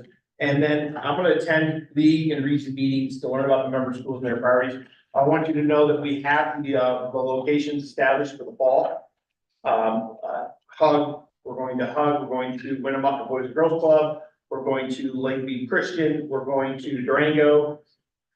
I think that's it, those are the 4. But we're also changing the dynamic there. We're meeting as a staff next Tuesday, and we're gonna start building those agendas. And one of the things that's come out of the meetings I've had with staff is they want those fall meetings to be a little different. And we're going to look at formulating a different agenda. Looking at providing some training or some conversations for individual groups that are maybe in a whole setting do not get, like secretaries, what to do when you're preparing your Activates accounts, what are your new athletic directors, new athletic administrators.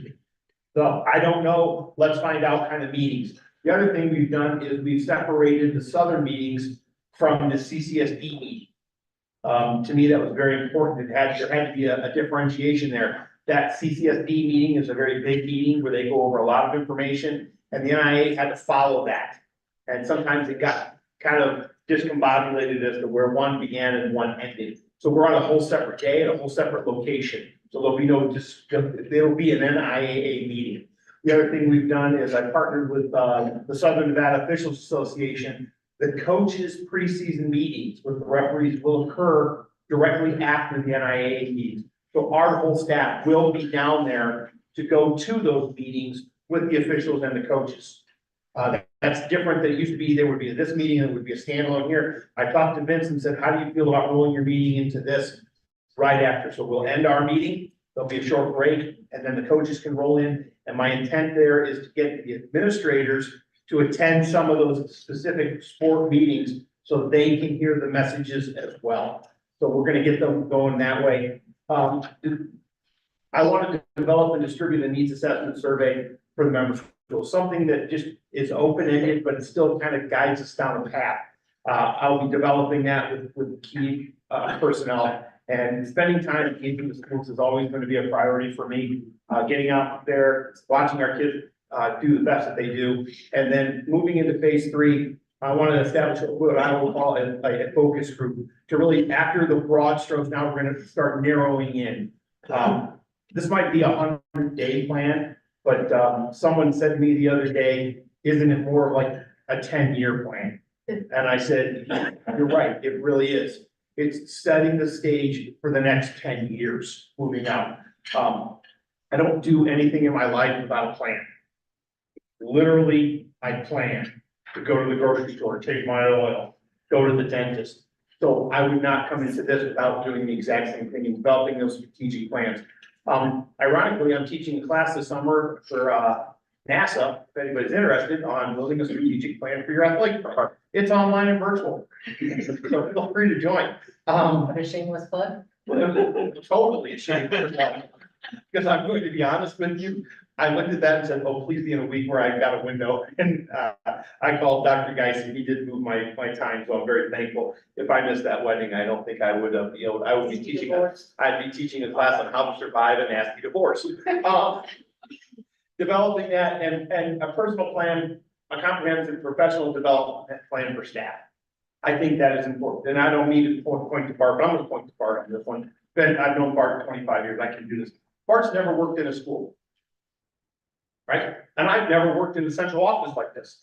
So his experience and my experiences are completely different. So I want to start training our staff on different aspects and what we need to do. I believe in a staff for that. I believe in developing a plan for athletic and activities administrators that are running our events. And then prioritizing the growth within the NIAA and within the NIAA. I'm a big proponent of what the NIAA can offer.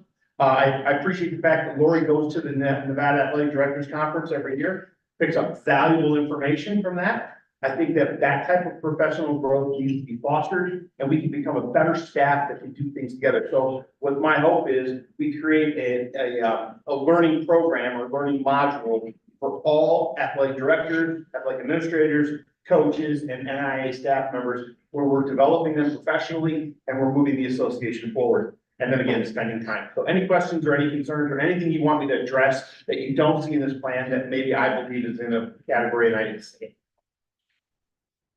Yes, Colin. Colin, got a question for you. Thank you, Tim. This is great. I think it really does a great job of outlining, like, this is what you're gonna be doing. You got a lot to do. For sure. I think it's great.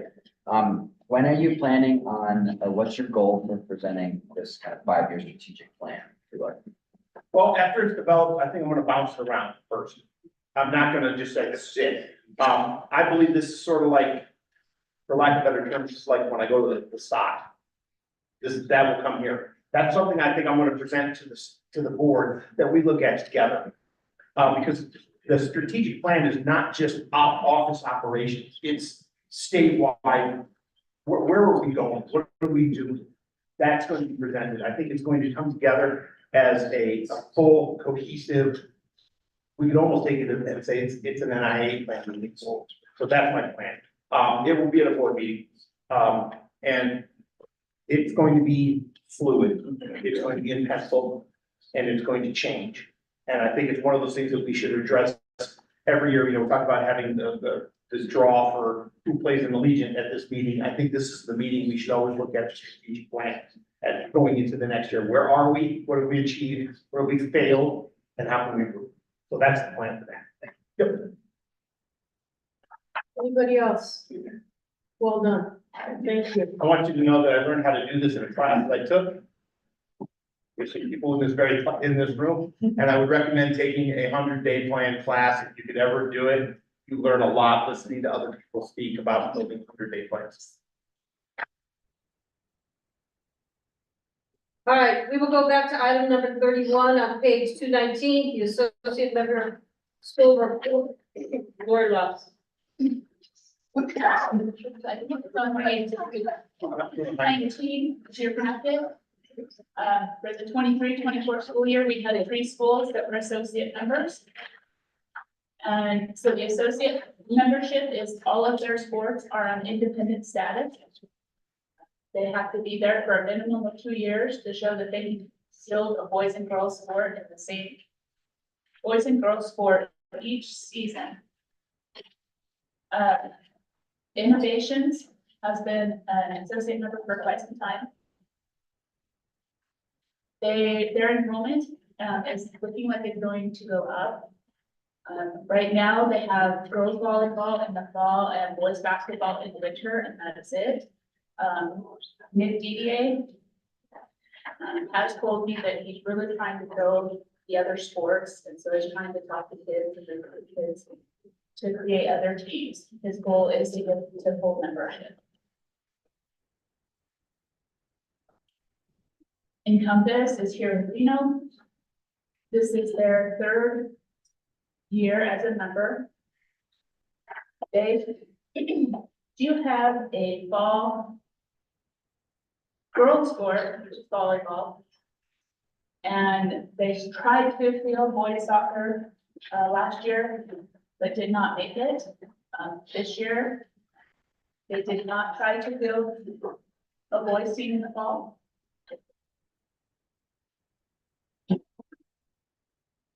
Basketball is strong with them, and it comes back to facilities. I think is one of the issues. They have a gym that they can use.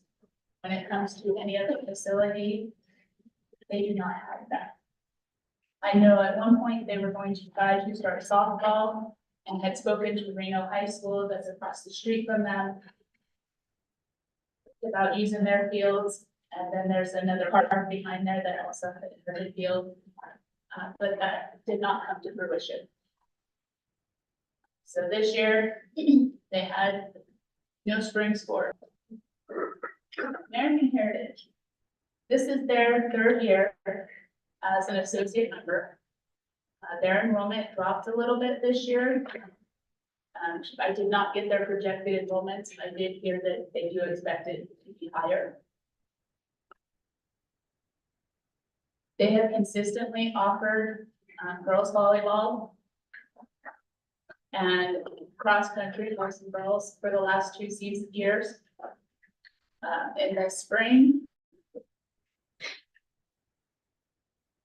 they have offered, it was boys and girls track.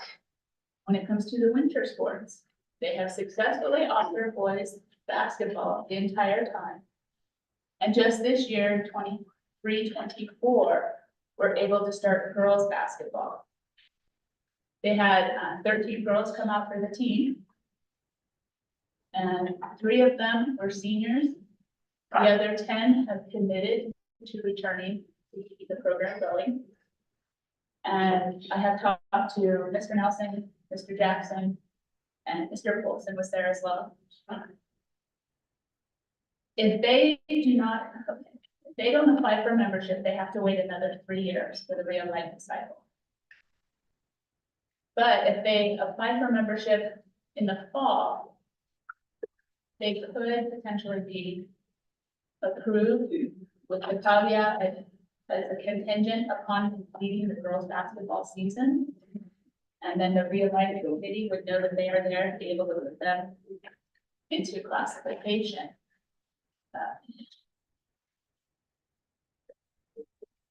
Mr. Jackson, do you want to elaborate on that at all? I've been scheduling American Heritage on our schedule down in the south. Xavier's gonna test, they're on it already right now. I believe that they will fulfill it, but I also like the caveat that says, if you don't, you won't get membership. Because I'm a firm believer, it's way easier to pull a team off the schedule than it is to go back and have to redo the schedule to put them back in. So we can put them in, Xavier can put them in the schedule out there, sorry. That's gonna take a little while. Xavier put them in the schedule. And then if they do not meet the requirement for realignment, we simply just pull them out and they stay independent. But I do believe that they are, I think Darcy's doing a pretty good job down there. She's following all the protocols that we've asked for her to put their schedule on to the CCSD, main schedule page. And, I think that this is an opportunity for them to show commitment. Instead of us saying, no, you didn't do it for 2 years, we're saying, we'll realign you with that caveat that you perform, and I think they will meet that standard. So I have no problem with that caveat being put out there for them. And it has been in the past, we usually do the full membership applications in the winter meeting. But with doing that with the realignment, we have discussed it, and it makes more sense to do it in the fall meeting so that the realignment committee has time to include them in the fall alignment.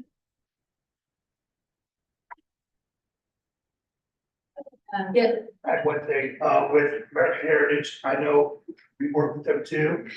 And I know that they've actually, we're bringing somebody else on staff this next year that's gonna help push them in, working on trying to gain their full eligibility, and I know them really well. He was a basketball coach last year for girls, so. He's gonna work over there. Bart? It's actually Mr. Fitzsimons who's with us on Zoom, who's raising his hand. I'd like to comment. Mr. Fitzsimons, can you hear us? Yes, I can hear you. Can you hear me? Hi, Sean. Hello, hi. Can you elaborate or what league they'd be going into? Would it be a 1A or a 2A?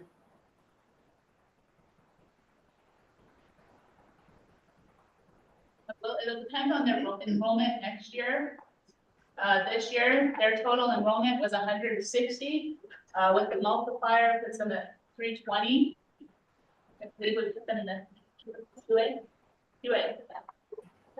Okay, my second question, or I guess comment on page 222, Bart can attest to this. I'm always looking for an extra basketball game against an independent. Since our league is so big, we have 16 league games right off the bat. So we only get 2 extra games. So I always try to, we scheduled Amplis one year. In 23-24 on page 122, we did play them. We're not listed there. We did play them in basketball, girls and boys. They could not travel to Panaca. I mean, who would want to, right? But we did go down there, and they did not have an adequate facility. We had to play them at the Tarkanian Academy and had to deal with a lot of different community stuff going on at the same time. Again, we were gracious to get the game. Darcy's doing a great job there. She was gracious to host us. I just kind of wanted to add that in.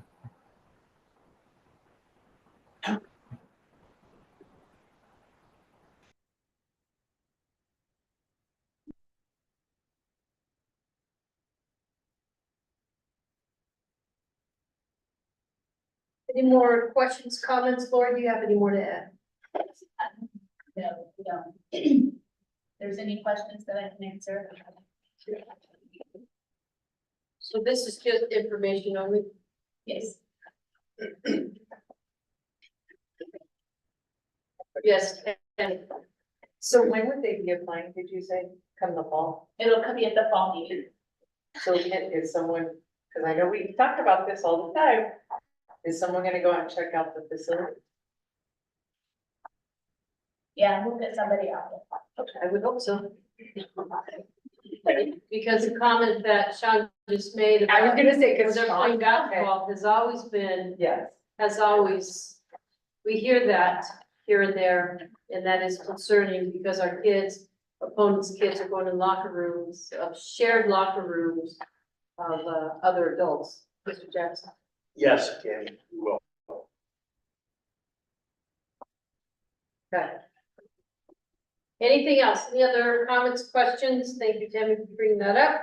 Let's go to item number 34 on page 228.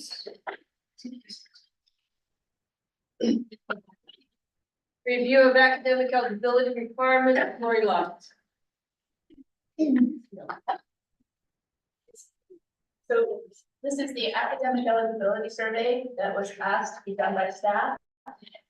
I worked with Ms. Kate Roy in the CCSD athletic office. together, we developed a survey that would go out to the school, and a copy of that survey is on pages 229 to 260. Yeah. I think that should be. So, 234, 233. 233. Go to the next page, 234. This is a graph of how the schools answered each question. The first question was, how often does your school conduct interim grade checks? 70% or 84 of our schools said that they do it every 3 weeks. We had 33 schools say that they do it weekly.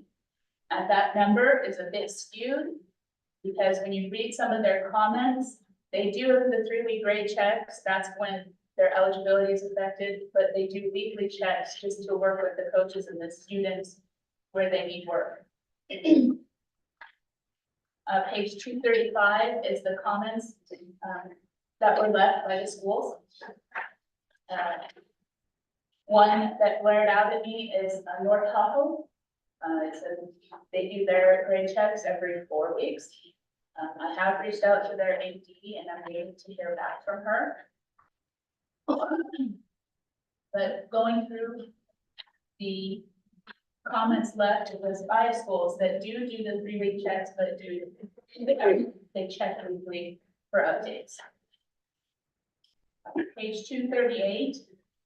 What's the next question? Does your school allow students who do not meet the traditional eligibility requirements of the grading period, which is the quarter of the semester, to regain eligibility of the next grade check using the current regulations, non-traditional standards? And to keep the verbiage the same across the state, the traditional grade checks is what has been used, I don't want to say forever, but almost forever. The every 3 weeks, 9 weeks can help you. Those quarter grades, but they don't hurt you. The non-traditional is the new regulations that they don't meet the standard at the grading periods, which is now the quarters and the semester. They're ineligible for 3 weeks. And at the next grade check, if they meet the eligibility requirements, they're eligible for the next 3 weeks. If not, they continue to be ineligible. So we call that the non-traditional track. So to kind of help our schools when we talk to them. Excuse me, 113 schools that they do allow students to regain eligibility. And we had 8 schools that did not.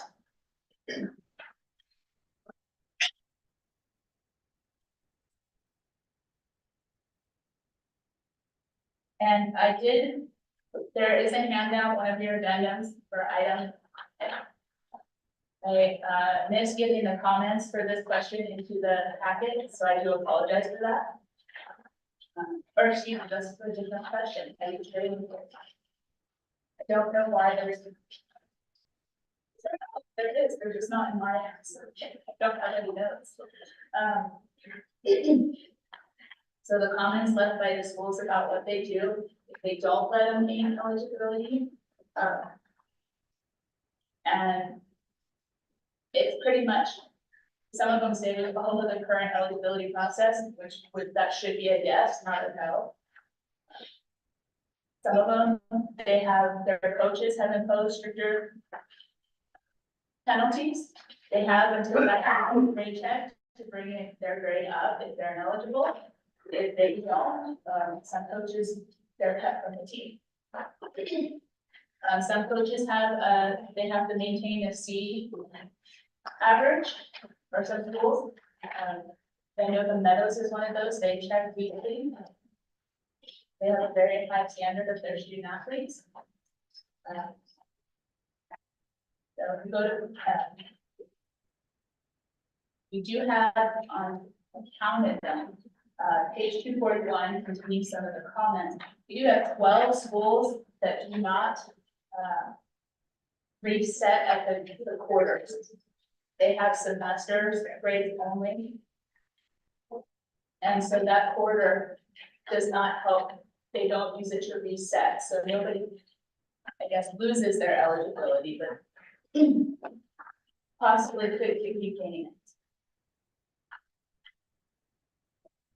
Page 242, what's the question? At each rating period, does your school see about the same number of students between gaining and losing eligibility, see more gain eligibility than before, see more lose, or other? 78% of our schools said it appears about the same at their school. 33 schools said they saw more gain eligibility, and we had 4 schools that said more lost eligibility. And it is now that the addendum comes in. These are the comments for this question. There are some interesting comments that we have here. Fernley High School, they have, it's usually their freshmen and sophomores that struggle with the grade checks. Sandy Valley said they see a lot of probations, but they don't usually get the ineligible students.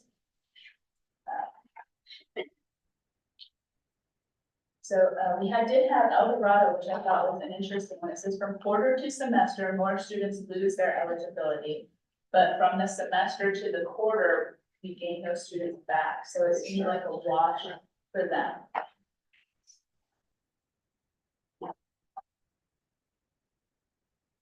So if we continue on, page 243 is the next question asked.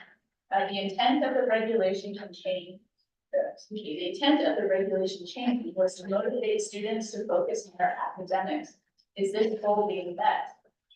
100 of our schools said yes. We have 21 schools say no. And the comments that they left for this question were, those comments begin on page 241. One school, the students have learned how to utilize this system to their advantage. Another 3 weeks isn't that long to have to sit out, so it's not a big deal if they don't meet the initial requirement because they can join a team in 3 weeks. It actually demotivates them to keep their grades up. Another one, students are being given more opportunities to participate as a result. They are not staying on top of their work as they did with the previous regulation. The process is more sustainable for our students and it keeps students motivated to get back on track and be able to participate. At our school, we have increased requirements. They require a C to be eligible, and they've actually seen an increase in student achievement.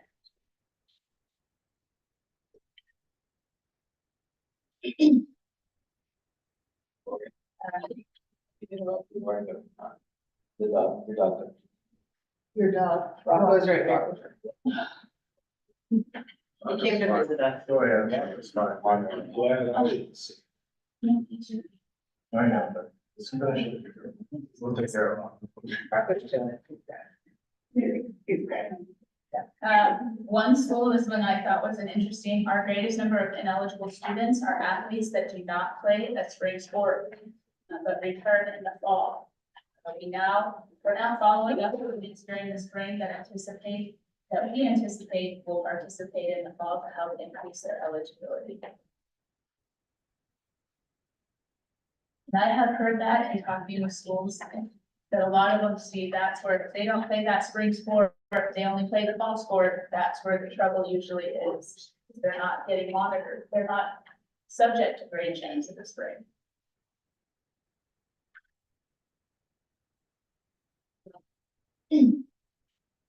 And one comment that was from Yerington, I thought this one was very interesting. They actually said that it does meet the goal, and their comment was it does. It definitely motivates their coaches to motivate the athletes. And so I thought that was an interesting comment to know that it's motivating our coaches as well. Page 249. This next one, looking solely at academic eligibility. Have the current regulations been successful in reducing the number of cancellation of games or programs? About 85 schools said it's been about the same.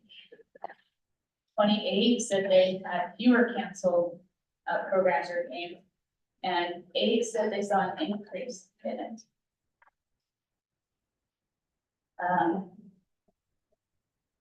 And we had a few schools in the comments that they weren't really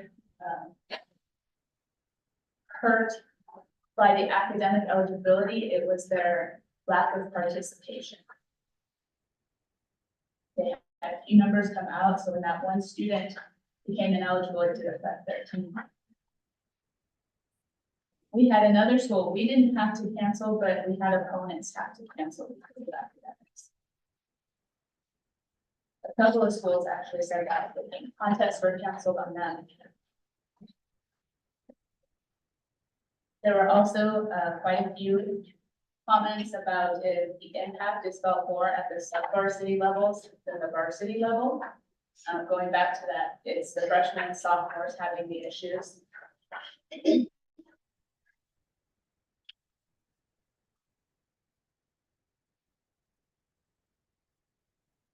I'm going to pick on Cadence, not really pick because I like this comment. They have not had to cancel games or programs with their eligibility, but they've added programs like a BT for some programs as this academic eligibility has helped. So I thought that was a good thing, a very good thing. They were able to recruit using the eligibility. The next question was also a surprise.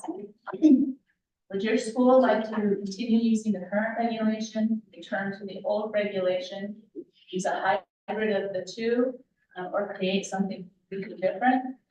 88% or 88 schools, 73% wanted to continue using the current regulations. Those comments are on the following pages.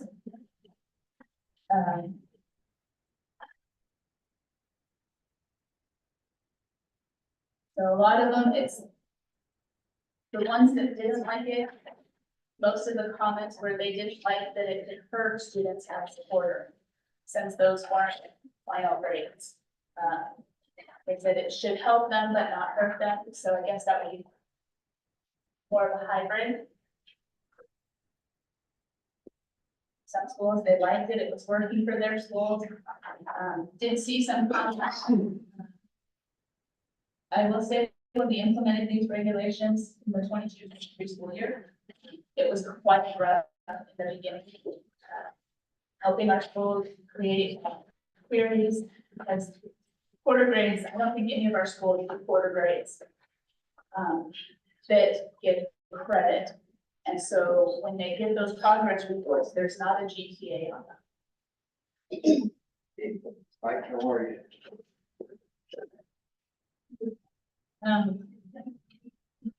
One comment that I thought was interesting on here. Incoming freshmen should have a grading system set in place so that middle school grades hold them accountable for their eligibility. But a lot of them, once they got everything worked out in their process, said they like it now. The beginning was rough for everybody, but it's now working for them. We do have on page 259 a comment from Fernley High School, and we do have some schools in this, other schools in this category as well. Lyman County's first day of school is after Labor Day. So we have some schools that are starting early to mid-August and some that start at the beginning of September. And so the schools that start after Labor Day or later in August are at a disadvantage because their students are going to be out longer for the season because they're not going to be in class during those grades at the 3 weeks. That's been an issue even under the old rules. And I don't know how to fix that. We can't tell our schools all to have the same start date.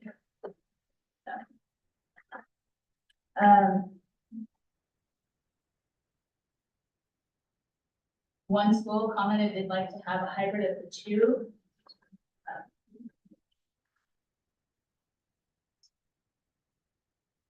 have said they are, those already eligible to continue. So the way I read his comment is he would like to see at that 3-week check on the non-traditional track. Instead of, if they're eligible at that 3-week, then they go on to the rest, they switch to the traditional track at that point and not stay until the quarter. One said they would like to see eligibility be determined by the GPA at the beginning of each season.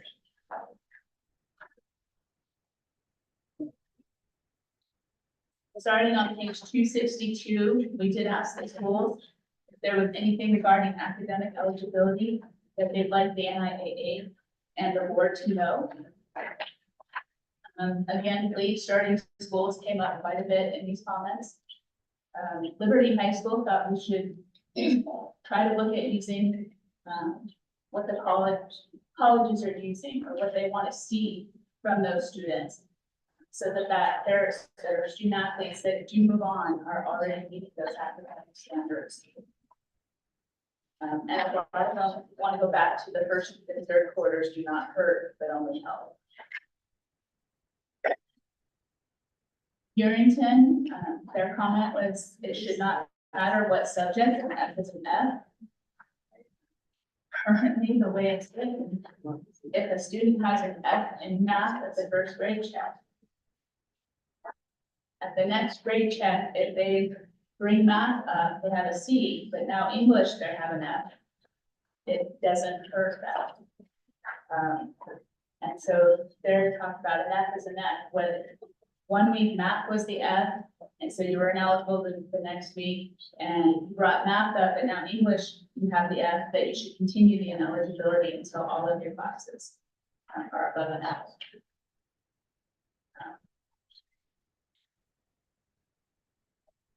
So overall, I was very surprised by the results. I'm following up with North Tahoe to find out what's going on there. I do know our lake schools, which is Truckee, South Tahoe, and North Tahoe.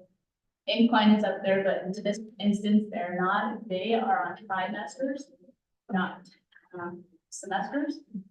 And the 3-week checks, the way their blocks are built for classes, they do 4-week blocks for classes. And so doing the 3-week checks, so I'm not sure if that's related. But I don't want to put words into their mouth. But I believe that's going to be their answer, but we know that South Tahoe and Truckee have been able to make it work. So we do want to work with the school. Definitely having 73% of the schools want to keep the current regulations was a surprise. Because we know that the current regulations does create more work for our school staff, but they've been wonderful and amazing at figuring it out, helping other schools, helping other staff, they can help each other.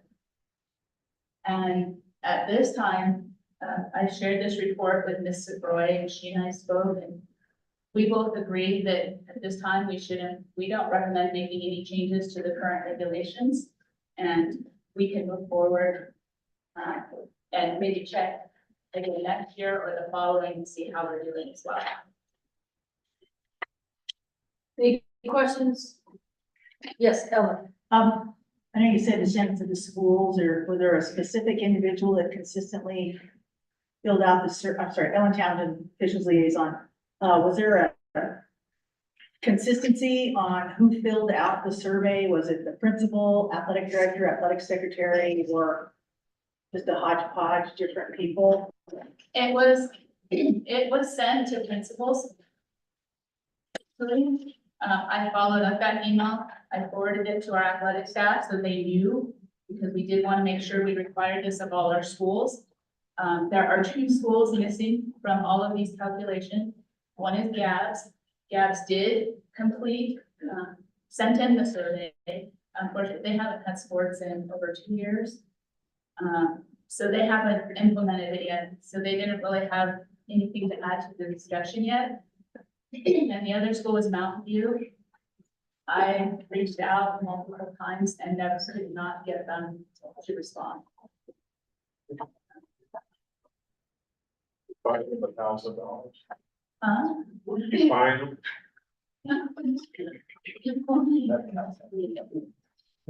But it was probably about 50-50 of whether it was the principal returning it and not what it is. This is a great agenda item. We're holding so they have full understanding. Any other questions, discussions? Look, I'm one that we've had our fair share of issues with this year. It's changed in some ways. I think communication, I know I'm talking to Donnie about this at one point during the year, not so long ago. And I venture guess on some of that. We'd be one of the schools, we have very different opinions between athletic department and school administration on which way they would like to see this thing go. And we know that just based on the comments that were submitted, I know exactly who filled it out on behalf of Purdy. But some of the big questions that we continue to struggle with is that basing stuff off the quarter grade that is non-credit bearing has been a challenge for us to get across to families and some of our coaching staff that it's simply a spot in time that we take and it doesn't hold weight, and they know that. So specifically fall kids or those that aren't involved along the way, and if their season picks up, a basketball kid trying out and they know they're going to kick it in gear, but now you're taking quarter one grades in consideration when you're trying out for activities, because in order to try out, they have to be eligible for basketball, wouldn't pay attention, things like that, that I think as it moves forward, if there's no changes, we can educate on it. But I just, more of the survey data, I think it could be impacted just based on who's filling it. And I'm one school that has one perspective on it, but I'm sure I'm not the only school that has those difference of opinions that are taking place.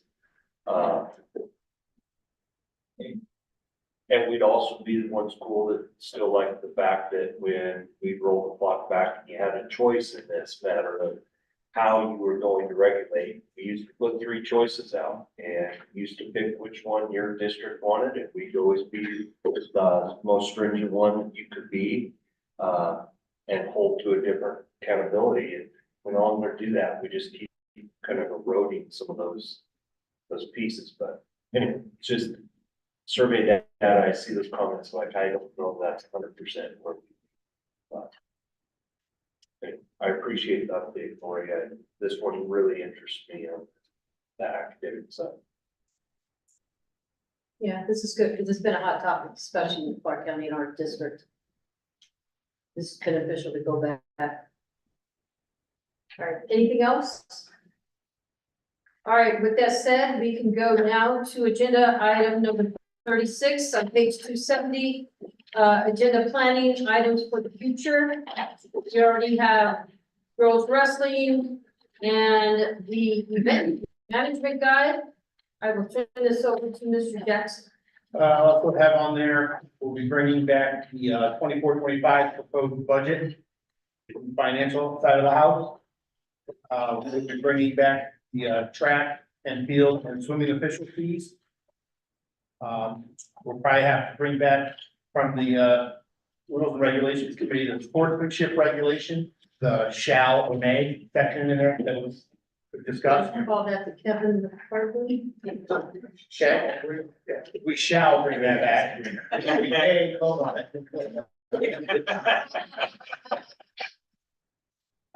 We're gonna bring back 385B 708, the middle school hold back, whether their clock starts ticking, that, for lack of better terms. We're going to bring back Mr. Anfield to be approved by the realignment, to be on the realignment committee as a non-voting consultant. The officials constitution, I have it from Ellen. I will get back to the board at the next meeting and work on the language for the drops. I call it the drop sport regulation, but then we had a discussion there. I'll start crafting some, work on that. Did I miss anything, guys? Let's see, here, swing that quick, wrestling, officials constitution. Yep, got it. Like that, okay. I do have one that I need to bring up. Surprise. Wait a minute, hold on. That was it, done? No. Okay. Oh, I apologize. For the, Don't we have to draw for it, or how that's gonna work, don't we need to put that? that would be, yeah. So that's on there. Yeah. The lead and draw. And let me keep, hold on that thought. NASC relationship to NIAA, you want to revisit that again in the next meeting? What's it, so we gotta talk to Paul. Okay, so put that on hold for a second. And then we have the workshop item, which is gonna go through the rules relations policy committee about teams. Right, and look at that, still coming back. Let's see, 24-25 calendar with regards to 4A state wrestling in the south. And also region team tennis, possibly extending that to a 2-week period based on what's going on with 5A northern region. 24-25 calendar, so those 2 items. Yes, I think that's all I. Appeal process. Appeal process. We're talking to line next week. That would be, Hang on. yeah. Yeah, so I think, yeah, I think he.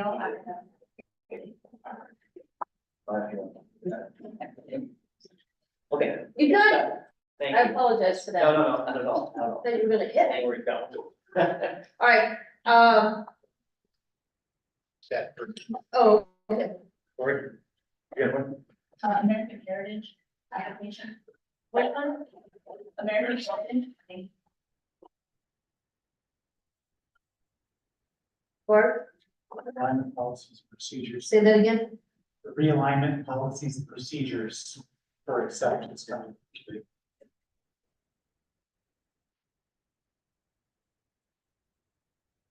Any more, Tia, do you have anything? Since No. we're on your staff, Paul? Okay. Jay, anything you wanna add? For the next meeting, Yeah. I won't be here. Okay. Oh, you had the audit the budget. Let me just, Yeah. I'm gonna piggyback on and Don, you did what I was going to ask, is the master schedule for 4A. Wrestling right now is slated to come north. It is all 7 teams. So that will have to be taken off. I mean, that will be conducted in the south. Yeah. Rhea. I have a question about the ticketing fees. Is that something that the board needs to vote on, or is that something that the office, if it's making an executive decision on? If I may, my thought was that would be a part of the proposed budget. I think if we did that, we'd work it into the budget, instead of it being an expenditure, we just disappear. And there would be, revenue it would be part of the projected revenue coming in. Perfect, as long as it's on there. Yes. Easier. Good. Anybody else? Tammy? Donnie, you said this was for the 24-25 calendar, correct? That's correct. And you said tennis, won't that be a little late considering? No, it's not. So, You wanna do that one? Go ahead. Okay, so the calendar was proposed to the board and approved. And then after that approval, Washoe County came out and did their yearly schedule. What occurred was, the week for regionals in tennis in the north is also the same week that they are going to be on fall break. So what we're going to do is move the northern tennis regional date to start back a week and allow them a 2-week window to complete. Gotcha. It's not going to change anything else other than the northern tennis region. because we're on holiday. But there were transportation and supervision concerns, not because they were on holiday. Yes, Ellen. Question, just, I know, the board, Ellen Townsend, officials liaison. I know that the board, you guys were talking about, trying to secure some of these venues, in the future, 3-4 years. Does that not impact the master activities calendar? Should we be starting to go farther out on those and get them tentatively approved? So, you know the dates, so you can commit to some of these facilities out there. You want me to answer that question? Please, thank you, Mr. Jackson. So Donnie Nelson, the NFHS, right, we've been talking about for a lot of years, has a count week calendar. Right. And right now it goes out until 32, I believe. With that, we have over the last couple of years amended that calendar just a little bit based on graduations and finals, mainly the CCSD, and how that has backed us up actually, even into the winter season. So to answer your question, Alan, the answer is we always want our master calendar 2 years in advance. Mr. Jackson and I will work on that. That'll be one of the items we'll talk about over the next couple of weeks. And we'll get that master calendar planned out for a number of years. We just couldn't do it yet. But now we have to kind of see the 23, 24 calendar go through, and we have the approved. We have 25, 26. We have that approved? Yeah, we do. So we are already at 2 years out. So I'll work with him for the long term of what that would look like, 26, 27, 27, 28, et cetera.